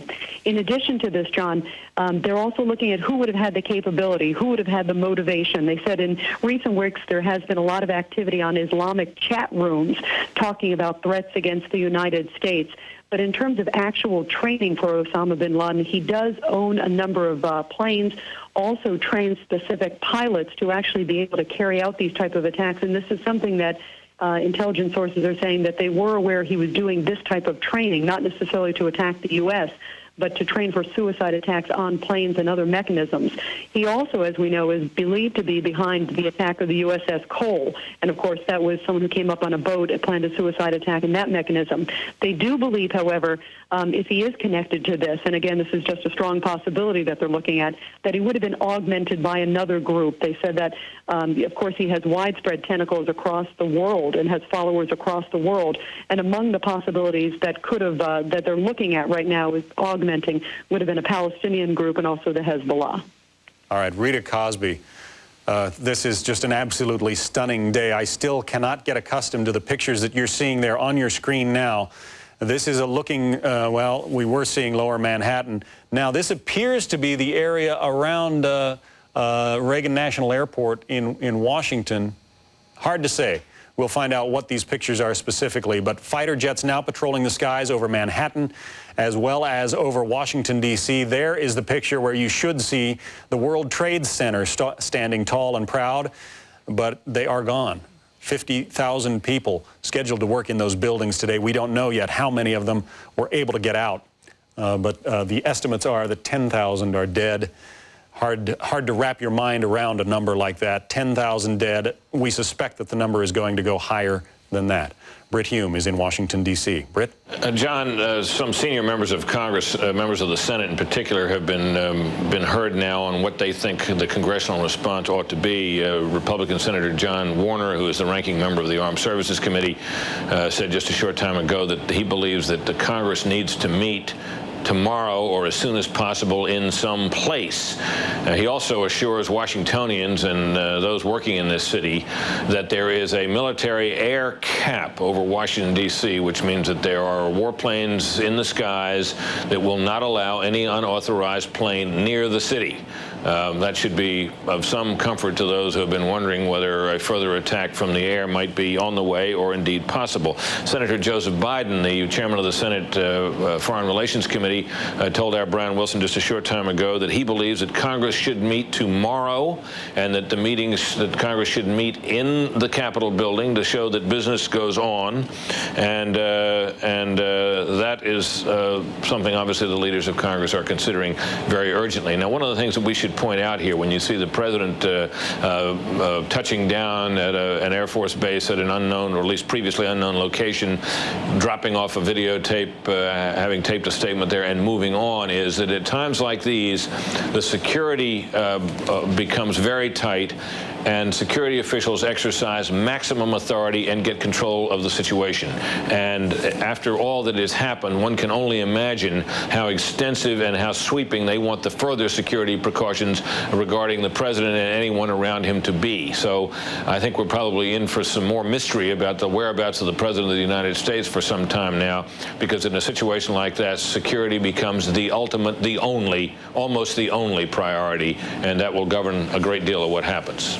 Back to you, John. Britt, I know we're all grabbing for information here, and it's coming in bits and pieces, but do you know anything about that plane crash that apparently there is talk of a plane crash perhaps directed at Camp David? How close did it come? That is what members of Congress coming out of briefings are saying, that the plane crash near Pittsburgh. Now, Pittsburgh is up in the, Pittsburgh, of course, is some distance from Washington, but it is north and west of Washington, as indeed Camp David is north and somewhat west of Washington. And so, if a plane were headed south and east out of Pittsburgh or in that region, that would be a likely place for it to. That would be a likely area for it to be in, or for it to be in that region. So, members of Congress are told that intelligence officials believe that that's exactly where that plane was going when it crashed in that area. So that is obviously what they're thinking, that the Camp David retreat may have been under attack. And the Camp David retreat, by the way, is easier to hit than the White House. The White House is really not in anybody's normal flight plan or flight plane. That's not true of the Pentagon. The Pentagon is located just cheek by jowl with Washington National Airport, so a plane could be headed for what looks like a normal approach to Washington National Airport, veer off at the last minute and crash into the Pentagon, which appears to be what's happened. That would be more difficult to do with the White House. If a plane appeared to be on a flight path there would be jets scrambled. It would be harder to accomplish. Camp David, though, on the other hand, is another matter. And I can't help but wonder, Britt, about the possible symbolism of a strike at Camp David, the place where, after all, the Camp David peace accords were signed. Well, absolutely, the Camp David peace accords being signed there. And, of course, it is a symbol of the President of the United States. It is a place where he goes as a retreat. It is thought of as a safe and secure place. The symbolism of that would not be lost on the world either. All right. Britt Hume again in Washington. Thank you very much. Newt Gingrich, Fox News contributor, the former Speaker of the House, is also joining us once again. Newt, you have a lot of high contacts at high levels of government. What is the thinking about the responsibility at this point, or is it too early for that? I think it's way too early for people to have sorted this out. I think the first reaction is to, as Britt pointed out, is to make sure the president and the leadership is safe. The second reaction is to make sure that we save as many lives as we can, that we focus on the rescue effort. And I think you'll see coming out of this in 24 to 48 hours, a much more focused effort to then begin to look at who did it, how do we get at them, how do we hit them hard enough that nobody ever tries to do this again. But I think it takes some time. This is an enormous shock, and the system, I think, takes a little while to get in gear. I must say, though, that to hear members of Congress complain about the intelligence service when the budgets have been too small, when for the last 25 years we've adopted rules that were tighter and tighter and stricter, that made it virtually impossible for the American intelligence agencies to penetrate these kind of groups. I think that if the Congress really wants to be helpful, they need to pass some immediate action that strengthens our intelligence capability. And instead of playing a blame game, they need to take some responsibility for strengthening and enhancing our intelligence. And then I think the administration has to reach out around the world and make quite clear that we are going to go after whoever did this, and that people can decide either to be with the terrorist or to be with the Americans, but there's not going to be any middle ground, and there's not going to be any neutrality in the process of getting even. This will turn out to be vastly worse in human life than Pearl Harbor, and we have to keep refocusing. This is an act of war. This is not an accident. It's not an act of God. This is an act of war deliberately created by a group of people who were determined to hurt the United States. And yet they could be a relatively small group. How do you strike back at a country when you may not be able to pin down exactly who within that country? Let me say flatly, I don't believe this was done by a relatively small group. I don't think you could have trained and prepared for this mission. I don't think without sanctuaries, without people who were protecting them, without safe areas, without training camps, this was not prepared in a couple of mobile homes by a handful of fanatics. This is a well-financed, systematic act, and could not be sustained without the support of some very major states. And we have to make clear that we will not tolerate any nation harboring training grounds, preparation areas, or known fugitives, and that we will exert whatever level of pressure and force is necessary to get those people released. Bin Laden has been a known opponent of the United States for 8 years, and we have not exerted the kind of pressure we're capable of. This is an act of war against the American people, against freedom, as the president said, and I think we have to react on behalf, as we did in 1941 after Pearl Harbor. We have to react with total effort to make sure that this doesn't happen again. Newt, I know that you are a historian. Perhaps you can fill us in a bit later about reaction financially throughout America and the world after Pearl Harbor. But let me bring in now our managing business editor, Neil Cavuto, who is here. Neil, all of the stock markets continue to be closed today, correct? Right. The first was talk that they would open late. They decided not to open at all. Trading in Europe has now since stopped. The markets there were hit and hit hard.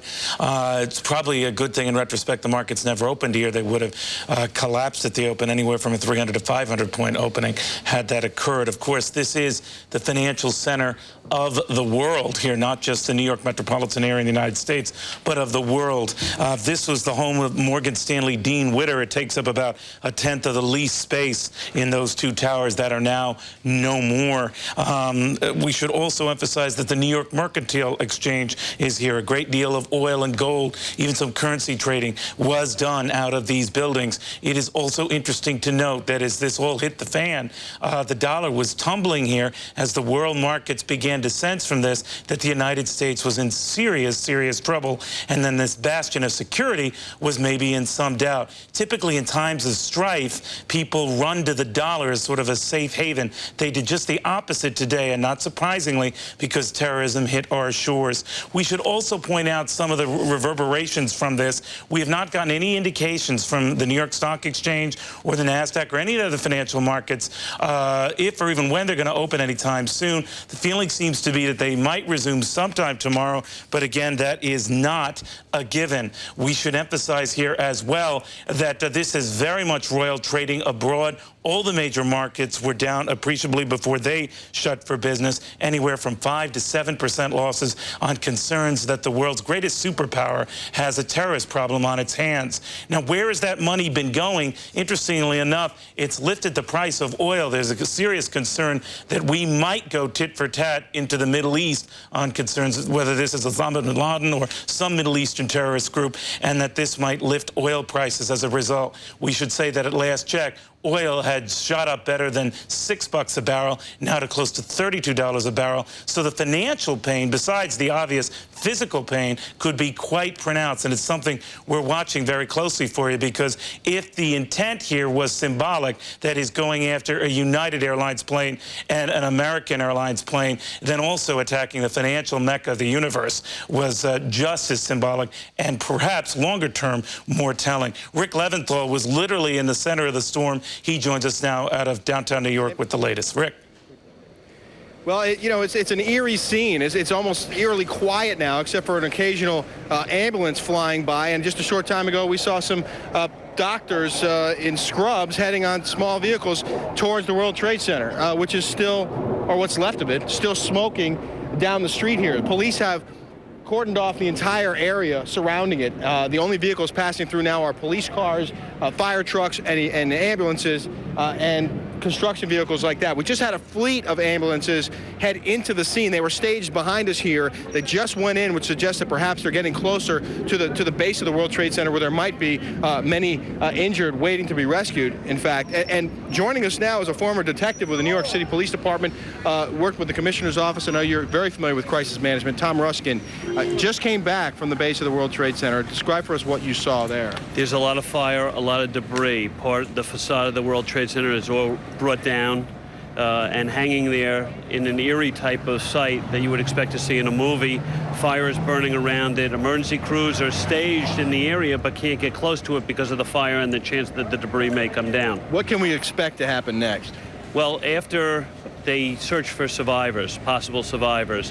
What will happen is the FBI will take over the investigation. The FBI will launch a massive investigation, as the president has told us this morning, which will definitely go up to Boston, where the planes originated, and thereafter go wherever the trail may lead. You're familiar with the way the city handles these types of terrorist attacks. You handled the last bombing at the World Trade Center. What's going on right now in the hearts and minds of New York City's finest? Well, what's going on is trying to rescue those people who may be left behind underneath the rubble, around the area, people who have been hurt. Hospitals have gone to a full state of alert in their triage areas. A block from here, we have a firehouse that is acting as a triage area so people can go in there and be treated with medical personnel. The city is on a high state of alert relative to the medical casualties that we may have. Do we have to work under the assumption that this is not the end? Is that the way the police department and all the other agencies handle this? Well, the military has gone on their highest state of alert. We don't know if it's over. We don't know. We know that all planes have been grounded throughout the country at this point in time, and thereafter, each step that has been planned for will take effect. A lot of people might say, well, New York City should have been ready for this. The police department, everybody else should have known that something like this might happen. Was the department prepared? Did it have a plan in place? The city constantly trains and retrains. The Office of Emergency Management does nothing but train and retrain and get ready for something like this. But we live in a very free society where our gates are open, where people come in and visit. Terrorism has always been a possibility in the United States because we don't live under the tight control of other countries. So a plane hitting the World Trade Center or two planes hitting the World Trade Center was something that could happen. They are trained for it.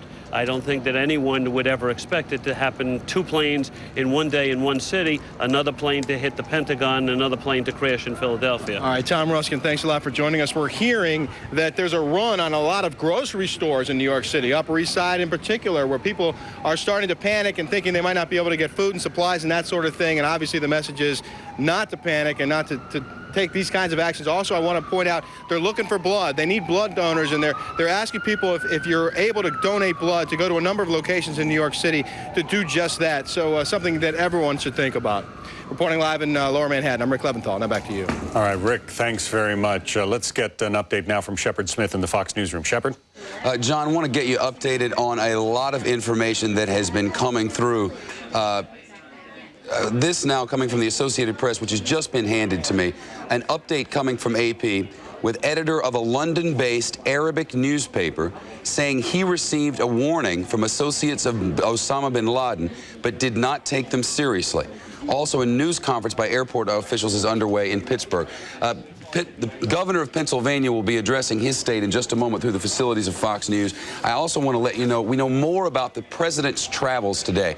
You may remember as all of this happened, President Bush was in Florida waiting for an education conference. He was flown then immediately. They put him in the air initially with no initial decision about where he would go. They took him to a very high altitude, according to reports. His jet, Air Force One, was accompanied by and flanked by U.S. military fighter jets. Then a decision was made to put him down in Shreveport, Louisiana, where he made the statement. I can tell you that he has now spoken with Mrs. Bush, who is in a bunker, as it is being described.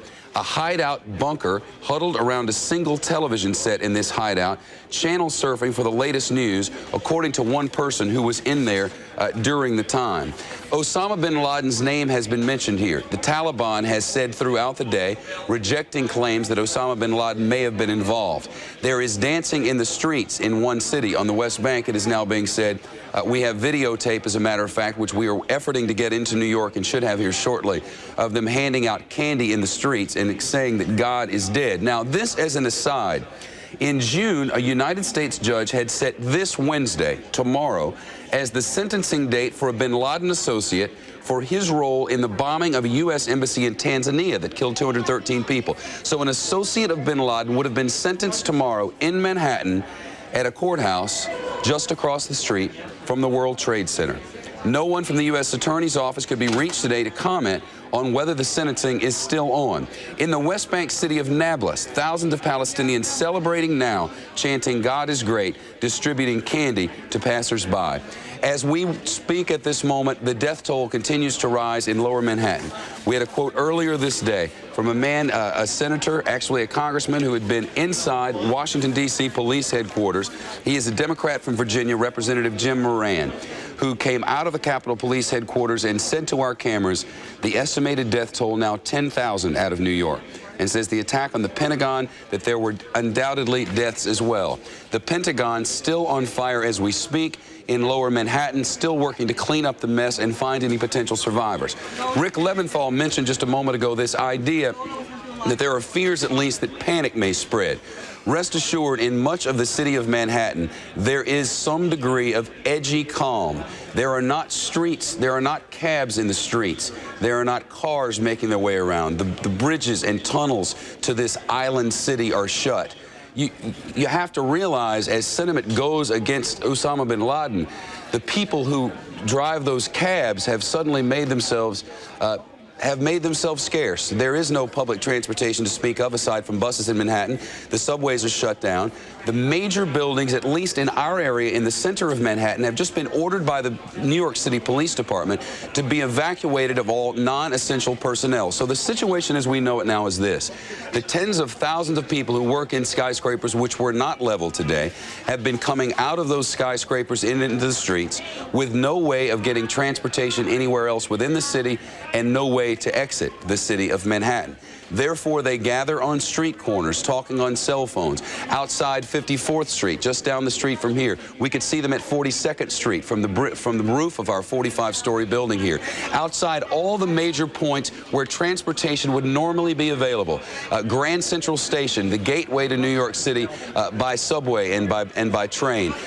Penn Station, where buses were coming in, all shut down. And again, a plea for calm. So many of these people who are sitting around in Manhattan with nothing to do are urged now to donate blood, because the situation in Lower Manhattan requires that a lot of blood come forward. We are getting reports from every state in the United States now, repeated ones through the Associated Press, about the way each state is now reacting. All government headquarters now on high alert. We are on Delta alert right now in the United States, which means our military is at a level as if war had been declared against the United States. There is no higher state of alert in the United States of America than is underway right now. Delta. David Schuster's at the Pentagon, keeping watch there. Rick Leventhal in downtown Manhattan. As the facts come in, we'll bring them to you from the newsroom. John, back to you. All right, Shepard, thanks very much. Want to get an update now from Lower Manhattan. Molly Falconer is at St. Vincent's Hospital, where the dead and injured are being taken. Molly? It's a terrible scene here, John. Over 300 people have volunteered to go inside and give blood. Hundreds are coming in here to St. Vincent's Hospital, treating for everything from heart attacks to smoke inhalation to severe burns. And I'm here with Dr. Robert Lurch, who's been inside all day. Can you tell us what's been going on? Basically, inside, there's all types of injuries, from very minor injuries to very serious injuries. The hospital is very well organized. People are being triaged into the appropriate situations, whether it be a minor cut or an abrasion or asthma or heart attacks or stroke or whatever. Have you got what you need, and is there a sense of panic, or is it calm? No. And when he was there, he stopped at an Air Force base and made these promises to hunt down and punish those responsible for the attacks. Freedom itself was attacked this morning by a faceless coward, and freedom will be defended. I want to reassure the American people that the full resources of the federal government are working to assist local authorities to save lives and to help the victims of these attacks. Make no mistake, the United States will hunt down and punish those responsible for these cowardly acts. I've been in regular contact with the Vice President, Secretary of Defense, the National Security Team, and my cabinet. We have taken all appropriate security precautions to protect the American people. Our military at home and around the world is on high alert status, and we have taken the necessary security precautions to continue the functions of your government. We have been in touch with the leaders of Congress and with world leaders to assure them that we will do whatever is necessary to protect America and Americans. I ask the American people to join me in saying a thanks for all the folks who have been fighting hard to rescue our fellow citizens, and to join me in saying a prayer for the victims and their families. The resolve of our great nation is being tested, but make no mistake, we will show the world that we will pass this test. God bless. President George W. Bush making a statement in Louisiana at an Air Force base en route from Florida. It's uncertain what his plans are and whether he will be returning to Washington, given obviously the security alert. Now, let's look at what did happen when the second aircraft hit the World Trade Center around 9 o'clock in the morning in New York.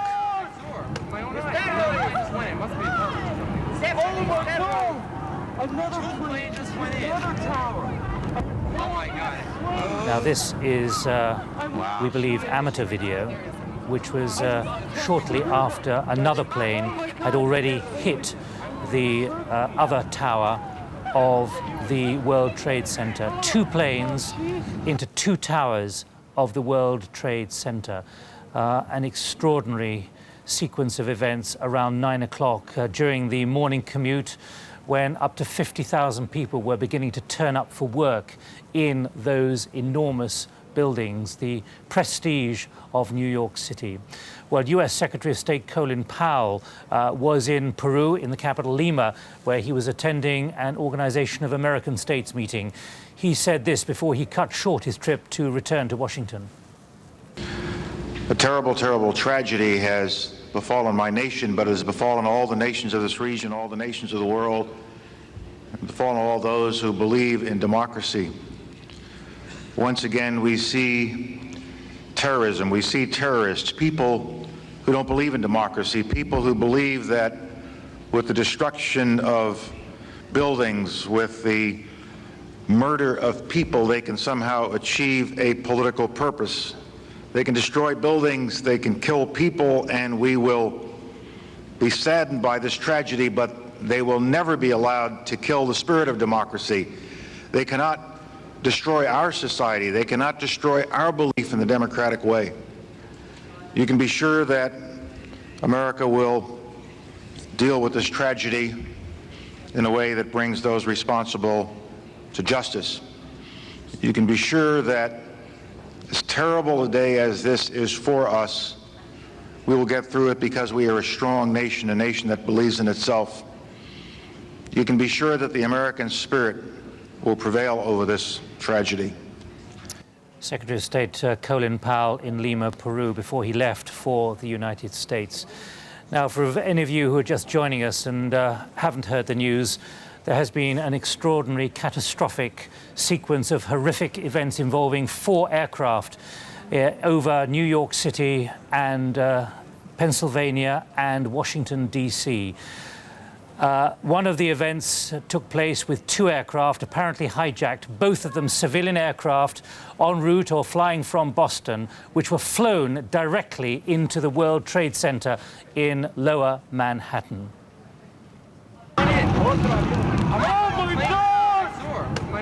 There you can see the second fireball in the second tower. On the right is the first tower, already ablaze after the first aircraft had flown into it. Those 2 aircraft set fire to the building with civilian passengers on board who'd boarded for a normal, regular, routine internal flight. Within 2 hours, both towers had collapsed. Well, let me make clear which airlines we're talking about. American Airlines says it has lost 2 planes with a total of 164 people aboard. According to news reports, the services were Flight 11 from Boston to Los Angeles and Flight 77 from Dulles to Los Angeles. 2 United Airlines jetliners have also crashed in Pennsylvania. United Airlines Flight 93, a Boeing 757 en route from Newark in New Jersey to San Francisco. That crashed about 80 miles southeast of Pittsburgh in Pennsylvania. The fate of those aboard was not immediately known. It was not clear if the crash there was related to the disasters elsewhere. The second plane was United 175, which was a Boeing 767. That left Boston at 7:58 a.m., bound for Los Angeles. The airline would not say where that plane had crashed. Well, amid the chaos, the FBI and its international partners are already trying to work out who could be capable of planning attacks on this scale and why. Very few groups are thought to have the capability needed, but the Saudi rebel Osama bin Laden is one. He's currently in Afghanistan, where the ruling Taliban claimed today he was not capable of an attack of this size. But according to Islamic Jihad, the attacks were a consequence of United States policy in the Middle East. Here's our diplomatic correspondent James Robbins now on the search for those who were guilty. In the Arab quarter of Jerusalem, they're celebrating the massacre and mayhem in the United States. What's a disaster to much of the world is seen as a triumph by some. It's evidence of how much hatred has already been refueled by this disaster. Now American intelligence, which missed stopping the attacks, will desperately be searching for the culprits. And to find who's behind it, they'll first ask, how was it done? I think it's almost impossible to believe that a hijacker could convince an American domestic airline pilot to commit suicide by flying into the World Trade Center. I have absolutely no doubt at all they had trained pilots. We know in the past that they've had pilots who have been perfectly capable of flying aircraft, and this can only be the only, I think, answer to this. American pilots would not do this, but Arab fundamentalists may well be prepared to. Number one suspect has got to be this man, Osama bin Laden, the richest and possibly the most ruthless terrorist in the world. Bin Laden has declared the destruction of the United States his top priority. He heads and pays for an extraordinary international network of Islamic militants. Whatever the response, Osama bin Laden is already accused by the United States of bombing 2 of its embassies in Africa in 1998. 224 people were killed, including 12 Americans. It's only 3 months now since 4 Islamic extremists were convicted of those bombings by a court sitting in New York. Osama bin Laden was named by American federal prosecutors as the mastermind of these killings and a string of other attacks. Bin Laden is also suspected of involvement in this previous attack on today's major target, the World Trade Center. This bombing in 1993 killed 6 people and blew a 60-foot hole through 4 basement levels of the building.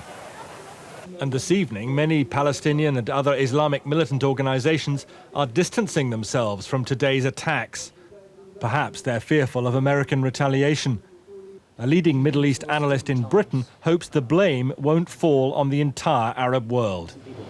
It will stigmatize many innocent people, law-abiding people who have settled in the West. But what can states do? You've got to be practical. Before today, the worst terrorist attack inside the United States was the Oklahoma bombing of 1995. And it was an American, Timothy McVeigh, who was convicted and executed for that mass killing. But tonight, nobody seriously believes Americans have been killing their own. And the mastermind for these latest attacks is being sought outside America's borders. James Robbins, BBC News.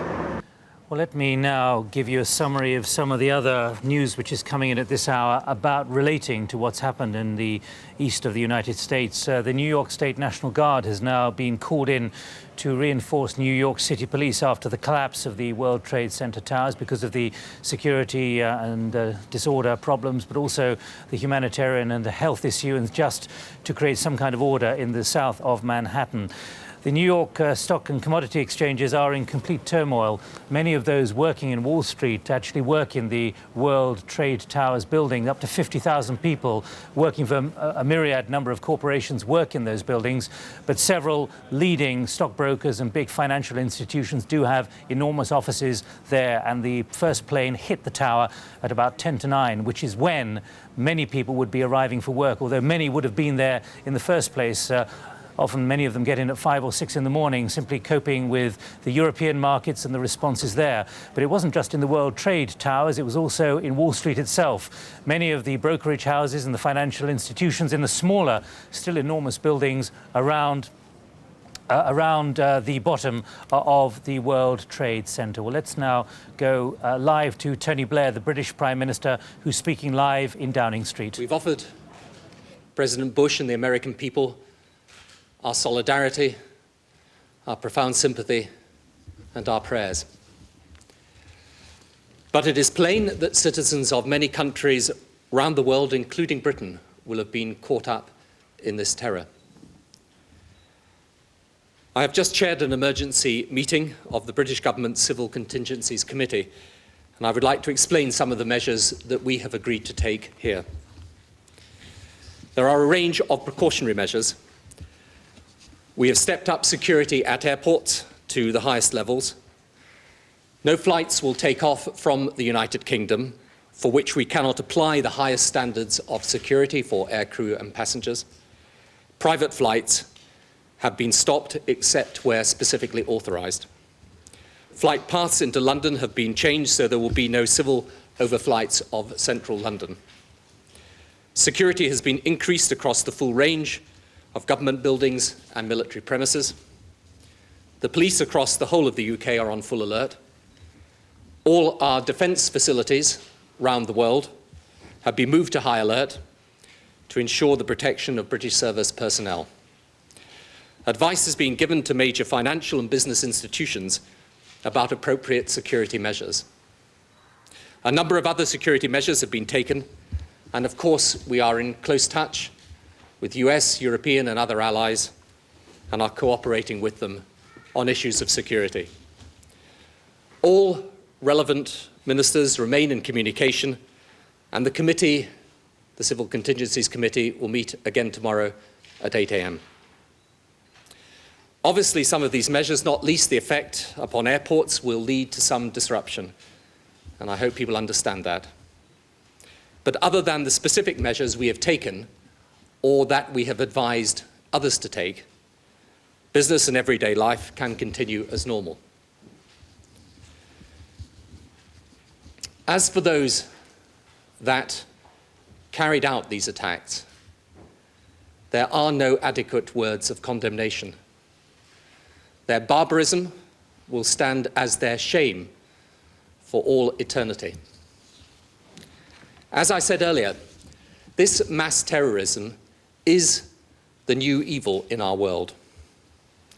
The people who perpetrate it have no regard whatever for the sanctity or value of human life. And we, the democracies of the world, must come together to defeat it and eradicate it. This is not a battle between the United States of America and terrorism, but between the free and democratic world and terrorism. We therefore here in Britain stand shoulder to shoulder with our American friends in this hour of tragedy, and we, like them, will not rest until this evil is driven from our world. Tony Blair there, the British Prime Minister, inside number 10 Downing Street, very sombre, confirming there that he, the Prime Minister, had chaired a meeting at the highest level, presumably with the intelligence staff, the defence staff, the defence chiefs, the Home Office, the Interior Ministry, and all the main agencies of state. underlining that Britain is taking a view that the risks are too great to take any chances whatsoever, particularly when it comes to civilian aircraft. Mr. Blair said that airport security will be now at the highest possible level. He said that there will be no flights from the United Kingdom without that highest security. But perhaps more significantly, he said, flight paths of all civilian aircraft over London and, if I understood correctly, built-up areas will be redirected and no private planes will be given permission to fly. He also said that defence facilities will be, as he put it, on the highest state of alert. He underlined the urgency of all this by saying that the Civil Contingencies Committee, which is a crucial committee in the British government responsible for the managing of crises and emergencies, would be convened whenever it has to be convened given the security situation. That from Tony Blair, the British Prime Minister, a few minutes ago, underlining what he called draconian measures introduced, and he asked for public understanding of why they had to be introduced at this time, just 5 hours after an extraordinary series of horrific events involving 4 aircraft in the east of the United States. 2 symbols of America's enduring power there have been attacked. 2 hijacked planes crashed into the Twin Towers of the World Trade Center in New York, causing both buildings to collapse. This is the scene in New York City as the second plane hit the second tower. You can see there the fireball as the second tower was hit. The first tower was already ablaze after being hit by a first plane a few minutes earlier. We believe, and it's reported, that these planes had been hijacked. Then, a short time later, in Washington, a third plane crashed into defense headquarters at the Pentagon. It's not yet known how many people were killed there, but at least 50,000 people were working in the World Trade Center. The 2 cities have now been plunged into chaos. Troops and the National Guard militia are now attempting to evacuate the whole of the lower part of Manhattan. Hospitals in New York are overwhelmed with casualties. Many have horrendous burns, according to doctors. There are no indications so far of who is behind the attacks. Leaders from around the world have condemned the attacks. We've just heard Tony Blair saying that Britain stands shoulder to shoulder until this evil is driven out. Ministers of the European Union have said the attacks are the worst on the United States since Pearl Harbor. President Bush said those responsible would be hunted down. He said they would be punished. It came out of the clear blue sky on a mild fall morning in Manhattan. At first, no one knew what had happened. Could it have been an accident? Surely nobody would fly into the Twin Towers of the World Trade Center on purpose. But 8 minutes after those first pictures, the full startling reality of what was going on became clear. In slow motion, you can see a Boeing 767, a passenger plane, crashing into the South Tower. A BBC correspondent, Stephen Evans, was on the ground floor of the World Trade Center when it happened. I was on the ground floor of the building, sitting in a chair, waiting for somebody to turn up, as you do. There was a huge bang. It felt to me like somebody dropped a skip full of rubbish, a great container full of rubbish from a very great height, at which point smoke appeared everywhere, as though a mist had suddenly settled on the building. We all streamed out, some people running, some people crying, nobody really screaming. Across the road, and you look up, and you can see the top of one of the towers, smoke billowing out from it. It is hard to imagine what must have been going through the minds of people on the streets below. There's people jumping out of windows. I've seen at least 14 people jumping out of windows. It's horrific. I can't believe this is happening. We heard a big bang, and then we saw smoke coming out, and everybody started running out, and we saw the plane on the other side of the building, and there was smoke everywhere, and people are jumping out the windows. Over there, they're jumping out the windows, I guess because they're trying to save themselves. I don't know. President Bush was visiting a school in Florida. And I've ordered that the full resources of the federal government go to help the victims and their families, and to conduct a full-scale investigation to hunt down and to find those folks who committed this act. Terrorism against our nation will not stand. And now, if you join me in a moment of silence.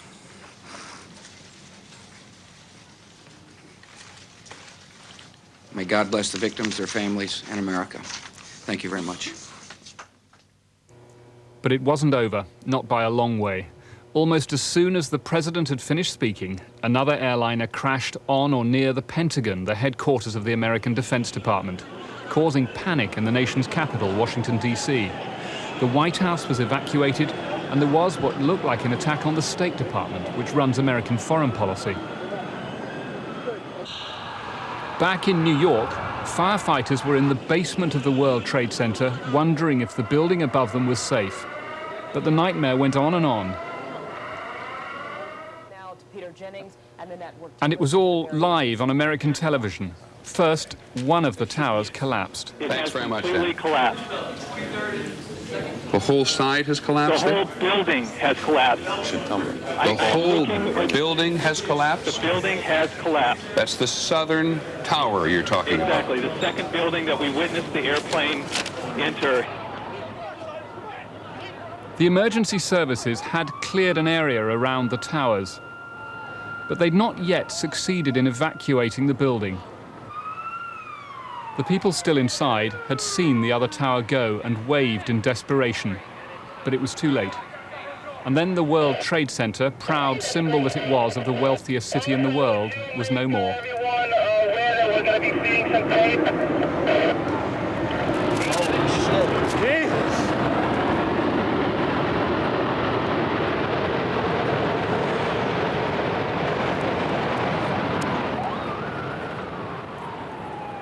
At that time of the morning, there would have been about 10,000 people in each tower of the World Trade Center and thousands more in the Wall Street financial district around it.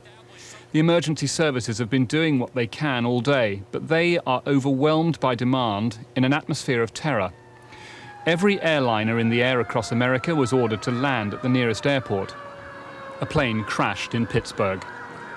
As smoke blew across Capitol Hill, the heart of American democracy, it is clear that this is the biggest attack on America since Pearl Harbor. Once again, we see terrorism. We see terrorists, people who don't believe in democracy, people who believe that with the destruction of buildings, with the murder of people, they can somehow achieve a political purpose. They can destroy buildings, they can kill people, and we will be saddened by this tragedy, but they will never be allowed to kill the spirit of democracy. They cannot destroy our society. They cannot destroy our belief in the democratic way. In a brief break in the day, firefighters could embrace each other, but it will be many hours before their work is done, and many years before the full story of what this day means is told. David Loyne, BBC News. Catastrophe then for 4 civilian aircraft on the eastern seaboard of America. Fergus Walsh talks us through the sequence of events so far known. It began in Boston when 2 passenger aircraft were hijacked by terrorists. These were United Flight 175 and American Airlines Flight 11, both bound for Los Angeles. They were forced to fly to the World Trade Center in New York. A third plane was hijacked at Washington Dulles Airport. That was American Airlines Flight 77, again bound for Los Angeles. It was flown to the Pentagon in Washington. A fourth aircraft, United Airlines Flight 93, from Newark to San Francisco, crashed southeast of Pittsburgh. Now, the World Trade Center in New York was the 4th tallest building complex in the world, 1,350 feet high. The Twin Towers dominated the skyline of Lower Manhattan. The first impact was just before 9 a.m. New York time, 2 p.m. here. The hijacked aircraft crashed into the 80th floor of the North Tower, each tower being 110 stories high. Now, 8 minutes later, a second plane crashed into the South Tower around the 65th floor. The World Trade Center is the largest commercial complex in the world. It's effectively a mini city. 50,000 people work inside. It has 90,000 visitors every day. The casualties inside and on the ground are unknown. What we do know is that American and United Airlines say the 4 aircraft involved had a total of 266 passengers and crew on board. Now, within an hour, the Twin Towers had collapsed. Now, unlike most conventional skyscrapers, which have lots of interior columns to give strength to the building, the exterior walls of the World Trade Center bore most of the load, so the direct attacks were enough to weaken the buildings and lead to their collapse. Now let's turn to Washington. Within 45 minutes of the attacks on the World Trade Center, another hijacked plane had crashed in a direct hit on the Pentagon. One side of the 5-sided building was completely destroyed. Just over 30 minutes later, a car bomb exploded outside the State Department. Again, there's no figure on casualties. American fighters are now patrolling the skies above New York, Washington and other key locations to guard against further attacks. American military and government buildings across the world are on high alert. Other tall buildings in the US, such as the Sears Tower in Chicago, have been evacuated. America's day of horror is still unfolding. Fergus Walsh there with some of the details. Well, reaction to the attacks on the World Trade Center in New York City and the Pentagon in Washington, D.C. have come from leaders around the world. Here's Geeta Gurumurthy. Soon after the first explosions in New York, President Bush spoke of his shock and horror at the unfolding tragedy. Today we've had a national tragedy. 2 airplanes have crashed into the World Trade Center in an apparent terrorist attack on our country.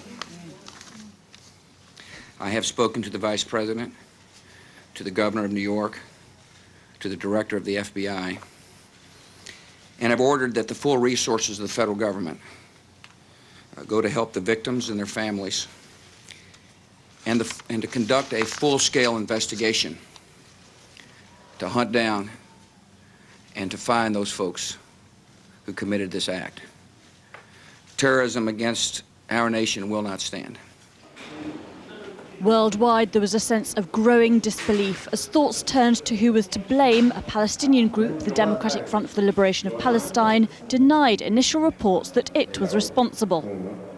We deny our responsibility, but we call upon the American administration to review their attitude and their policy towards the Palestinian question, because this policy arouses the anger and the hatred of our people and of all Arab and Islamic peoples.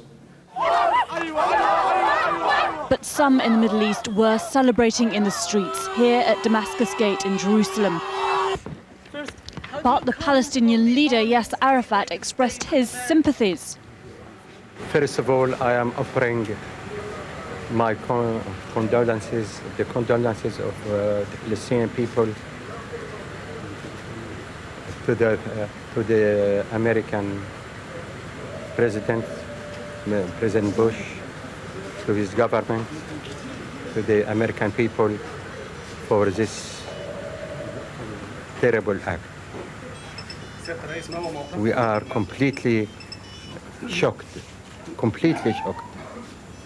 unbelievable. The spiritual leader of Hamas said they didn't support the attacks, but they were the effects of America's policies of oppression. America is reaping what it sows in oppression and implanting vengeance in the hearts of those who have been wronged by the oppression and corruption. However, in principle, we do not support attacks against civilians or innocents. But across Europe, leaders like the British Prime Minister sent this warning to those responsible. This mass terrorism is the new evil in our world today. It is perpetrated by fanatics who are utterly indifferent to the sanctity of human life. And we, the democracies of this world, are going to have to come together to fight it together and eradicate this evil completely from our world. Across the globe, governments are now tightening their security, fearful in the wake of such terror and carnage. Geeta Gurumurthy, BBC News. Well, let's now go to New York City, where about 5.5 hours ago, the horror began unfolding with this incident when in a bathroom trying to get help for this plane. There were 45 people on board it. We have no reports of any survivors. At this moment, there is an urgent plea out in the city of New York for blood donations. And though I know we're broadcasting to a world audience, I want to give what information I can about that, because this has apparently become quite serious. While I'm searching for it, I can tell you that the entire Major League Baseball schedule for the remainder of the regular season has been at least postponed. The Emmy Awards, which were scheduled for Sunday night in Los Angeles, have also been postponed. This plea for blood donations in New York City has reached what some are calling critical mass now. There are blood donation centers set up across Manhattan and other boroughs of the city as well, as emergency workers continue to try to pull survivors, for whatever number of them there are, from the scene which you're seeing on your screen right now. So many people running for cover. The lens of that covered in dust as the largest building in the city of New York came crumbling to its knees as thousands of people waited around that building. There was chaos around this building at the moment. The police department of Manhattan, the fire department there, this had just happened. A jet had plowed into the World Trade Center. By the thousands they were piling out of there. People were jumping out of the windows from 30 stories up. People were screaming, running away to radio reporters saying, "I just saw people jumping from 30, 40 stories in the sky." And all of a sudden, as the police and fire departments work to maintain control, after this has happened, the tower collapsed, and all of those rescue personnel and people trying to flee this scene were left underneath all of that rubble. The carnage in Manhattan has just begun. The rescue effort is well underway, and we have multiple reports of people coming from their apartment buildings, having just seen what you're witnessing right now, one of the two towers of the World Trade Center collapsing in Lower Manhattan, and residents of this city going out and taking the shirts off their back, applying tourniquets to people's arms, and trying to save as many people as possible. A congressman who was inside the Washington, D.C. police today emerged from that police department and told one of our correspondents that the very early death toll in Manhattan was expected to be around 10,000. John. Shepard, we have more information coming in. Just to make it clear to all of our viewers who are watching right now, although the scenes you may be seeing on your television are chaotic, it's important to remember there is a government plan in place that has been enacted. It's called the Federal Response Plan. It's been put in place by 28 federal agencies. FEMA involved. It's all led by the Department of Justice. They're involved in crisis management. The FBI is involved in leading the investigation. The plan has been practiced over and over. It's being put in place today. Also, a reminder that as they are asking for blood shortages in New York City, or they're asking for blood donations in New York City with shortages in New York and in Washington, D.C., the U.S. military is on the highest alert both in the United States and around the world. A warship and the National Guard have been dispatched to New York to help with the rescues. We go now to senior correspondent Rita Cosby. She has more information on what the FAA has put in place, a full national ground stop, the first time ever in U.S. history. Rita. That's right. That ground stop went in place about 9 a.m. Eastern time several hours ago. And some good news from the FAA. They said that they had about 40 to 50 domestic flights that were in the air. And as of about 5 minutes ago, they all had landed. As of 5 minutes ago, they have all landed now, about 40 or 50 domestic flights. These are all the domestic flights that were in the air. Of course, because of that ground stop, Linda, they were ordered to return to their destinations immediately. They are awaiting the arrival. There's a minimal number, we're told, of international flights that are still en route to the West Coast. They are going to be landing at several different times in the next few hours. But we are told from an FAA official that all of those planes are accounted for. In other words, there are no indications of any problems at this point on any of those flights, and there are just a minimal number of those. In addition to that, we are told from a number of U.S. officials are telling Fox News that there are, quote, strong indications that people linked to Osama bin Laden and also his group, the Al-Qaeda group, which is his group that he organizes out of Afghanistan, that they are strong indications that people linked to him and his group are possibly behind this. They say that for a number of reasons. They say that they have the training in place, they have the capabilities in place, the resources in place. Also, an intelligence official telling me that they do have information that bin Laden is in Afghanistan and that there was some movement of his troops in recent weeks, in the last week and a half specifically. They're also looking at the possible connection that in the last few days there is a Northern Alliance figure in Afghanistan who was fighting against the Taliban and was very much against Osama bin Laden, and he had been assassinated in recent days. And soon after that, bin Laden's followers put out a word saying that we're going to attack all enemies of bin Laden. In addition to this, on June 20th of this year, bin Laden and his followers released a videotape in which bin Laden was saying, quote, "It is time to penetrate America and Israel and hit them where it hurts the most." In this, there was no specific warning of an attack, and again, intelligence sources are telling me that they had no idea that this attack was going to happen, but they were certainly getting some hints that there may be something on U.S. soil based on this message that he put out just June 20th of this year. And also, they said on some of the Islamic chat rooms, there's been a heightened amount of activity. There's always been sort of continual threats against the U.S. on these chat rooms, but a heightened amount of activity, particularly in the last week and a half. And U.S. officials are strongly looking at the possibility of bin Laden and also his group, Al-Qaeda, being behind this. The other thing they point out that it was just about a year or so ago, and I remember this when I was covering all the Millennium attacks, the possible Millennium attacks that were basically thwarted all over the world, that one of the things that they were looking at was Osama bin Laden with an Algerian group, and remember he has tentacles all over the world, that they were planning to hijack a number of planes. That was over a year ago, right around the time of the Millennium. And that plan was thwarted in addition to a number of other things. So they learned at that point that the possibility of hijacking planes was something that they were looking at. They also said that there was information, some intelligence information, that he was training individuals for suicide bombings. As we know from the USS Cole, of course, a number of Yemenis have been tried in that case. The trials are still going on at this point. But some of them are believed to have ties to Osama bin Laden, and intelligence officials tell me privately that they believe he was behind that attack. That was where somebody pulled up in a boat and a bomb went off, a suicide bomber in a boat. But they strongly believe that he has the intelligence, the capabilities, and we know from a number of people who were involved in the East Africa bombings, the embassy trial in New York, which took place not too long ago, that many of those were pilots.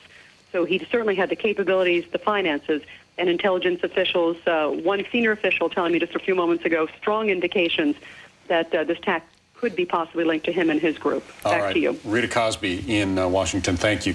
Let's go to our Molly Falconer, who is in outside one of the hospitals in Manhattan where the dead and wounded have been taken. Molly? John, this has been a hospital under siege all morning as the dead and wounded have been brought here to St. Vincent's Hospital in downtown Manhattan. We're calling for blood and for extra supplies, and I'm here with the city controller of New York, Alan Hevesy, who is saying that there are hundreds of firefighters and policemen who are still not accounted for. The United States will hunt down and punish those responsible for these cowardly acts. I've been in regular contact with the Vice President, Secretary of Defense, the National Security Team, and my cabinet. We have taken all appropriate security precautions to protect the American people. Our military at home and around the world is on high alert status, and we have taken the necessary security precautions to continue the functions of your government. We have been in touch with the leaders of Congress and with world leaders to assure them that we will do whatever is necessary to protect America and Americans. I ask the American people to join me in saying a thanks for all the folks who have been fighting hard to rescue our fellow citizens, and to join me in saying a prayer for the victims and their families. The resolve of our great nation is being tested, but make no mistake, we will show the world that we will pass this test. God bless. President Bush made that statement just about an hour and 20 minutes ago at Barksdale Air Force Base near Shreveport, Louisiana. That was an unplanned stop that the president made at that place in order to talk with reporters, meet with others. Since then, Air Force One has taken off, President Bush being flown to an undisclosed location. We're told also that Secretary of State Colin Powell, who had been on his way back to the United States from Peru, being taken to an undisclosed location. Outside the Pentagon, CNN's military affairs correspondent Jamie McIntyre. And Jamie, you got very close to where that plane went down. That's right, Judy. A while ago, I walked right up to next to the building. Firefighters were still trying to put out the blaze. The fire, by the way, is still burning in some parts of the Pentagon. And I took a look at the huge gaping hole that's in this side of the Pentagon, in an area of the Pentagon that has been recently renovated, part of a multi-billion-dollar renovation program here at the Pentagon. I could see parts of the airplane that crashed into the building, very small pieces of the plane on the heliport outside the building. The biggest piece I saw was about 3 feet long. It was silver and had been painted green and red, but I could not see any identifying markings on the plane. I also saw a large piece of shattered glass. It appeared to be a cockpit windshield or other window from the plane. When this plane hit the Pentagon this morning, according to the Pentagon spokesman Craig Quigley, Defense Secretary Donald Rumsfeld incredibly is described as having run out of his office and down to actually help some of the victims onto stretchers until he was ushered into the National Military Command Center, the secure nerve center or war room deep inside the Pentagon, where he remains at this time. Pentagon officials say he'll stay there for the time being. That is a place where all of U.S. intelligence comes in, and he has complete command with his commanders around the world. At the same time, the Pentagon has dispatched several warships out of port in Norfolk, including the carriers USS George Washington and USS Kennedy. The ostensible reason for that, the movement of those ships and their escort ships, is to move them from more vulnerable positions. But the Navy says they'll also head some of the aircraft carriers up toward New York with the idea that they may be able to render some kind of assistance there, given the magnitude of the tragedy there. Back here, the fight goes on to put out the fire inside the Pentagon. The heat from that blaze was described as absolutely intense, and the number of casualties here has still not been released. Dozens of people were taken away in ambulances, and the Pentagon is still not releasing any figures on deaths. But clearly, people who had offices in that what is now a huge gaping hole in the side of the Pentagon, clearly there were some people killed in this tragedy. Judy? Jamie, Aaron was talking earlier, one of our correspondents was talking earlier, I think it was Bob Franken, with an eyewitness who said it appeared that Boeing 757, the American Airlines jet, landed short of the Pentagon. Can you give us any better idea of how much of the plane actually impacted the building? You know, it might have appeared that way, but from my close-up inspection, there's no evidence of a plane having crashed anywhere near the Pentagon. The only site is the actual side of the building that's crashed in, and as I said, the only pieces left that you can see are small enough that you could pick up in your hand.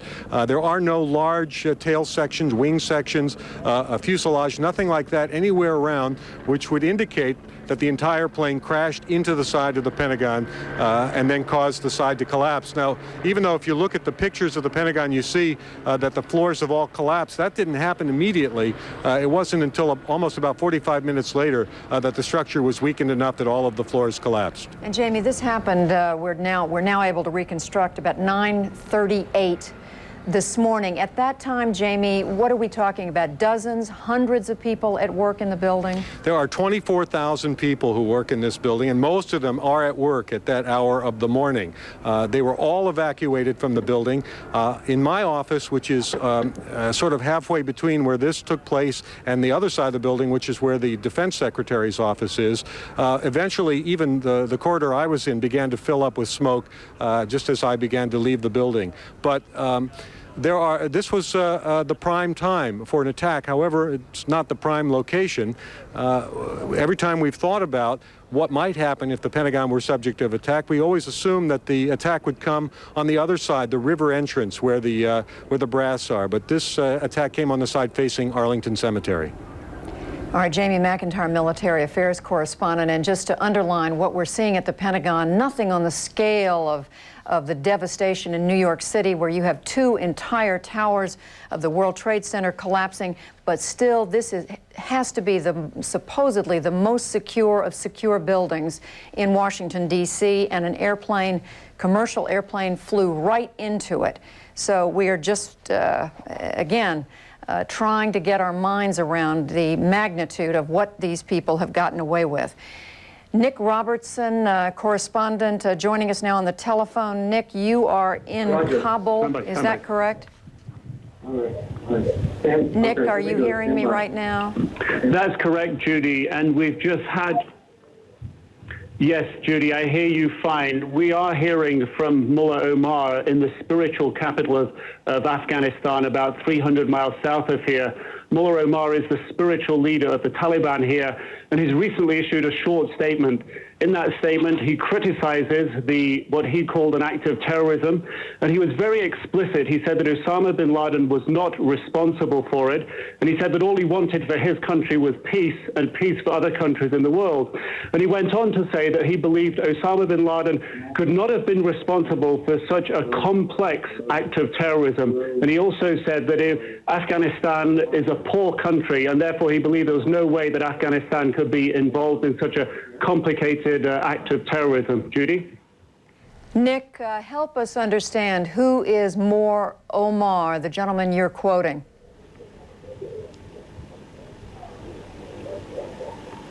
He is the spiritual leader of the Taliban. The Taliban run 95% of Afghanistan. They control the capital, Kabul. They control most of Afghanistan, the south of Afghanistan. Mullah Omar lives in the south of Afghanistan in the spiritual capital, which is the ethnic area that he comes from, the Pashtun area around Kandahar. There are ministries of the Taliban here in Kabul. The foreign minister is here in Kabul at the moment. He is often based in Kandahar as well. And there are other ministry officials also based in Kabul. But the direction for Afghanistan, the direction for the ministries, the key decisions are all made in Kandahar, and Mullah Omar is the focal point of all those decisions. It is to him that a key group of ministers would go with a problem, with an issue, and it is he that would decide on any given issue. He is the final arbiter here of law and of justice. Judy? Nick, where is it believed that Osama bin Laden is in Afghanistan?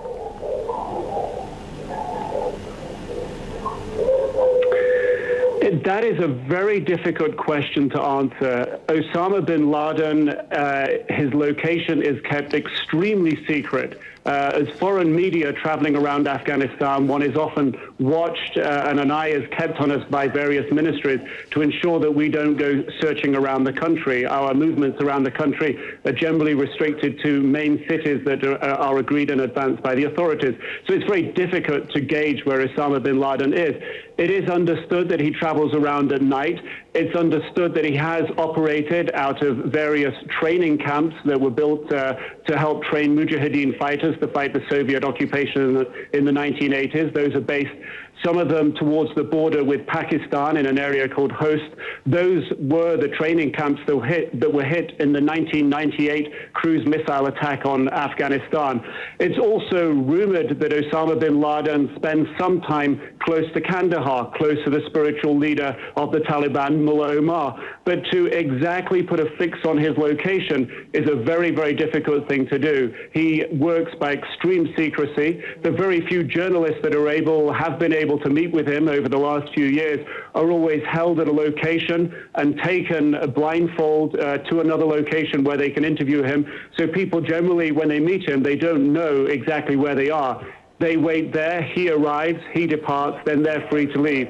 He lives by extreme secrecy here.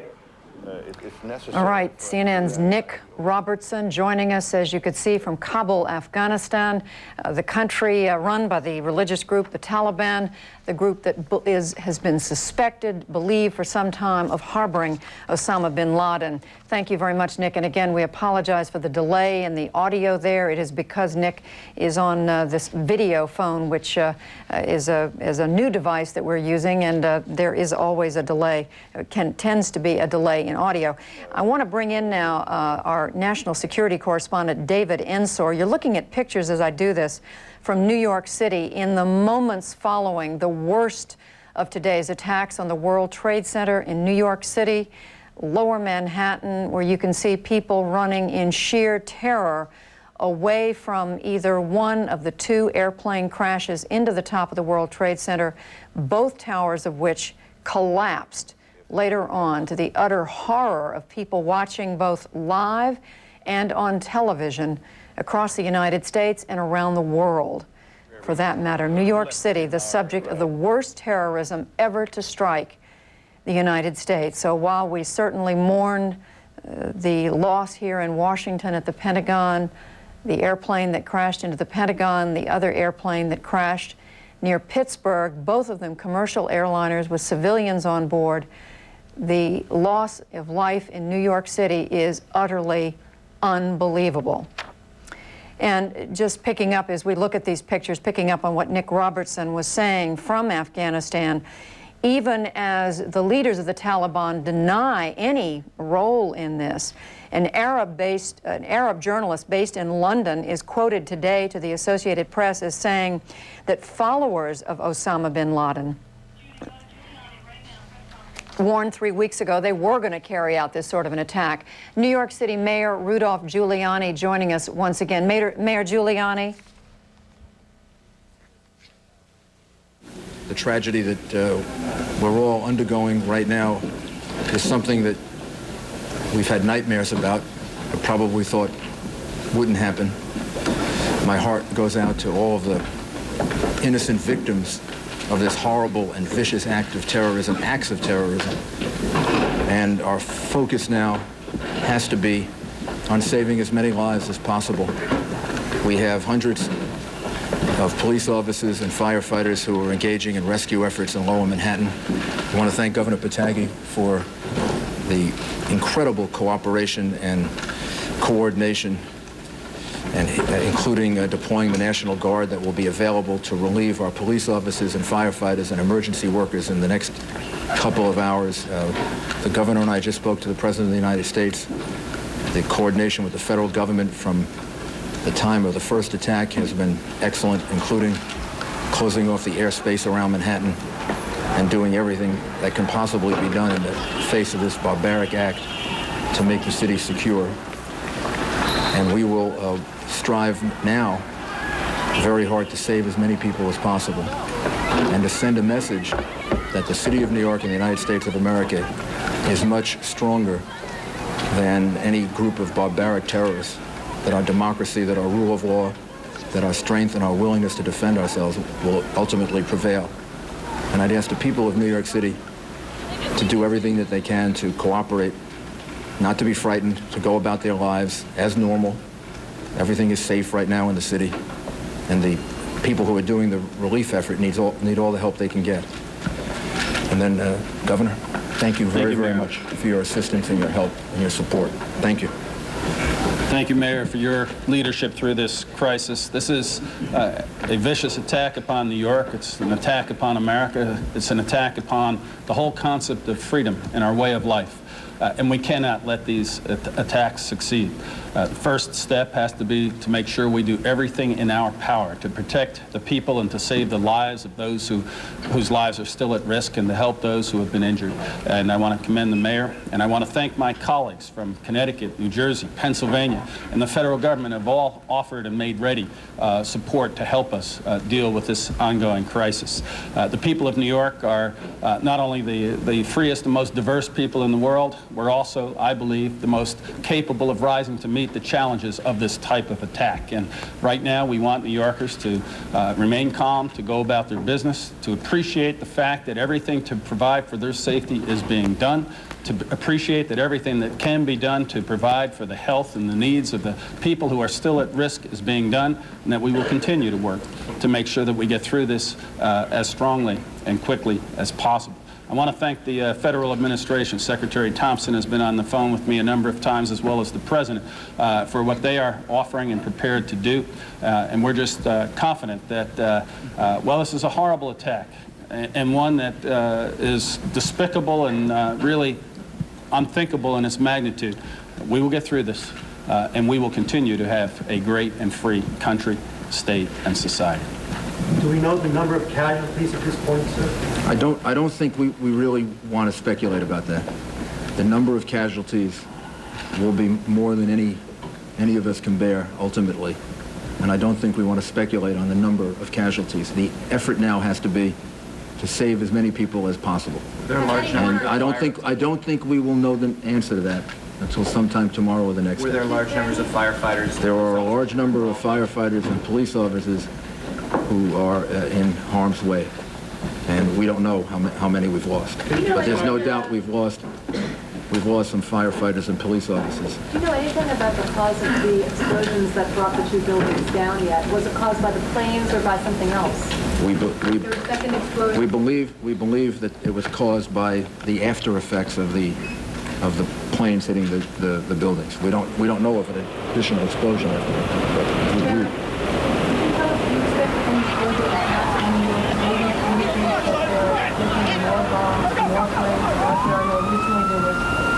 That 8 planes have been hijacked, 4 have only been accounted for.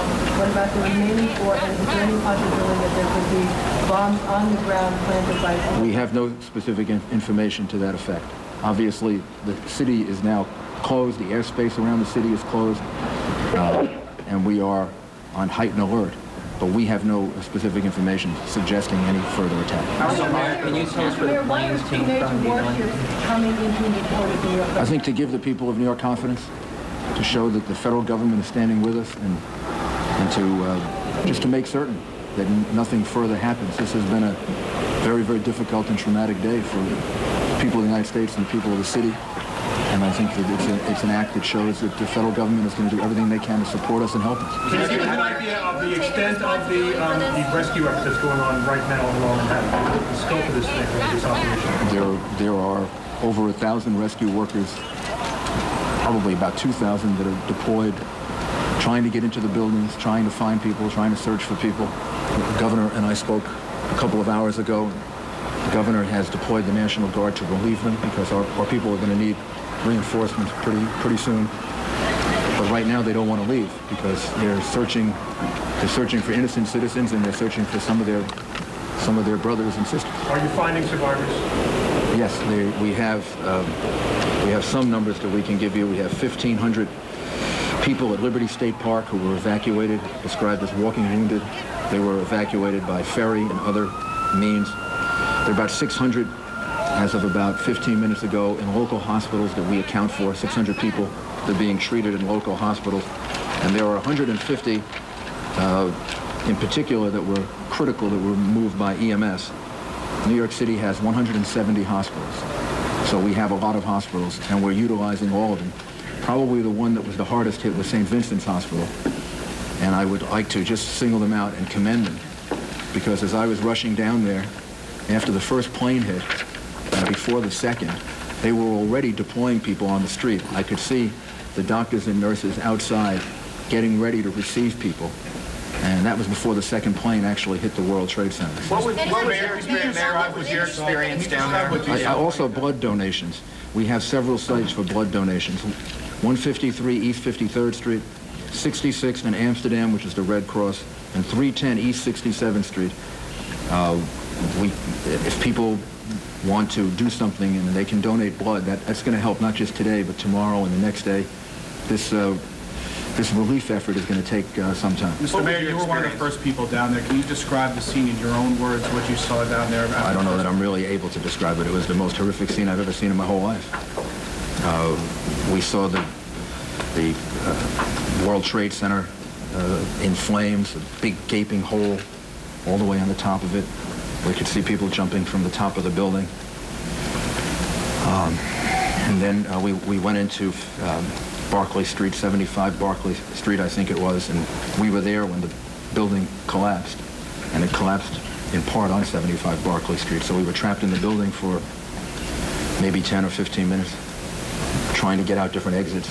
And we finally went through a basement and came out 100 Park Place. Did you ever fear for your own safety, sir? Sure, yeah. What went through your mind? I don't think anything went through my mind other than making sure that we all remained calm and found an exit and just tried to figure out the most intelligent thing to do. Probably the same thing that went through the minds of 10,000 other New Yorkers who I could see on the streets, and I really have to commend them. If you really want to know what New Yorkers are all about, you just watch the way in which they handled themselves. They didn't panic. They moved deliberately. They moved swiftly. But they didn't hurt each other. They helped each other. I mean, these are just the most wonderful people in the world. Do we know anything about the composition of that dust that blankets lower Manhattan? Is there any asbestos or any hazardous material in that dust? I don't know. I don't know the answer to that. Mr. Mayor, I got reports of a gas explosion related to this. Are you aware of that?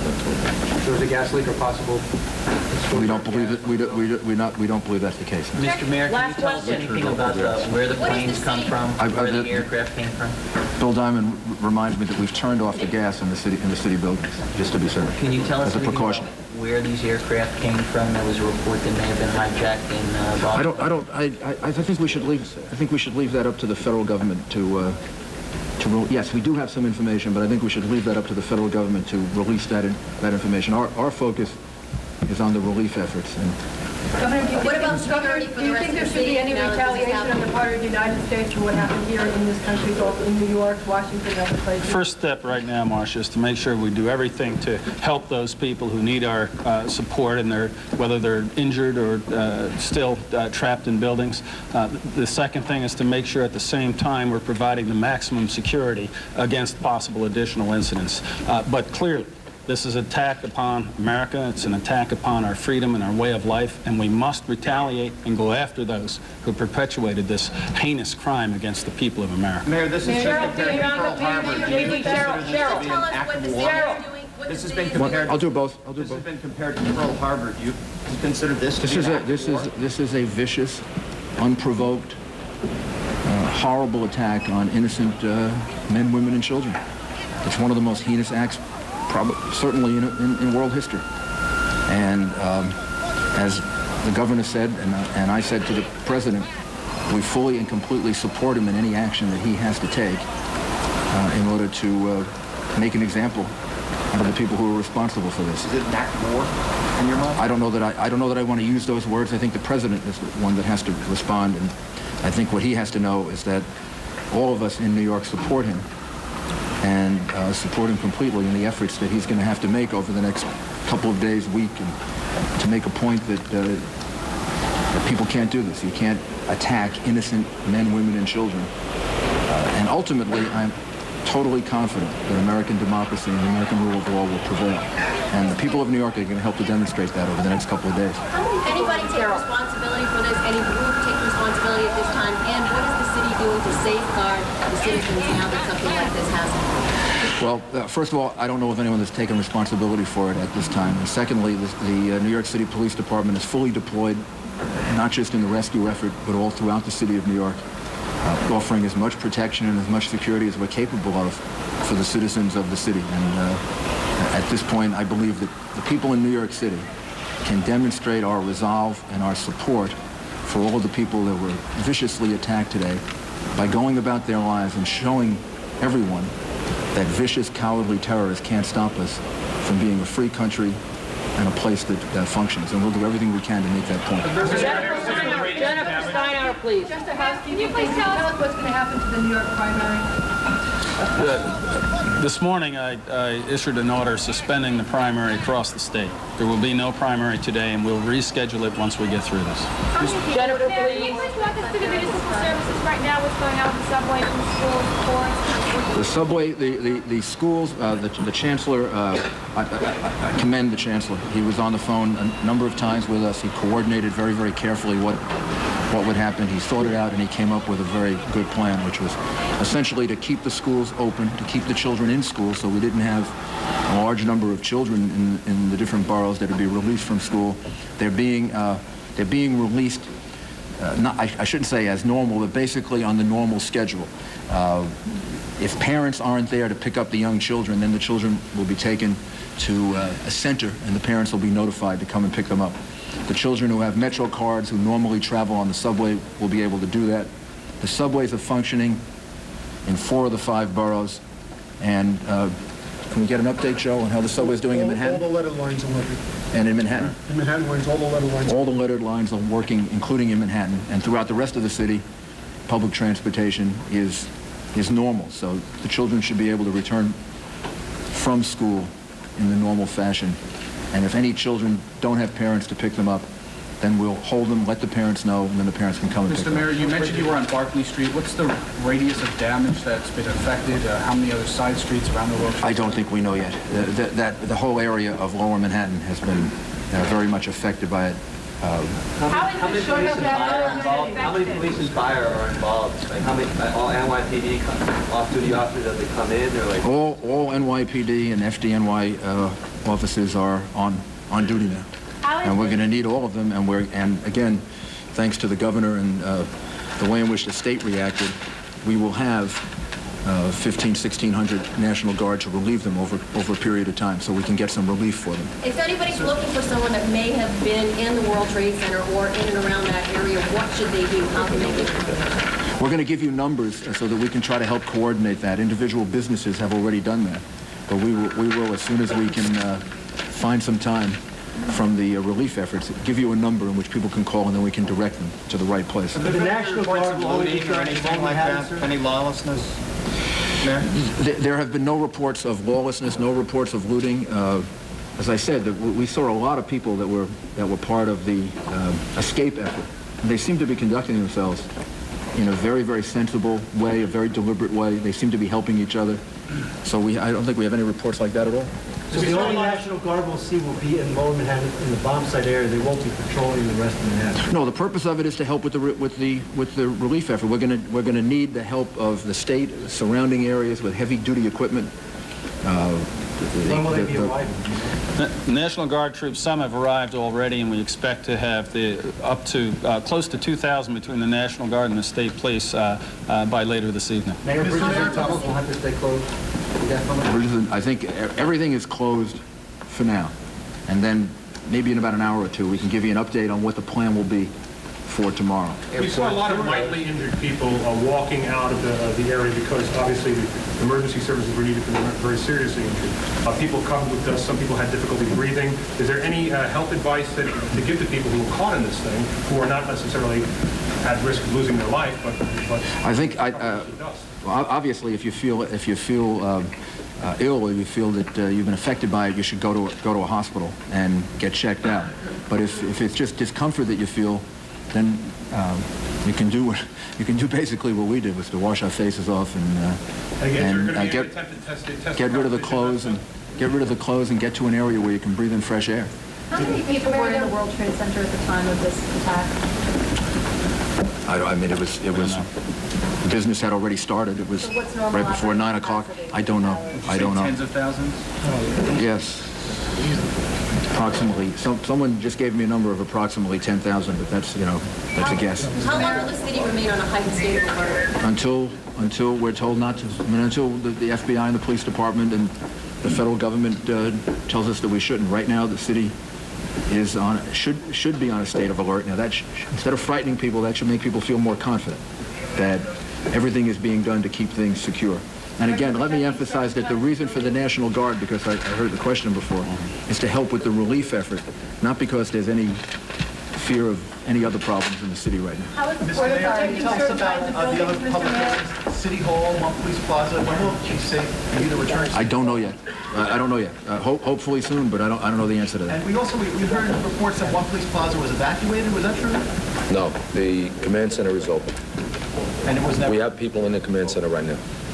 Mr. Mayor, there have also been reports of large loss of life among the police and firemen who were sent there to rescue people. How accurate are those reports? There is no question that we lost police officers and firefighters, and some that I know personally, and all of us here know personally, that we're very worried about. And we're not going to know the answer to that until much later. And maybe we should just close now and give you a briefing later. And I would just ask everyone, I talked to Cardinal Egan before because he's at St. Vincent's Hospital. Everybody should in their own way say a prayer and ask God for help and for assistance, and also ask God to give us the strength to overcome this, because I know we're going to need strength to overcome it. And I want the people of New York to be an example to the rest of the country and the rest of the world that terrorism can't stop us.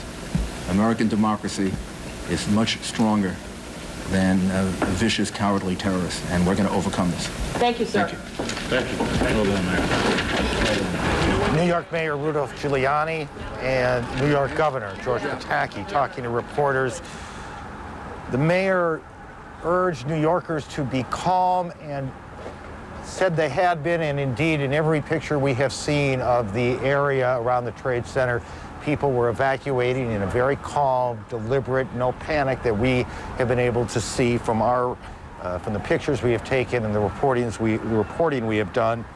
The mayor said 1,500 walking wounded, as he described it, taken to Liberty State Park, 600 people in local hospitals, at least 150 people in critical condition.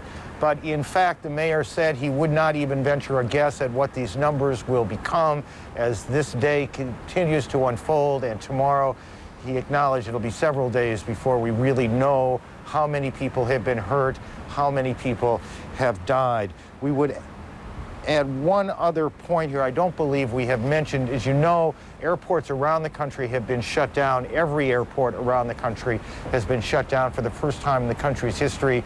The FAA says now that there will be no commercial air traffic in the United States until at least noon tomorrow. No commercial flights anywhere in the country, not just New York and Washington, anywhere until noon tomorrow. We know that many of you are just now coming home, joining us, and so we want to walk you through what has gone on both here in New York City and in Washington. We go to Atlanta and our colleague Joey Chin. Joey, good afternoon. Aaron, extraordinary coverage there on the rooftops in New York of this extraordinary and horrific series of events that we have been watching throughout this day here on CNN. Acts of terrorism, and it's such an unprecedented scope and scale. It is really quite difficult to follow, and quite frankly, there had been an enormous amount of confusion as all of these events were unfolding through the day. So we are trying as best as we can to try to walk you through all this now, to bring you all up to date on what we know about the events that have taken place today. Beginning at 8:45 this morning, that is Eastern time, when the World Trade Center, the workday was well underway there in Lower Manhattan, an airliner crashing into one of the twin towers of the Trade Center. The people in New York, and then very quickly, people all around the nation watching just terrible horror as a thick black smoke billowed from the tower. But that, as it turned out, as it proved, was really just the beginning. 18 minutes later, just 18 minutes later, you see in the highlighted picture there on the right side, another very big commercial jumbo jet moving towards the other tower of the World Trade Center. And there you see again the explosion taking place on camera for all to see, quite apparently, quite specifically designed to do that. That was at 9:03 Eastern. Cameras were trained on the two twin centers. Of course, you know that the Trade Center was the target of a terror bombing back in 1993, which killed 6 people. The attack injured so many more, and it really does pale in comparison to what we are seeing today, although, as you just heard from the mayor of the city of New York, nobody wants to make a guess yet on what the final toll will be. In the middle of all of this, suddenly Washington became a target. You see it here. This is the Pentagon, which we always view as some sort of an impenetrable fortress. Pentagon, the symbol of the nation's military might, also command post today. Pentagon racked by the explosion that occurred at 9:45. appear to be in charge to make sure that the public is reassured that everything is okay and that they do whatever they can to keep any sort of panic from happening in the public. Now, meantime, the White House staff itself has been evacuated. They are dispersed around the region, I am told, and continuing to work by phone and email. And some reporters are being taken to an undisclosed location where they are to be given a briefing by an undisclosed official. So as you can see, there are great concerns about going back to the White House, either for the president or for his staff. John? All right, Jim Angle reporting from Washington. Thank you. Yeah, that NORAD facility in Colorado Springs is quite literally a mountain that has been hollowed out inside. Yes, perhaps the safest place for the president to go in a situation like this, but you can see why his political advisors, Linda, want to make sure that the president is seen front and center, not giving in to the terrorists who, after all, want to terrify America. We are continuing to keep an eye. This is the situation that you saw earlier at the Pentagon. A number of injuries there after a hijacked jetliner slammed into the outer wall. They have the fire, at least on the outer ring of the Pentagon, fairly well under control now, but fires continue to burn on the inner ring or rings of the Pentagon. It's not yet clear how fully involved those inner rings are at this point. Clarifying once again that the president is at Offutt Air Force Base in Nebraska right now. There are armed guards patrolling the White House, outside the White House. As you know, the Capitol has been totally evacuated. It was earlier this morning that armed guards, actually the Capitol Police, actually physically went into the Capitol and grabbed leaders of Congress to remove them, to take them to a place of safety. So as it stands, government leaders are all in safe places as of this hour.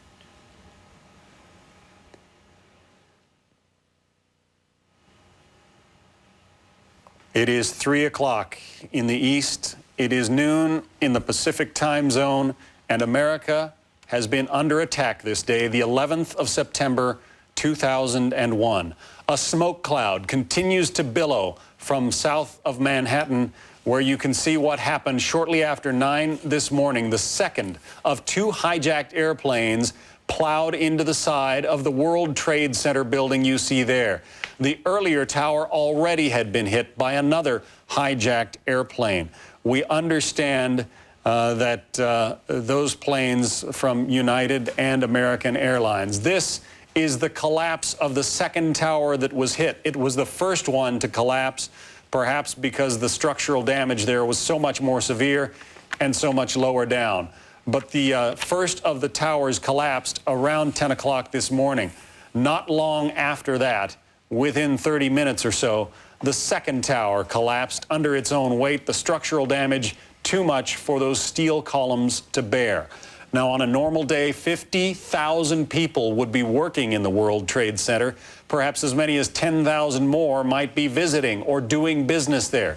We don't yet know how many of those people were able to escape before this conflagration rained down on them. Again, taking you just south of New York, this is the Pentagon. About 9:45 this morning, about 30 minutes after the second attack in New York, a hijacked jetliner smashed into the south wall of the Pentagon, blowing a 100 to 150-foot hole into the side of the building and setting a fire that continues to burn at this hour. Now, all government buildings largely have been evacuated in Washington as a result, as a security precaution. The president, who had been scheduled to make an address in Florida, was hustled out of there, put aboard Air Force One, and flown to a secure site, Shreveport, Louisiana. He made a brief statement there, then got back in the air, and at last report was on the ground at an Air Force base in Nebraska. We are looking now live at these pictures from southern Manhattan, where you should be on a normal day. You would be seeing the World Trade Center standing tall and proud above all of those buildings gathered there at the tip of Manhattan. Instead, all you see is that ugly brown cloud of soot, smoke, and dust that is still emanating from the rubble left behind after this horrific day in America. In certain major cities, New York and Washington, D.C. in particular, you may see fighter jets patrolling the skies. They've been scrambled to protect those who were not already hurt in these devastating accidents. Let us make clear what we have going on is the situation at the FAA. There is a national ground stop put in place. This means all flights are completely grounded. The soonest it might be lifted is sometime around noon tomorrow. For the meantime, the FAA is trying to track some 10 to 12 international flights that were some bound for like Honolulu and other places. Those are still being tracked. There were some 40 to 50 domestic flights that were already in the air at the time of these terrorist attacks. They have all been safely grounded. They've all been accounted for. However, we do have 4 flights that have been lost. American Airlines Flight 77, bound from Dulles to Los Angeles, 77 passengers, 6 crew members lost. American Airlines Flight 11, Boston to Los Angeles, 81 passengers and 11 crew lost. United Airlines from Newark to San Francisco, Flight 93, 38 passengers and 7 crew lost. Also, United Airlines Flight 175 from Boston to Los Angeles, 56 passengers and 9 crew lost. We go now to Shepard Smith, who has more information to bring in. Shepard? Linda, I'm outside the Fox News studios here on the corner of 47th and 6th Avenues in Midtown Manhattan. As all of this happened in the morning, there is at least one bit of good news out of it all, and that is that it took so long for the second tower to be struck and then so long for them to fall. As a result, a lot of people were able to get out of the area and get away. Many of them headed toward Midtown Manhattan. The mayor of New York City and the governor announcing just a short time ago that much of transportation had returned to normal. But those of you who are familiar with Manhattan know that the lettered subway lines, he said, are working. The lettered lines and oftentimes work their way through the city and then out to the outer boroughs. The numbered lines are not working, we can presume, from what the mayor has just said. That would be the 1, 2, 3, and 9 line, which take you from World Trade Center all the way up the west side of Manhattan into the northern borough. And on the east side of Manhattan, the old IRT, the 4 and 5 express trains and the 6 train, which take literally millions of people up the east side of Manhattan, all closed as well, it's our understanding. So a lot of people have stopped on the Fox News Corner of the World to watch today, trying to figure out where it takes them next. A lot of these folks won't be able to make it home. The bridge and tunnel crossings are still out. And suffice it to say, with 50,000 people who work in that building, another 10,000 who are probably doing business in there, well, let's just put it this way. When the TWA flight fell out of the sky off Long Island shores, it seemed everyone in this city knew somebody who was involved in some way. And now we're talking about potentially 60,000 who may have been in that building. So many Manhattanites have a lot of grieving to do in the days to come. Where will you go tonight? Have you thought about how this is going to affect your personal life? I'm just going to take it a minute at a time. Really sure. Where were you when it happened? I was across the street, actually. Across the street from World Trade? Yes. Describe it for me. It's just pandemonium. It's scary. Did you stay there, and once the structure collapsed, were you still there? Yes, I helped 2 people cross the street, and we were all escorted away once it happened. It's my understanding from talking to some of our correspondents and some of my friends, actually, who were down there at the time, that one of the amazing things to see was this group of people who lived and worked in other buildings who weren't affected, who were running out, taking off their clothes and making tourniquets and cleaning people off and calming people down, that it was really a remarkable sight. Did you witness that sort of thing?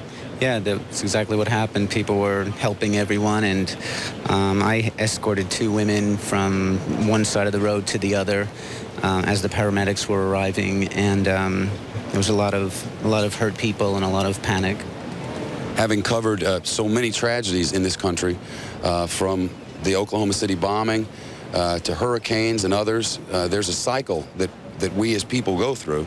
There's this initial shock, and there's hurt, and there's fear, and there's wonder, and there's trying to figure out who to blame and where to put your feelings. That all transitions when the pictures of people dancing in the streets overseas are shown on television, and people become angry. Have you thought about how difficult it may become to keep this place from getting really weird? You know what I mean? I know what you're saying, but I really haven't stopped to think about that aspect of it. Certainly, it's a day that all of our lives have changed. To stand on the roof of this building and look south and not see those 2 towers there realize how many people were in there at the time and all that is going on at this minute. That building is still in flames. What microwave trucks and satellite trucks were up close enough to show you at the bottom were no longer accessible once the tower came tumbling down. There are no live pictures out of that area. But there's an enormous evacuation and rescue effort that's underway. People by the thousands not able to get to hospitals. Triage is set up at different locations. The United States military has sent in 2 aircraft carriers to launch and come into the Port of New York and help with triage and rehabilitation of this area. The National Guard coming in. Right now, every single man and woman who is with the New York City Police Department and Fire Department is on duty. A man and a woman cannot work 24 hours a day indefinitely, so the federal government sending in reinforcements to help pick New York City up inch by inch. A long and difficult day and night ahead, Linda and John, and the hope is that people will just remain calm and help a neighbor. All right. Shepard Smith, thanks very much. Shepard Smith outside our building here at the corner of 47th and 6th Avenue in Midtown Manhattan. Again, you're looking at pictures from earlier downtown after this horrific event unfolded. The World Trade Center there on fire. At that point, it was still standing. As we speak, it is not. Both towers collapsed in a cascade of smoke and dust, and doubtless a tremendous loss of human life. Tony Snow has an update now for us from Washington. Tony? Well, John, we've trying to explain why the president chose to land at Offutt Air Force Base in Nebraska. The simple reason is it's head of what used to be called the Strategic Air Command is now called the United States Strategic Command. What is that? That's the command that involves all the military branches that deals with such things as bombing runs, what we call strategic defense, which is long-reaching defense around the United States, which would involve everything from ballistic missiles to aircraft. So the president is there. They're having classified meetings at this hour, we presume, and we will find out later in the day whether he intends to return to Washington to go to the NORAD facility in Colorado, as Jim Angle has reported, or go to some other location. All of those things will be determined in the fullness of time. Also, Vice President Cheney is in the Operations Center at the White House at this hour, so that's where he is linking up. And now for more developments in our nation's capital, let's go to Brian Wilson, who's standing by near the Capitol. Brian? Thank you very much, Tony. We are outside 119 D Street Northeast in Washington, D.C., which is the Capitol Police building and has become, for all intents and purposes, the temporary House of Congress. Members of the House and Senate have been here all day getting briefings on what's going on, the latest from the intelligence community. We can tell you that the leadership of the House and Senate from both sides of the aisle have been spirited away from this location and are being held in a secure bunker. They won't tell us exactly where that is, but they assure us that the House leadership and the Senate leadership are in contact with the President of the United States and that the government continues to operate. However, the Capitol grounds has been evacuated since early this morning when the first attack occurred at the Pentagon. The Capitol has been evacuated. All activity now operates out of this location, 119 D Street Northeast, the Capitol Police building. We must also tell you there is one report that has been very disturbing. It's becoming very credible. There were reports from early this morning that we are getting from members of Congress and eyewitnesses that at one point this morning, a passenger jet came very, very close to the Capitol dome. We have not been able to get any official confirmation of this, but I must tell you that there are many people who are reliable, regular sources of information on Capitol Hill who are telling us they saw that happen. Other information on that is a bit sketchy. But the House and Senate has been in recess. We're not sure exactly when they might go back to the Capitol building and continue the work of the people, but some members are saying they should do that. The other word we're getting out of here is from members of the intelligence committees, and they are angry. They say that the intelligence committee had no information about what happened, no advance warning, and they say that the intelligence community failed them in a major way. Tony? All right, we will jump in as Tony is gathering more information. We have some sad news to report as we are now starting to learn some of the identities of those who have been killed in the terrorist attacks today. It appears that a friend and a colleague here at Fox News has been killed in one of the plane crashes. Barbara Olson, you know her as a very familiar face as a frequent commentator on the Fox News channel and other networks. She is also the wife of Ted Olson, the Bush administration's nominee for Solicitor General. He was also very much involved in the Bush effort, working out the contest over the vote in Florida in the presidential election. It appears that Barbara Olson was on the plane that crashed into the Pentagon. She is believed dead, and we're very sad to report it. We're giving you more information of exactly what has happened to the 4 total planes that have gone down. 2 American Airlines, 2 United Airlines, all bound for California. 1 from New Jersey, 1 from Virginia, but 2 from Boston. With that, we go to reporter Phil Rapley. He is in Boston with more information. Phil? Linda, Joe Lawless, who's the director of public safety here at Logan Airport, just spoke to the media for an extensive period of time a little bit ago, and he confirmed that 2 flights had left here this morning. At 7:59, the American Airlines Flight 11, and at 8:14, the United Airlines Flight 175 appear to be the 2 jets that were driven into the World Trade Towers. They're both Boeing 767, so as you can imagine, the investigation going on here at Logan Airport is very intense. The entire airport has been locked down. It has been evacuated. A command center has been set up, and the investigation is being led by the FBI, along with the FAA. They are interviewing all the people involved in security here at Logan Airport. Now, the way it works here at Massport is that each of the airlines is responsible for its own security. So there are private contracting companies that are given that responsibility. Those employees are currently being investigated by law enforcement agencies as they try to find out how this could have happened, how both of these flights out of Logan this morning ended up involved in this terrible terrorist act. Now, also what's going on here at Logan is a crisis center, because more than 150 people have lost their lives in those 2 airplanes. So a crisis center has been set up for family members to come. There's a Red Cross there. There's clergy members there. There's also people from emergency medical services to try to offer any kind of support that they can in this time. Any passengers that were at Logan Airport have been taken off of the grounds. They will be put up by Massport until this airport is reopened again. That will not happen until the Federal Aviation Authority gives it the okay. But meanwhile, Joseph Lawless says that the security here is as high a security as any airport in the country, that Logan Airport is as safe as any airport in the country. That may be more of a commentary about the status of security all over the nation than it is particularly at this place. As we said before, the investigation is being led by the FBI at this point. Now, outside of the airport, the mayor of Boston has gone out and had a public press conference. He's urged the evacuation of the tallest towers in the city of Boston, the Prudential Tower, the Hancock Building. There's also been a press conference by the governor, the acting governor of Massachusetts. She says that it is the National Guard here is at the beck and call of any assistance they can provide to people in New York. There also is going to be a primary election today for the 9th Congressional District to replace the seat of the late Joseph Moakley.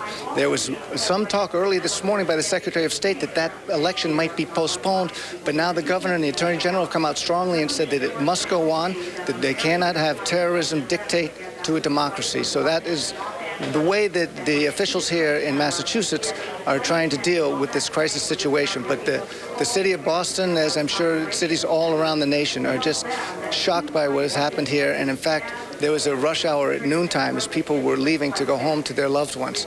So, Linda, that's the report live at Logan Airport. I'm Bill Rapley, Fox News Channel. Bill, thank you very much. We have this just in from the Pentagon, a clarification of the military mobilization. The Navy is sending 2 aircraft carriers to New York City based in Norfolk, Virginia. They are going there to hopefully, obviously, to respond to any threats from the air or sea, but also to provide civilian assistance through hospital facilities and so on here in the New York City area, as it appears that hospitals in the New York area have been completely overwhelmed. Also, at the same time, the Navy is sending amphibious ships with Marines on board to Washington, D.C. The carriers sent to New York City should arrive here by sometime tomorrow afternoon. Bill made the point in that report that all of these flights, curiously, were bound for Los Angeles. What might be the significance? Possibly only this: if you're trying to fly cross country and if you're trying to fly from east to west, you're going to be fighting the headwinds, and going that distance, you're going to be taking the maximum amount of fuel on board possible. So if you are hoping to hijack a flying bomb, as these terrorists apparently were, you want as much fuel as possible to cause as much damage as possible when you bring these planes into their intended targets. And that may have been why all of these planes were bound for the West Coast, 45 people on board Flight 93 from Newark, New Jersey, United Airlines Flight 93. That plane went down apparently in a fairly wooded area about 80 miles southeast of Pittsburgh. Those people have lost their lives, but it could have been much worse. Again, our Brian Wilson reported credible reports of a plane passing very, very near the dome of the U.S. Capitol today. Whether or not it is that United Flight 93 from Newark to San Francisco is yet to be determined, but that is certainly a possibility. Somebody called from a cell phone who said he was a passenger on board that plane. He had locked himself in the restroom. He said it was not a hoax. They were being hijacked. But Flight 93 is no more. On any given day, the crash of that one aircraft with 45 people on board would dominate the news. But in a day like this, when the twin towers of the World Trade Center came under attack, also from hijacked airplanes, and when both of those towers came crumbling down, and when another hijacked aircraft slams into the wall of the Pentagon, that plane crash south of Pittsburgh is simply a footnote at this point, and that is an unbelievable comment to everything that's gone on today. More international and national reaction. Word now from NATO that they have evacuated everyone from the Brussels headquarters, but they are planning an emergency meeting there. No start time, but it should be very shortly. Also, in the United States here, FEMA, the Federal Emergency Management Agency, as part of this federal response plan that's been put in place involving some 28 federal agencies, FEMA has sent out 8 urban search and rescue teams. They've activated them. They're going to New York City to search for any victims of the World Trade Center accident, the terrorist attack there. Also, the head of FEMA, Joe Albaugh, who was at a meeting in Blue Sky, Montana, has been turned around. He's been sent back to Washington, and he is on his way as we speak. Once again, also some of the other government precautions. Of course, all the national monuments in Washington, D.C. have been shut down. People have been evacuated. They will not be allowed there, and there's no idea yet when they'll be allowed back at any time. However, at the Pentagon, which for the most part was evacuated when the plane crash occurred there, there is the National Military Command Center. That's in the basement of the Pentagon. Personnel at last reporting were still there because they are heavily involved in coordinating a response. The National Security Agency, the CIA, those staff have been moved to an undisclosed location. This all part of a national response, also part of the Pentagon being under what they call ThreatCon Delta. That is the highest threat alert possible at the Department of Defense. They are taking precautions. They also have, as we have reported, they have the leaders of Congress in a secure location as they formulate a response. The president, as you know, is at Offutt Air Force Base in Nebraska. The vice president is safe. His wife is safe. Also, First Lady Laura Bush, they are safe, but they are being held in locations that the Secret Service at this hour is not disclosing. 2,400 people were killed in the attack on Pearl Harbor back in 1941, and Senator Chuck Hagel of Nebraska is saying, quote, this is the second Pearl Harbor. Newt Gingrich was on Fox News Channel earlier today saying very much the same thing. There is a tremendous amount of pressure on our nation's military leaders to come up with some kind of a target for a military response. However, as you can understand, until you know who brought about this kind of devastation, it's really too early to be talking about a military response. You're looking at live pictures. This is still what's going on in downtown Manhattan. This is the view from north to south, looking toward the spot, looking actually toward the Statue of Liberty and the spot there on the right of your screen where the Twin Towers of the World Trade Center stood.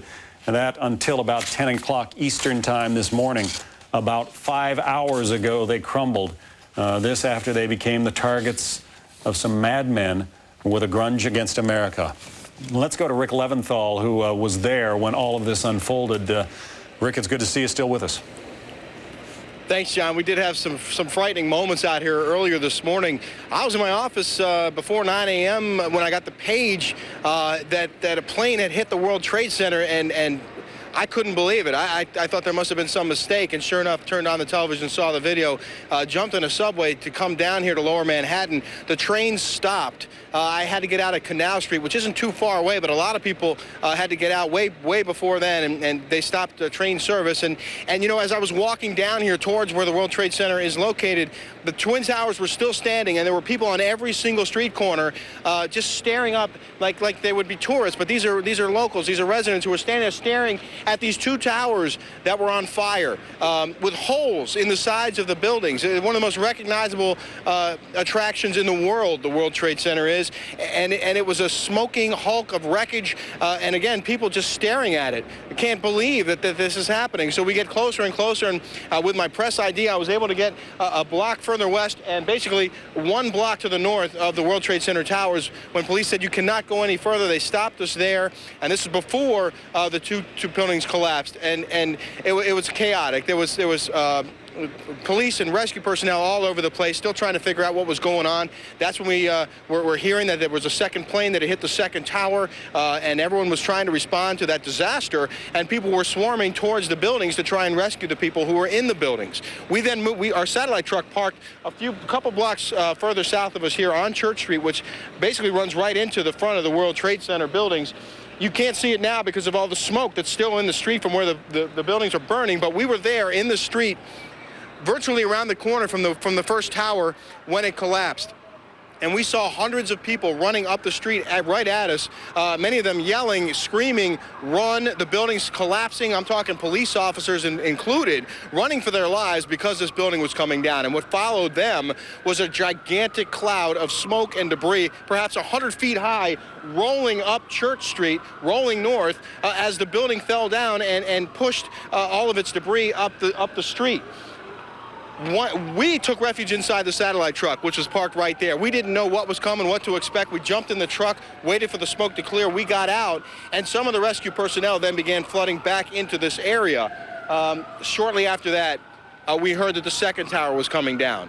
And it was very, very disturbing, to say the least, to hear that this second tower was going to collapse right next to us. And again, a similar scene played out where police officers and paramedics and emergency personnel and just women and children in the street who happened to be down here came running this way. We too dropped our camera and ran north to get out of the way of the clouds of smoke and debris, which were actually rolling up the side streets as well, being pushed north and then up the side street. So each block that we passed, we saw yet more debris coming our way. A chaotic scene, to say the least. Since then, things have calmed down quite a bit. They've cleared the streets of almost all pedestrians, of all vehicle traffic, certainly, except for emergency vehicles, police and fire trucks, and that sort of thing. We know that a triage has been set up right around the corner from us here. There was an ambulance staging area right next to us earlier today. Those ambulances were able to move down closer to the building. But we don't know if rescue personnel have been able to get into the rubble of the World Trade Center buildings themselves. I spoke with one friend of mine who was right by the buildings, who got close and saw blown out cars and rubble everywhere. Another guy who told me he tried to pull people out, or tried to at least assist in looking for people who might be trapped, said that one of the two towers, there's still some 20 stories standing. The other he described as a hole in the ground. Right now, again, things quite a bit calmer, very quiet, very serene out here almost, as people just basically wait to see what the next step will be. Again, the mayor saying that rescue and recovery is the primary goal here at this point, but certainly a very frightening moment. And we'll push in now. Maybe we can see there's a giant chunk of one of the two towers in the middle of Church Street in front of the building, where the building used to be. I don't know if you can see it through the smoke and the haze, but there is a large piece of the building in the middle of the street. Obviously, it's all been closed off, and again, the fire and rescue personnel on scene trying to get close to the building. But many of these firefighters believe they have lost coworkers in that debris, because after the initial strike, the two planes hitting the towers, all these emergency personnel responding to the scene were helping to evacuate people who were still in the buildings and trying to clear people out of the area. And at that point, soon after that, is when the first tower collapsed. So there's a great fear that there may have been many emergency workers trapped at the base of that building when it did collapse, and possibly the most disturbing aspect of all of this is videotape that I don't think we can show you, but it's videotape of people who are on the very high floors of the World Trade Center. Okay, apparently we can show it because we've seen it, but it's the most disturbing videotape I've certainly ever seen. People who were completely without any hope, trapped in the building with flames behind them and above them and below them, leaping from high floors to their deaths below. No word from here on the numbers of deaths or injured, but certainly we've been hearing as many as 10,000 people, and it'll be a while before they can get to many of them. Back to you in the studio. Correspondent Rick Leventhal. Rick, thank you for the update. We have more information coming in as to the U.S. military response to this. Not only have some fairly innocuous places like any of the major national monuments been closed down, and even theme parks like the Disney World, Disneyland, they've been closed down too. But they also have closed the border between the United States and Canada, the border between the United States and Mexico.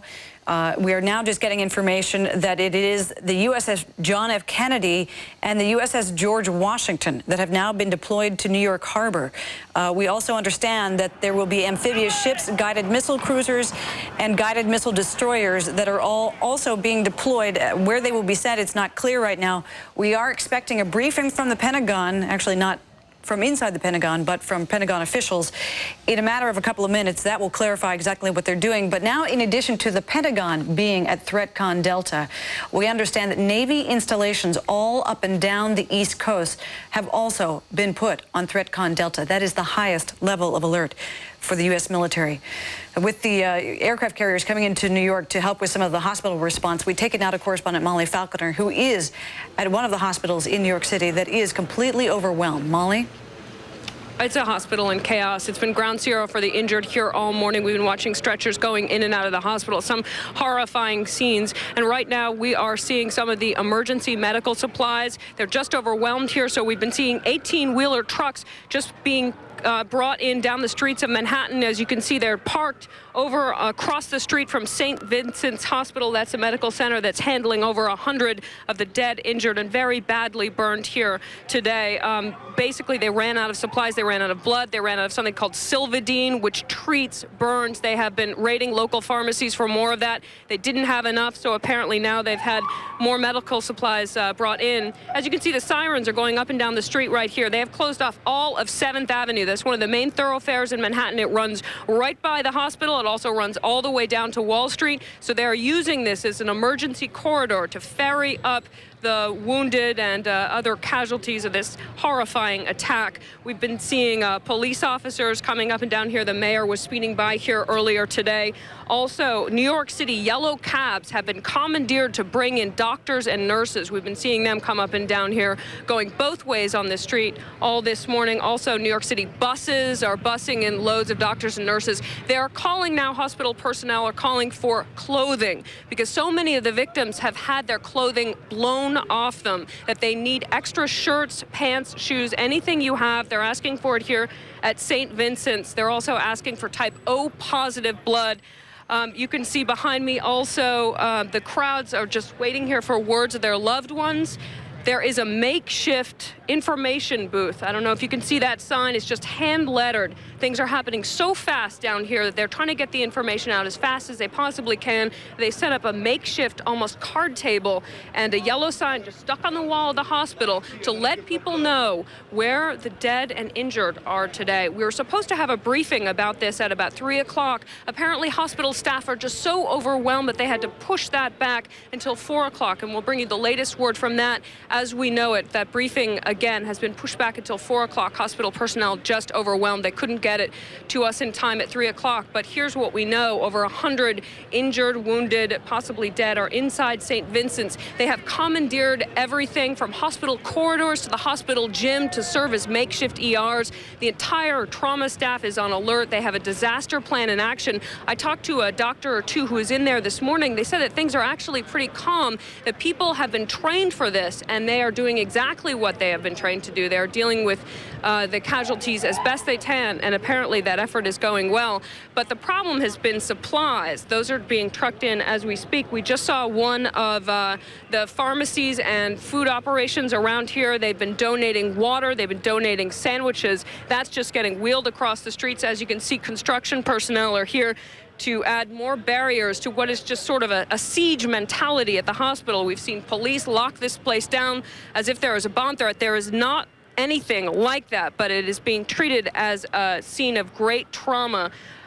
Also, we should tell you that Cardinal Egan was here and may still be here. He is the Archbishop of New York. He has been offering prayers for all of the dead and wounded who have been streaming in and out of this hospital. He has been on scene along with other chaplains and spiritual leaders, as well as city leaders. We talked to the city controller, Alan Hevesy, earlier, who was talking about how there was hundreds of firefighters and policemen who started running towards one of the towers right after one of the disasters, and then they were not heard of again. He was down here to donate blood, but we are also hearing about the fate of those firemen and police officers who ran towards one of the towers in a rescue effort. And as you can hear, the dead and wounded keep coming in.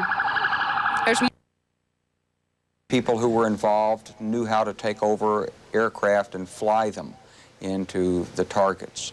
And clearly they had some idea of the symbols of American power that they wanted to strike. And so I think we've got to allow some time for our military to work through this. I am reassured in talking to people inside the Pentagon that the command and control system in there is totally intact. All of the men and women who were part of that command and control system are at their stations and have been throughout this. And so it's very smooth and very effective. I'm thinking about all those people who were in that part of the Pentagon that was struck by the aircraft. We know there are a number of men and women who served there who aren't accounted for, and presumably there are casualties and fatalities there. But the command and control functions are totally intact. But General Clark, what do you say to Americans, and this is the same version of the question I just put to Senator Nunn, who would say, we thought we lived in the safest country on earth, and now we find out that places that we thought were in, at least I'm informed that Senator Orrin Hatch has said to some of my colleagues at CNN there was an indication that Camp David may have been a target of the jetliner that crashed in Pennsylvania. This is the sort of thing that makes people want to reevaluate everything. Well, I've heard the same rumor about Camp David, but we know that for all of our unique power in the world today, the United States is also uniquely vulnerable. We've been targeted for years by a number of these groups, and many people have warned for some time that there's really no ultimate protection against terrorism, and particularly international terrorism. There's no telling how many of these efforts that are similar or perhaps lesser in scale have been broken up by the United States or by our allies, and yet this one has succeeded, and I know there'll be some hard questions asked. But Judy, one thing that comes through very clearly in this is that in an era where global communications are the way they are, and there's movement of people and ideas and communications, that it's not possible to have only one nation deal with the problem of international terrorism. Greater international cooperation and coordination is required, and certainly no state should be supporting and sponsoring the presence inside its borders or the activities out of its borders of international terrorists. And that's one very important message that comes from this terrible tragedy, and I'm sure our government will drive this home very strongly in all of the international fora. I was just on the phone with people in Europe, and as you probably know, NATO headquarters has responded by ordering the evacuation. Of course, by the North Atlantic Charter, an attack on one member of NATO is an attack on all of NATO. And how this will play itself out in coordination with our allies remains to be seen. But here's clearly an area where the United States desperately does need the support of all of our allies, and I'm sure we'll have that support as we deal with the consequences of this tragedy. General Wesley Clark, a former NATO commander, joining us from Little Rock, Arkansas. General, thank you for joining us once again today. Thank you, Judy. Thank you. Aaron in New York City. Judy, there was something absolutely chilling as General Clark walked through the planning that must have taken place. The planes that were picked, the reasons that those planes were selected is absolutely chilling. CNN's Mike Hanna in our bureau in Israel joins us now. Whenever something like this happens, I guess you look to the Middle East.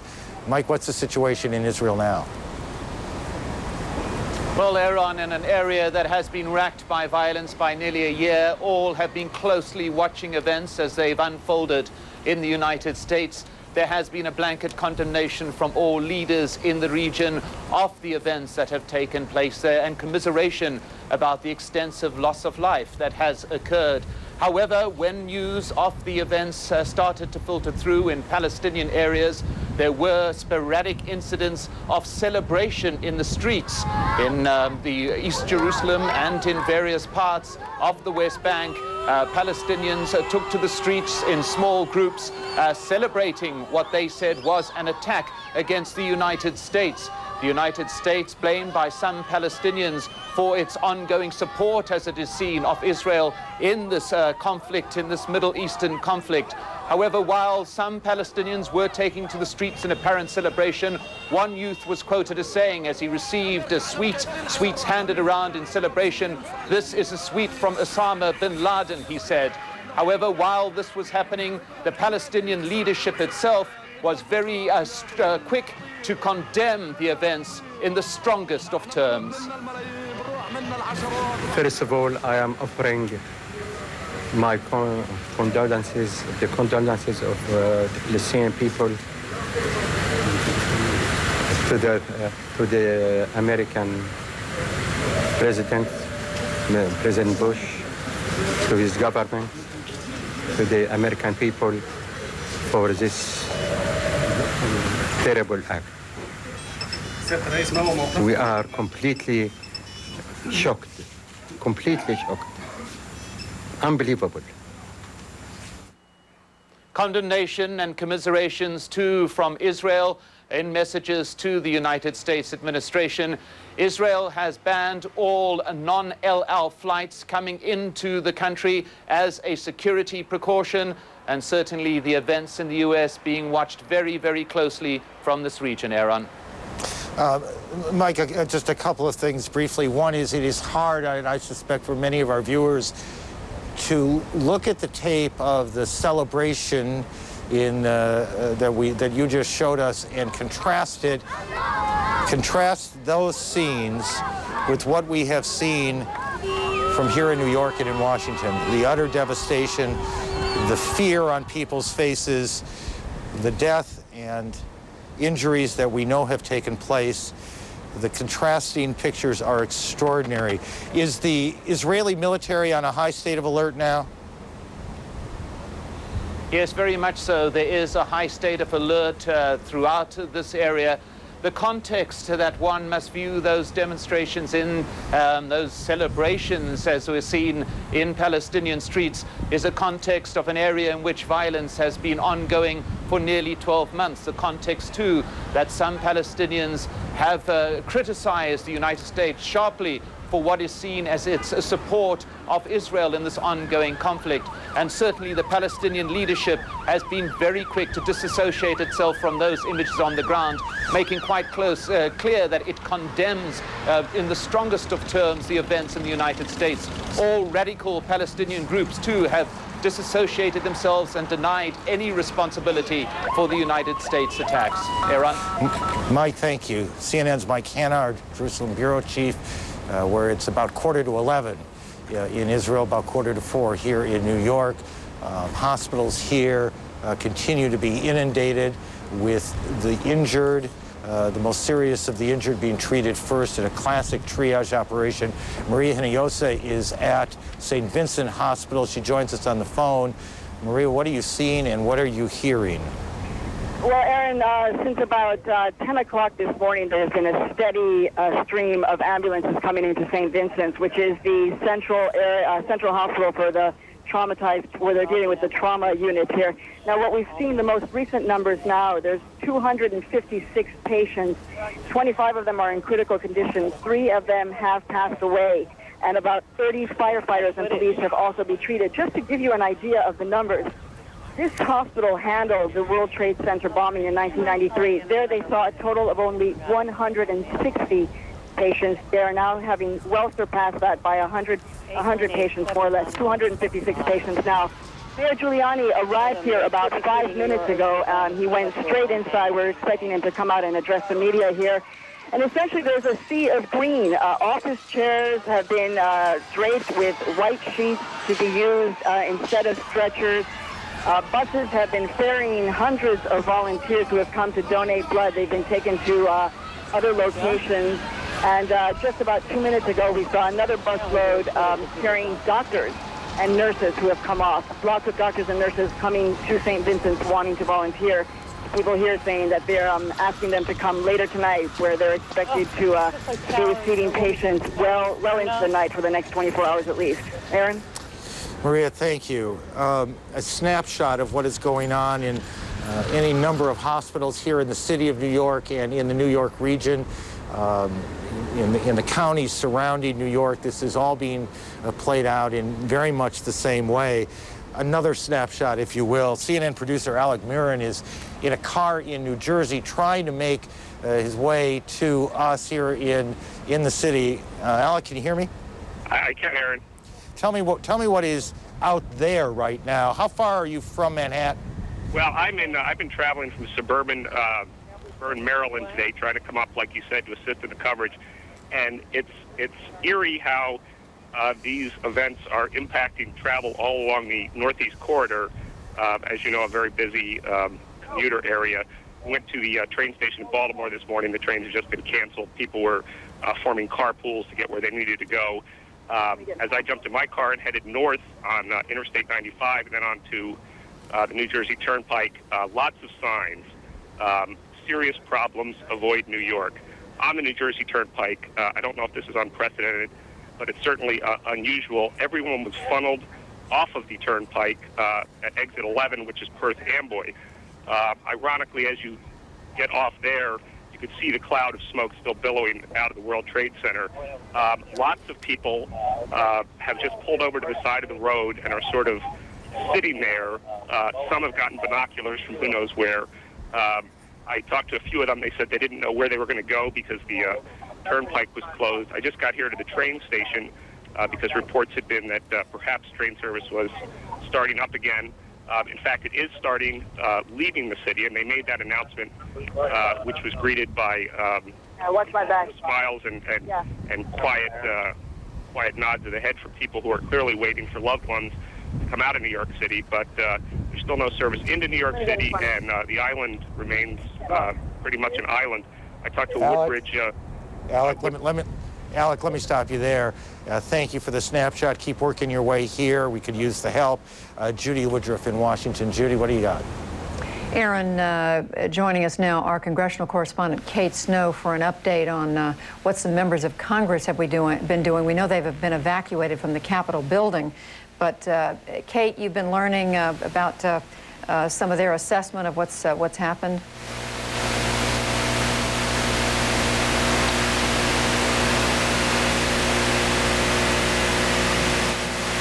I'm sorry, we don't have that audio connection with Kate. I can report that sources are telling CNN's national security correspondent David Ensor that there are, quote, good indications that people with links to the Osama bin Laden organization are responsible for today's attacks. We can't do much better right now at identifying these sources, but again, they're saying good indications. And this is, again, no proof, but this is very much in line with what high-ranking people have been telling us throughout this day, all the way from former NATO Commander Wesley Clark. General Wesley Clark told us hours ago, and then again just a few moments ago, we spoke with him just a few moments ago. He said that there are very few organizations that would have the sophistication, the financial resources, the organization, the network of contacts to carry out an attack this sophisticated, this organized, where you have planes hitting these key locations in New York City and Washington, the Pentagon, within just minutes of one another. People who could take over the cockpit of an airplane and presumably push the pilot aside. We can't imagine that any pilot would knowingly fly an airplane into the Pentagon or into any place where there were people. That some of these people with connections to the terrorist organizations must have been at the cockpit. Joining us now, and I believe he is in a studio, George Terwilliger, who has had a career of following the activities of intelligence organization, has become an expert on terrorist activities. I'm sorry, we're not going to go to George Terwilliger. We're going to go to White House spokeswoman, Counselor Karen Hughes in Omaha. And I'm here to update you all on the activities of the federal government in response to this morning's attacks on our country. As you heard from President Bush a short time ago, the federal government is acting to help local communities with search and rescue and emergency management operations, to take all appropriate precautions to protect our citizens, and to identify those responsible for these despicable attacks on the American people. While some federal buildings have been evacuated for security reasons and to protect our workers, your federal government continues to function effectively. We have a federal emergency response plan, and at President Bush's direction, we are implementing it. We began to implement it immediately after the first attack in New York this morning.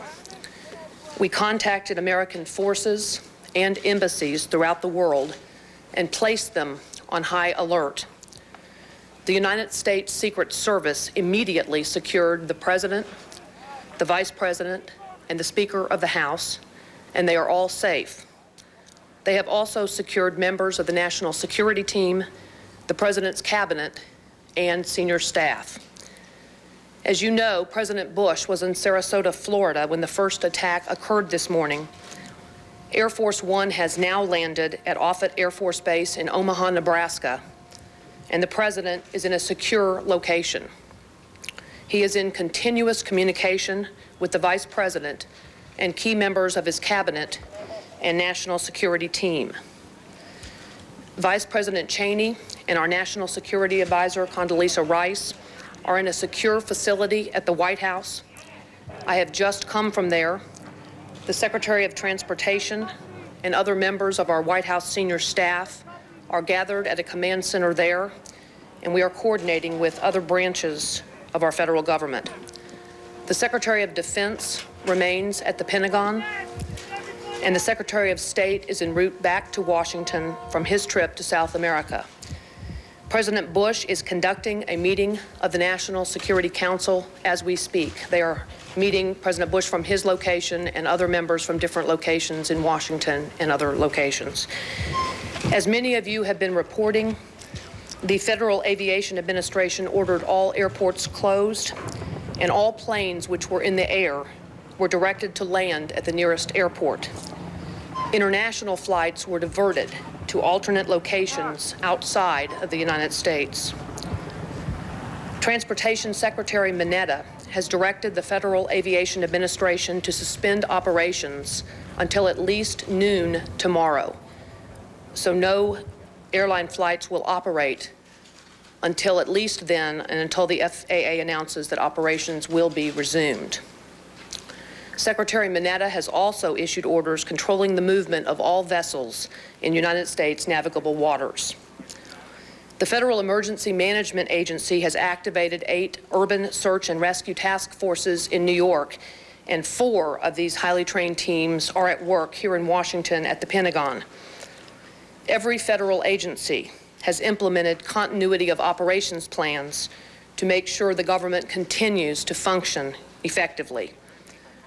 While the markets closed today because of the situation in Manhattan, the United States financial system has continued to operate. Banks have been open all day. The Federal Reserve has operated regularly and continuously. The Department of Health and Human Services has mobilized medical personnel and supplies to provide help to local authorities who are working so diligently to respond and try to help the victims of these terrible attacks.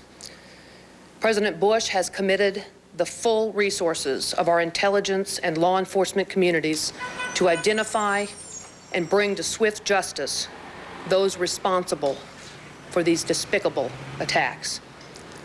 The Department of Justice is setting up a hotline for families who fear that their relatives may have been victims of one of these attacks, and we will be announcing that telephone number shortly. Our fellow citizens and our freedom came under attack today, and no one should doubt America's resolve. President Bush and all our country's leaders thank the many Americans who are helping with rescue and relief efforts. We ask our fellow Americans for your prayers for the victims, for their families, for the rescue workers, and for our country. Thank you all very much, and we will continue to update you as information is available and confirmed. Karen, how long will the president stay in Nebraska? Return to the White House. Will he go back to Washington, Karen? Will he address the nation? If the vice president can stand... Presidential Counselor Karen Hughes in Washington, D.C. at the headquarters of the FBI talking to reporters, and very unusual, she did not take questions, which normally would be the case for someone speaking in a spokesperson's capacity. But what we heard from Ms. Hughes is that all appropriate precautions are being taken. She said the president is in a secure location, the vice president, and is in continuous contact, she said, with Vice President Cheney. She mentioned again that Secretary of Defense Donald Rumsfeld is at the Pentagon. Secretary of State Powell, she said, at an undisclosed location. She said she went through, ticked off a list of measures that have been taken to assure that the federal government of this country continues to operate. She said a plan was put in place after the first attack on the World Trade Center this morning, and she said it has been in operation ever since. In an effort to be reassuring, she said on high alert, the United States forces were put on high alert. American embassies abroad, the same thing. She said not just the president and the vice president, but also when you think about the succession to the presidency, the Speaker of the House would be third in line after, or second in line after the vice president. She said the Speaker of the House, Dennis Hastert, has also been put in a safe, or taken to a safe but undisclosed location. CNN's senior White House correspondent John King at a location since the White House was mainly evacuated about a block away. John. Well, Judy, Karen Hughes working throughout the day in the White House Situation Room in the basement of the White House at a fortified structure. A great deal during the day. It's going to last for a number of days. We told the president that we thought that the whole rescue effort would take a week or so or more. But the main focus right now, obviously, is on saving as many lives as possible. I think it's still possible for us to save a lot of the people that are there. You said that we're in a state of alert, but I'm wondering, people who say, well, how can we ever in a state of alert when all of our police and firefighters are there? They're not all there. All of our police and firefighters are not there. We have a lot of police and firefighters. Bernie, do you want to explain where the police and firefighters are? Do we have a death toll, Mayor? No, we don't. We do not, and we're not going to put one out until much later, after we get a better sense of the numbers we're talking about. The police and the police deployment is, primary focus is down in southern Manhattan in the rescue effort, but we're tending to our policing needs all over the city. We, as the mayor said earlier, we're getting assistance from the governor and the National Guard. About 200 National Guardsmen about 2 hours ago, about an hour ago, I guess. There'll be another about 1,500 sometime this evening to come in to help us. And we're going to continue on the rescue efforts, but policing will go on in the rest of the city as usual. State of alert for other possible actions. How is that going? Obviously, we're in a high state of alert. We're looking at other government buildings, securing those buildings, securing other areas in the city. Right now, our primary focus and our efforts are in southern Manhattan. One more, please. I don't think anybody. The mayor and I were there this morning. I was there when the second plane hit the building. I was right underneath the building. I don't think anybody would have imagined that one of those airliners would have hit the building like that. Nobody in their right mind would have thought that would happen. So, and in this circumstance, it was something we couldn't avoid. We couldn't have stopped, even if we tried. Thank you. Thank you. Come in. We've been listening to Mayor Rudy Giuliani, obviously fairly close to the site where the rescue operations are underway in New York City, reassuring that every effort's being made to get as many people out and to hospitals as they possibly can. Now, back here in Washington, let's return to our senior White House correspondent, John King. John, and let's talk about what the White House is doing, and some of which we heard about from Karen Hughes, who's a counselor to the president just a minute ago. Well, Judy, some of this involves security precautions, which is one of the reasons the president is not yet back in Washington. He is now in Nebraska at a military air base conducting a National Security Council meeting, although at the White House they are putting a priority to getting him back as soon as possible. They believe that picture of the president returning to the White House would send a powerful signal. You heard both Karen Hughes here in Washington, Mayor Giuliani just again in New York, trying to reassure the citizens that the government is at work despite these atrocities today. They very much want to get the president back. Now, from an operational standpoint, the vice president and the National Security Advisor, Condoleezza Rice, are in the Situation Room in the basement of the White House. That is the command and control system used for natural disasters, used for terrorist attacks like this one, used in the case of major military operations. That has been up and running throughout the day. The senior staff at the White House operating out of that. Ms. Hughes, on the one hand, trying to send reassuring signals, saying the government was up and running, the financial systems were up and running. Yet on the other hand, she too noted the remarkable paralysis this event, these terrorist attacks, have caused in the United States. Commercial air systems shut down nationwide at least through noon tomorrow. Security officials still not confident enough to bring the president back to Washington. So Karen Hughes delivering a statement, bringing us up to date on the activities and the movements of the president and the vice president, at the same time saying the United States government still looking into who is responsible for this. And I know David Ensor is standing by with more information. White House officials saying their early indications are that they believe, and David may have more information, that these attacks are linked to the suspected terrorist Osama bin Laden. Judy. All right, John, you are right. David Ensor, our national security correspondent here in the studio in Washington. David, I know you've been on the telephone. What have you been able to learn? U.S. officials are saying that they now have new and specific information, and they say this information is good indications that people with links to Osama bin Laden may have been responsible for these attacks. I asked, is this new information that's come in since the attacks? Yes, it is. Is it specific in nature? Yes, it is. Now, they're not completely eliminating the possibility that the attacks could have come from somewhere else, not ruling out a Saddam Hussein-inspired attack or some kind of combination of Palestinian groups or some other combination, but good indications that people with links to bin Laden may have been behind the attack, and this is new and specific information, the officials say. They are also expressing a certain amount of what I think is best described as anger at the comments by the Afghan government, by the Taliban government, by Wakil Ahmed Mutawakel and Mullah Omar, the leaders over there who have commented today, in which they deny that Osama bin Laden has ever organized terrorism out of Afghan territory. One official calling that lies. Lies, lies, lies. And there's a certain amount of black humor also now setting in as, like other Americans, national security officials, intelligence officials, the first thing they felt when they saw what's happening and what we're looking at on our screen here was shock. But that is turning now to anger. And when I asked whether there were considerations being given to some sort of retaliation against targets in Afghanistan, one official said, "I wouldn't be planning your vacation there if I were you." David Ensor, just quickly, when they describe this new and specific information, do you know enough about the kinds of sources or the kinds of the methods here that you could characterize where this information might be coming from or in what form? Well, they are not saying anything specific about exactly what the nature of this information is, as you can expect, Judy. However, when I talk to officials about the kinds of information that they would be gathering now, they confirm that that information includes passenger lists of the aircraft that were downed, videotape at airports, from cameras, from security cameras in the airports. In a few days, they will have cockpit recordings. And there's also a limited number of people who are suspected of belonging to terrorist groups who are known to be able to fly aircraft.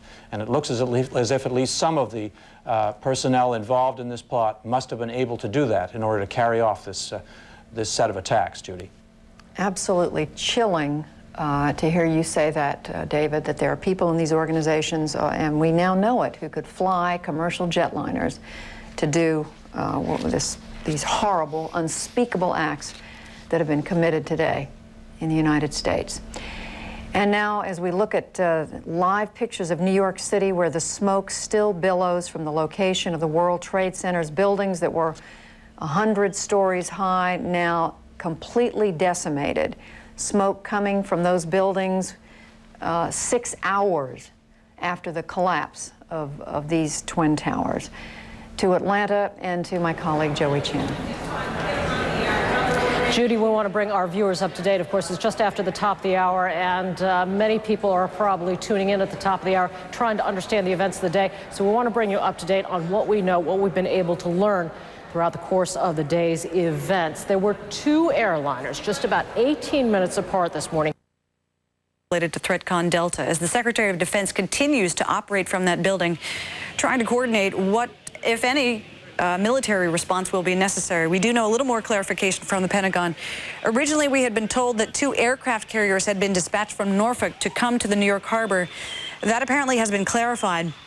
Those aircraft carriers have been sent out of their base for their own protection, but they are not being sent to the New York harbor. Other ships are being sent to the New York harbor.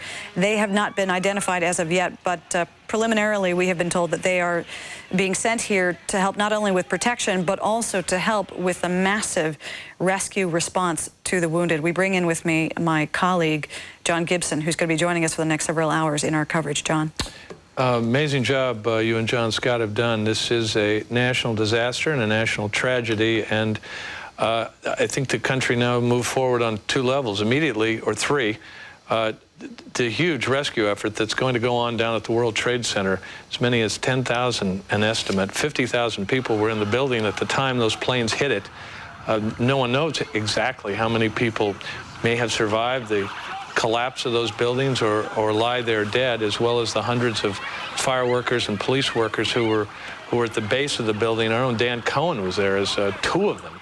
The first one collapsed, and Dan was helping triage people, and moved to the second one, and it collapsed on top of them. And as Linda mentioned just a while ago, perhaps the first face on this national tragedy is Barbara Olson, 46 years old, who's appeared on this network many times in various political discussions.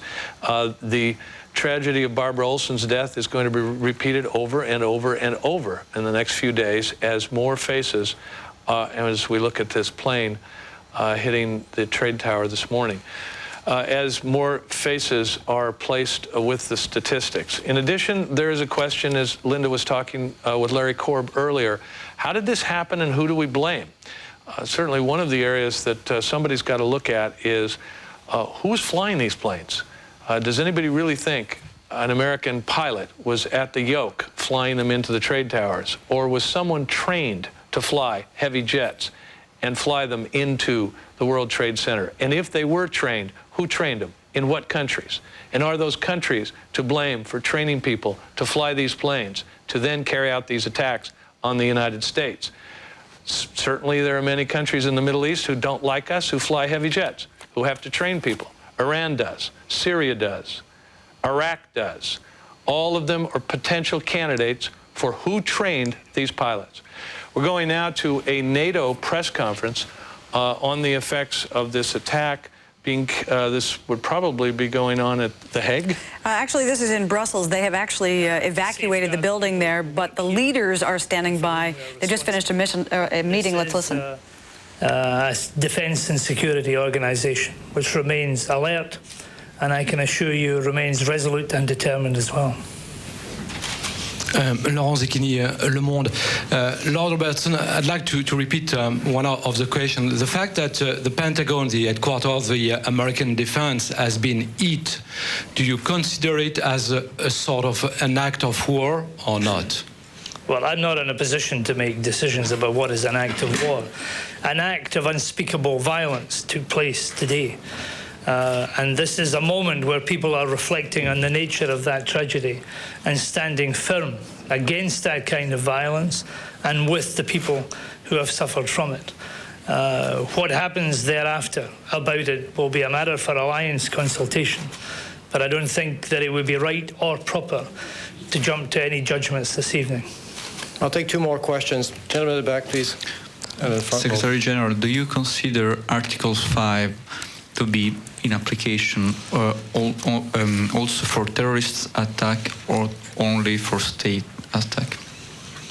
Well, that is a matter that was considered and deliberated upon at the Washington summit 2 years ago, and you will be able to get from your files what the communique of that summit meeting said on this specific issue. But I'm not willing to go into any of these areas this evening. This will be the last question, please. Angus Roxburgh, BBC News. Do you have any initial thoughts about who might lie behind these acts of terrorism? The Americans don't know, we don't know. But the clear message to whoever it was is that they will have left a trail behind them. And they can be assured that they will be found. And the international community, the whole international community, will be united in condemning what they've done and making sure that they're not in a position to do it again. Thank you very much. It will be all. The message from NATO, obviously, that they are all standing strong and together with the United States, trying to figure out exactly what has happened. It's very early on, obviously. They can't coordinate any sort of NATO response until they figure out with some fair degree of clarity who is responsible for this. But nevertheless, NATO, they're saying it stands with the United States, even as they have evacuated their own personnel from the NATO headquarters in Brussels. We have with us on the phone former Secretary of State Lawrence Eagleburger. He served in the Bush administration. He's actually with us from Charlotte, North Carolina. Charlottesville, Virginia. I'm sorry about that. Mr. Eagleburger, we thank you very much for being with us. Your first thoughts as to who might be capable of coordinating this massive terrorist attack? Well, you have to start out with the normal conventional wisdom, which is Osama bin Laden. The point being, I think it's now very clear that this took tremendous planning. It was, in its own way, brilliantly done. The timing was perfect. They did everything very, very professionally. It took money, it took training, it took time, and you have to ask yourself who is capable of that, and you start out with Osama bin Laden. We may never know for sure. What we do know is that terrorism in its starkest form has attacked this country now, and I do think it is as close to an act of war as you can get in this sort of a situation. Mr. Eagleburger, if you would stand by for just one moment. We have just gotten the first footage of that commercial airline crash in Pennsylvania. It was just about 80 miles from Pittsburgh, Pennsylvania. The first reports were that this is the plane that was part of the coordinated attack. This plane was supposed to be commandeered toward Camp David. Camp David, of course, being the retreat of the President of the United States. It never made it there. It crashed in Pennsylvania, 80 miles from Pittsburgh. However, there was a significant loss of life there. Back to you, Mr. Eagleburger. We thank you once again for being with us. Now, explain to us how the White House, the State Department, the Pentagon, and others work together to formulate a response, not only in terms of triage and rescue, but then a more coordinated political response. Well, first of all, I think we've seen that the planning that's gone on some years now in advance of this event has been put into effect. The president's now in Omaha, for example. So all of this is, I think, clearly based on earlier plans, and they seem to be working quite well. The president obviously now is talking with his principal advisors, although Secretary Powell isn't back from Peru yet. And I'm sure they are now going over the various options of how to deal with this. I think you have to put it in several pieces. First of all, what do we do now to pick up the pieces from this? What do we do to try to begin to find out who did it? What can we learn from this that we will make it possible to prevent these things in the future? That's one whole set of activities that will be carried on. Beyond that, there's the whole question of what do we do in terms of retaliation? What is there that's available in terms of military potential if we decide to do anything? Who should the people be that we look to, that we may want to take some action against? All of this will take time. All of it will take some coordination. But I think there are a whole series of different questions. The one I don't understand, by the way, I can understand intelligence not being able to catch the fact that this whole event was to take place. What I do not understand is how you can hijack aircraft in the United States anymore. I thought we had that licked. Yeah, I thought we knew how to deal with that, but it's fairly clear now that one way or another, this is a total failure. And in fact, if we had prevented these hijackings, the rest of this couldn't have taken place. And that's where I think we need to begin to look very hard at what we do and how we do it to make sure that doesn't happen again. Right, as it was not just one aircraft that was hijacked, but four. I simply don't understand it. We have always thought for some years now that we know how to handle this potential hijackers. Whether it was just sloppy procedure or what it was, I don't know. But it certainly cannot happen again. Mr. Eagleberger, if you would just hang on a second. Joining us on the phone now is Hassan Rahman, who is the chief representative in the United States of the Palestinian Authority. Mr. Rahman, we saw pictures this morning from Palestinian towns and villages in the West Bank of Palestinians celebrating this event. Is this a cause for Palestinians to celebrate? Oh, absolutely not. It's a day of sadness. We are in deep shock. We condemn in the strongest possible terms this cowardly act against the United States and against American installations. And absolutely, we in fact believe that the perpetrators of this horrible act should be brought to justice wherever they are. Mr. Rahman, why should Americans believe you? Why should Americans not believe that the Taliban are saying, oh, how awful, that the Palestinians are saying, oh, how awful, because now that this successful terrorism has been carried out, someone is going to pay? Well, first of all, why should not they believe me, to start with? Well, I'm looking at the pictures of your people celebrating. Well, it's not my people. There are a few kids in the streets who are angry at the Israelis, but they do not understand what had happened in the United States. Those cannot be representative neither of the Palestinian people at large nor of the Palestinian Authority. So we should not really misconstrue the reaction of a few teenagers in the street of Ramallah under siege with the position of the Palestinian people and how we feel in the Palestinian Authority. Who do you think is a good candidate to look at for the responsibility for these acts? I think it would be irresponsible from my side or anyone else to speculate at this point. There are American intelligence agencies who are involved in the investigation, and it is only prudent from all of us, and especially from the media, not to speculate and wait until we have sufficient evidence as to who are the perpetrators of this horrible act are. Can you say, sir, that absolutely there is no Palestinian involvement in these terrorist attacks whatsoever? I will say that absolutely there's no involvement of the Palestinian Authority or the PLO.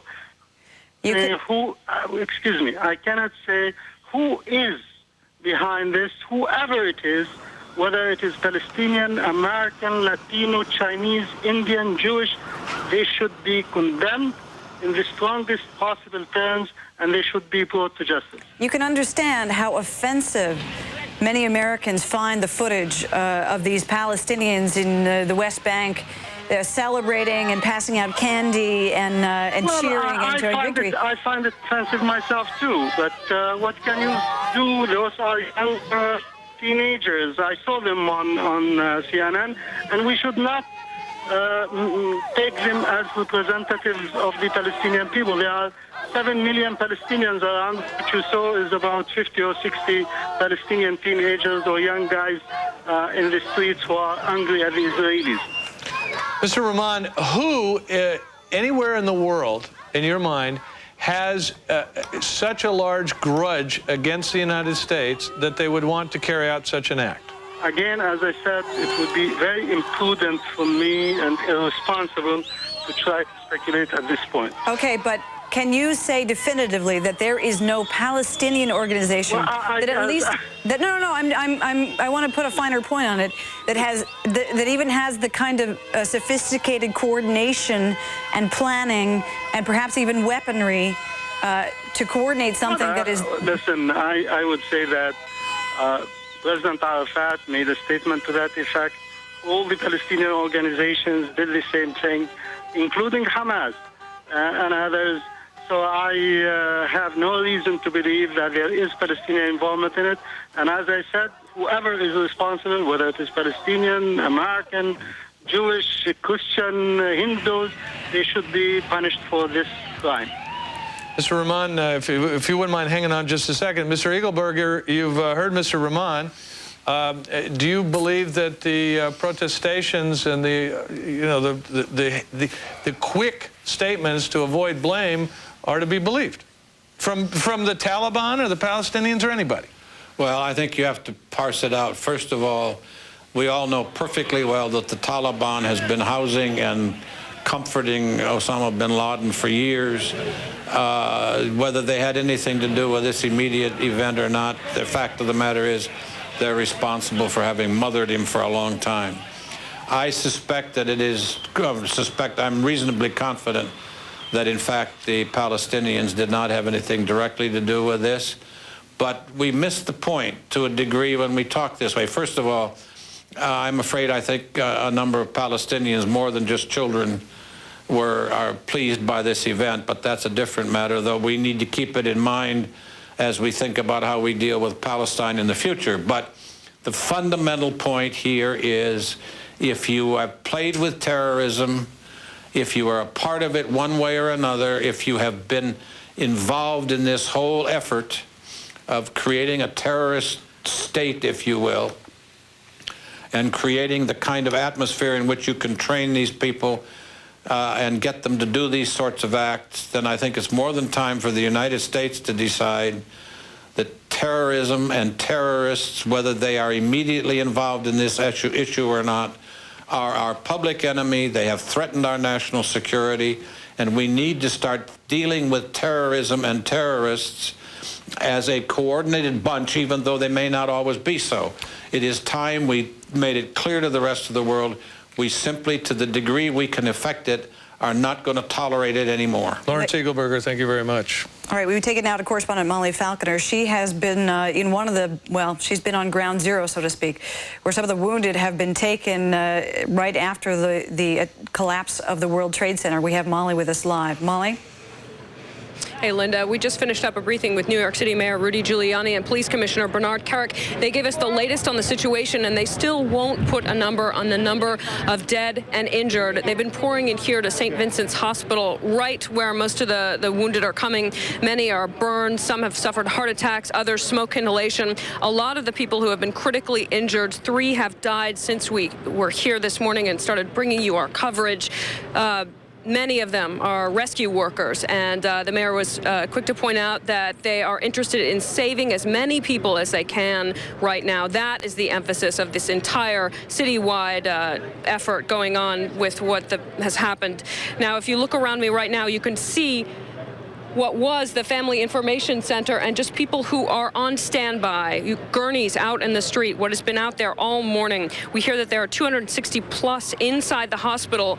A makeshift morgue, we have just learned, has been set up a few blocks away, but they are not releasing the location of that yet. We have had some hysterical bystanders who have been hauled away by police. The police are not taking any nonsense around here this morning. We've had a couple people try and break through these barricades that encircle St. Vincent's Hospital. They need to get the patients in and out. They are not taking anything that is anyway in the least out of the ordinary lightly. We saw the police haul someone away. We're also hearing that the mental health hotlines are busy. The rescue workers, the main injuries are they're getting corneal abrasions, we have just heard, because the debris from downtown is falling on top of them, and their eyes are getting scratched. Right now, all emergency personnel I've heard are getting helmets, plastic glass wrapped around their heads if they are working downtown, because there is a concern about asbestos, there is a concern about toxicity, and a lot of these rescue workers are getting scraped up.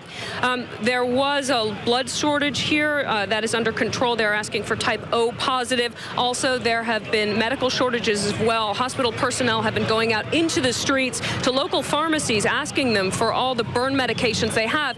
And if you look over here to my left, you can see some of the hospital workers and some of the 18-wheelers that just got trucked in here this morning to try and get as much medical supplies onto the premises as possible.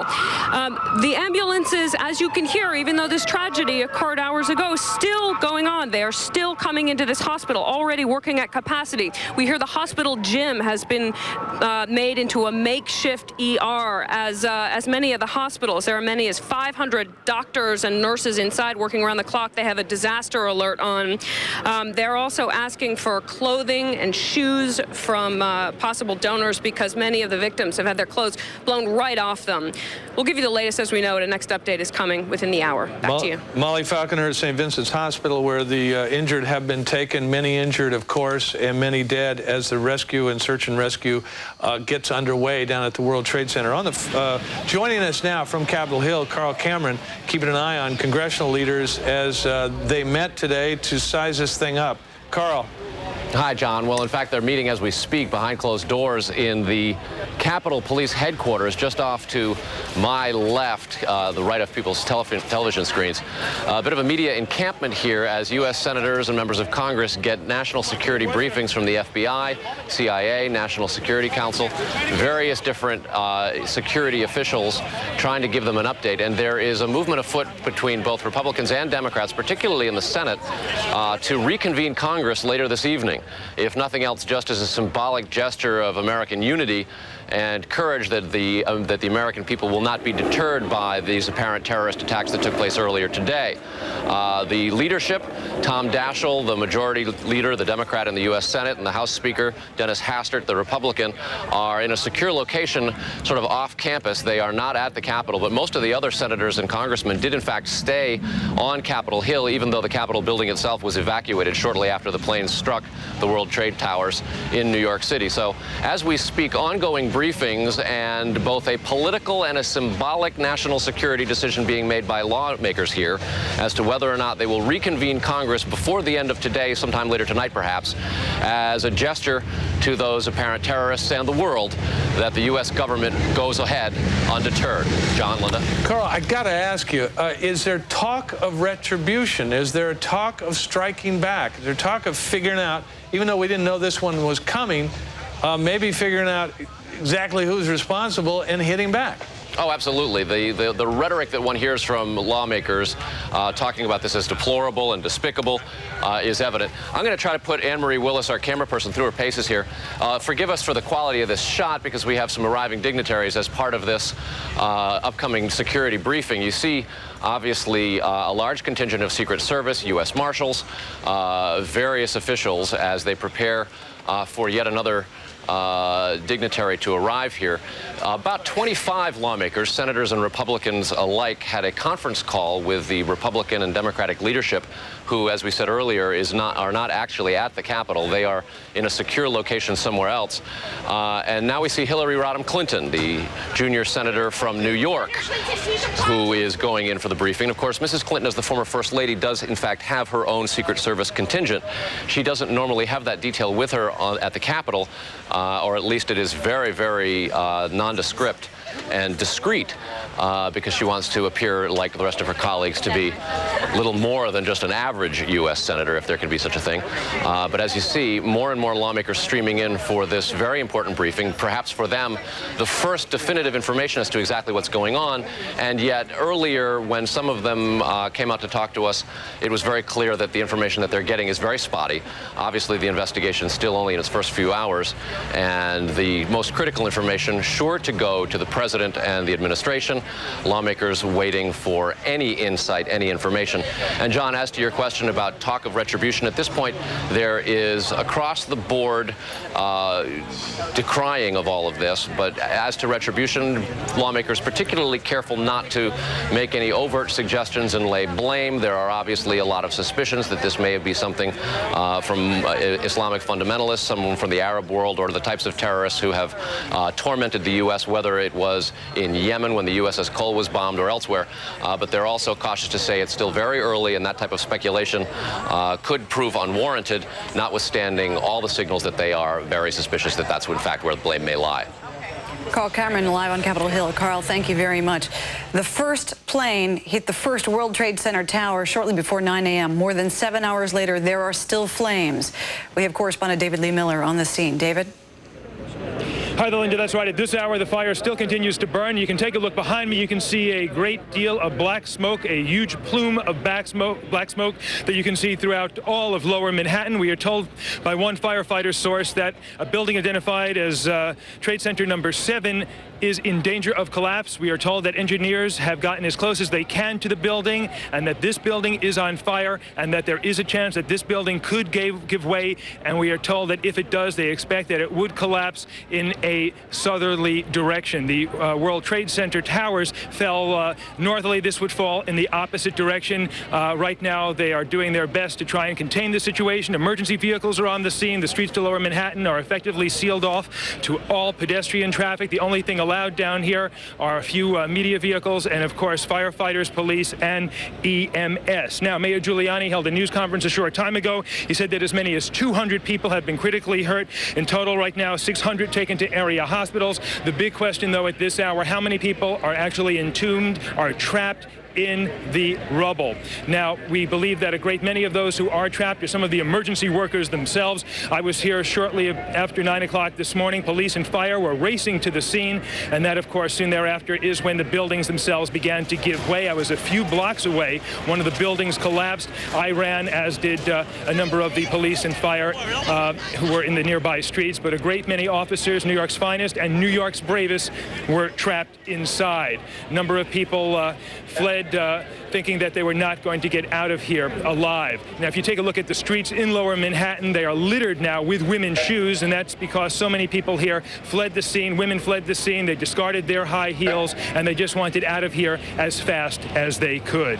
Now, we are told that the scene at St. Vincent's Hospital has received most of the injured. If you take a look at the hospital itself, outside there are dozens and dozens of gurneys. Most of them are still empty. There are nurses, doctors. I even saw a priest, and they are bracing for a very busy night. And one interesting aside to all this, when I was here this morning, there was a great deal of disbelief about what had happened.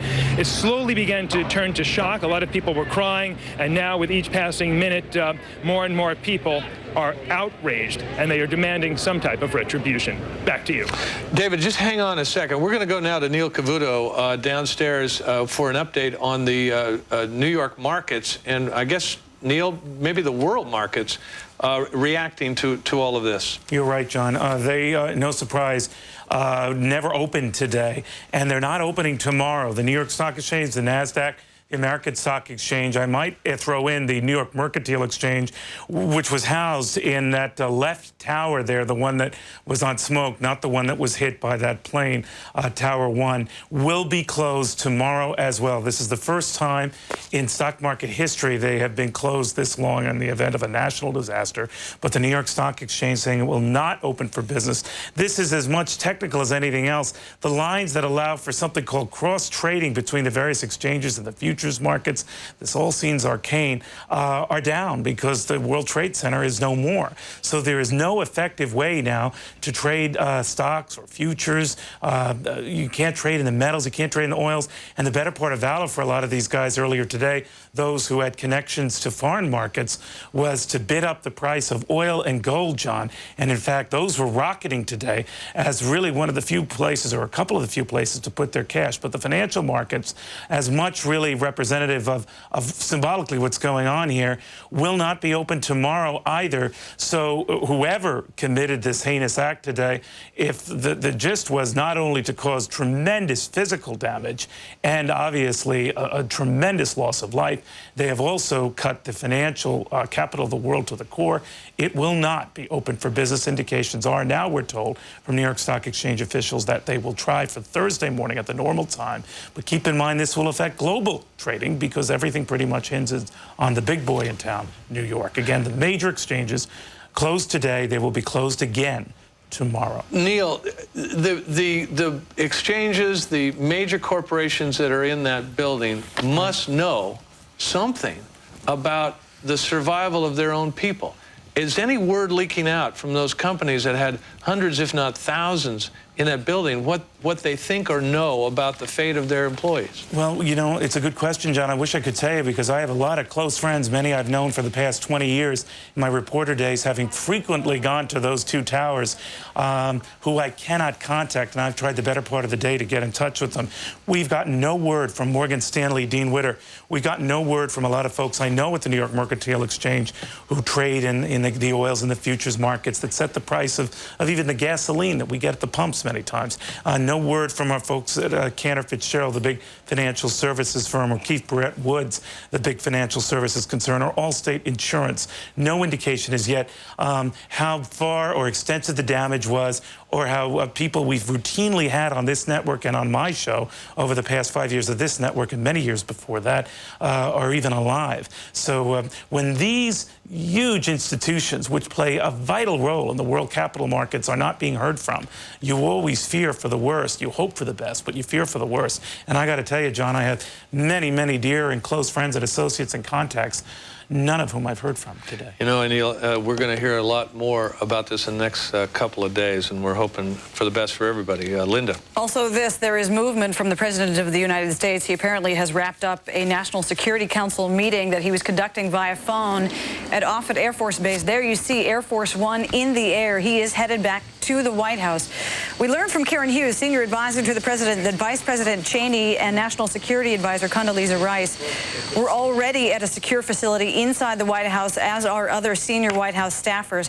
Apparently, it has been decided that the president will go back there, join them as they continue to formulate a response to this.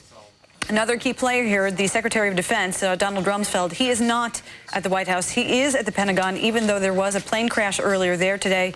His office specifically not affected, so he remains there.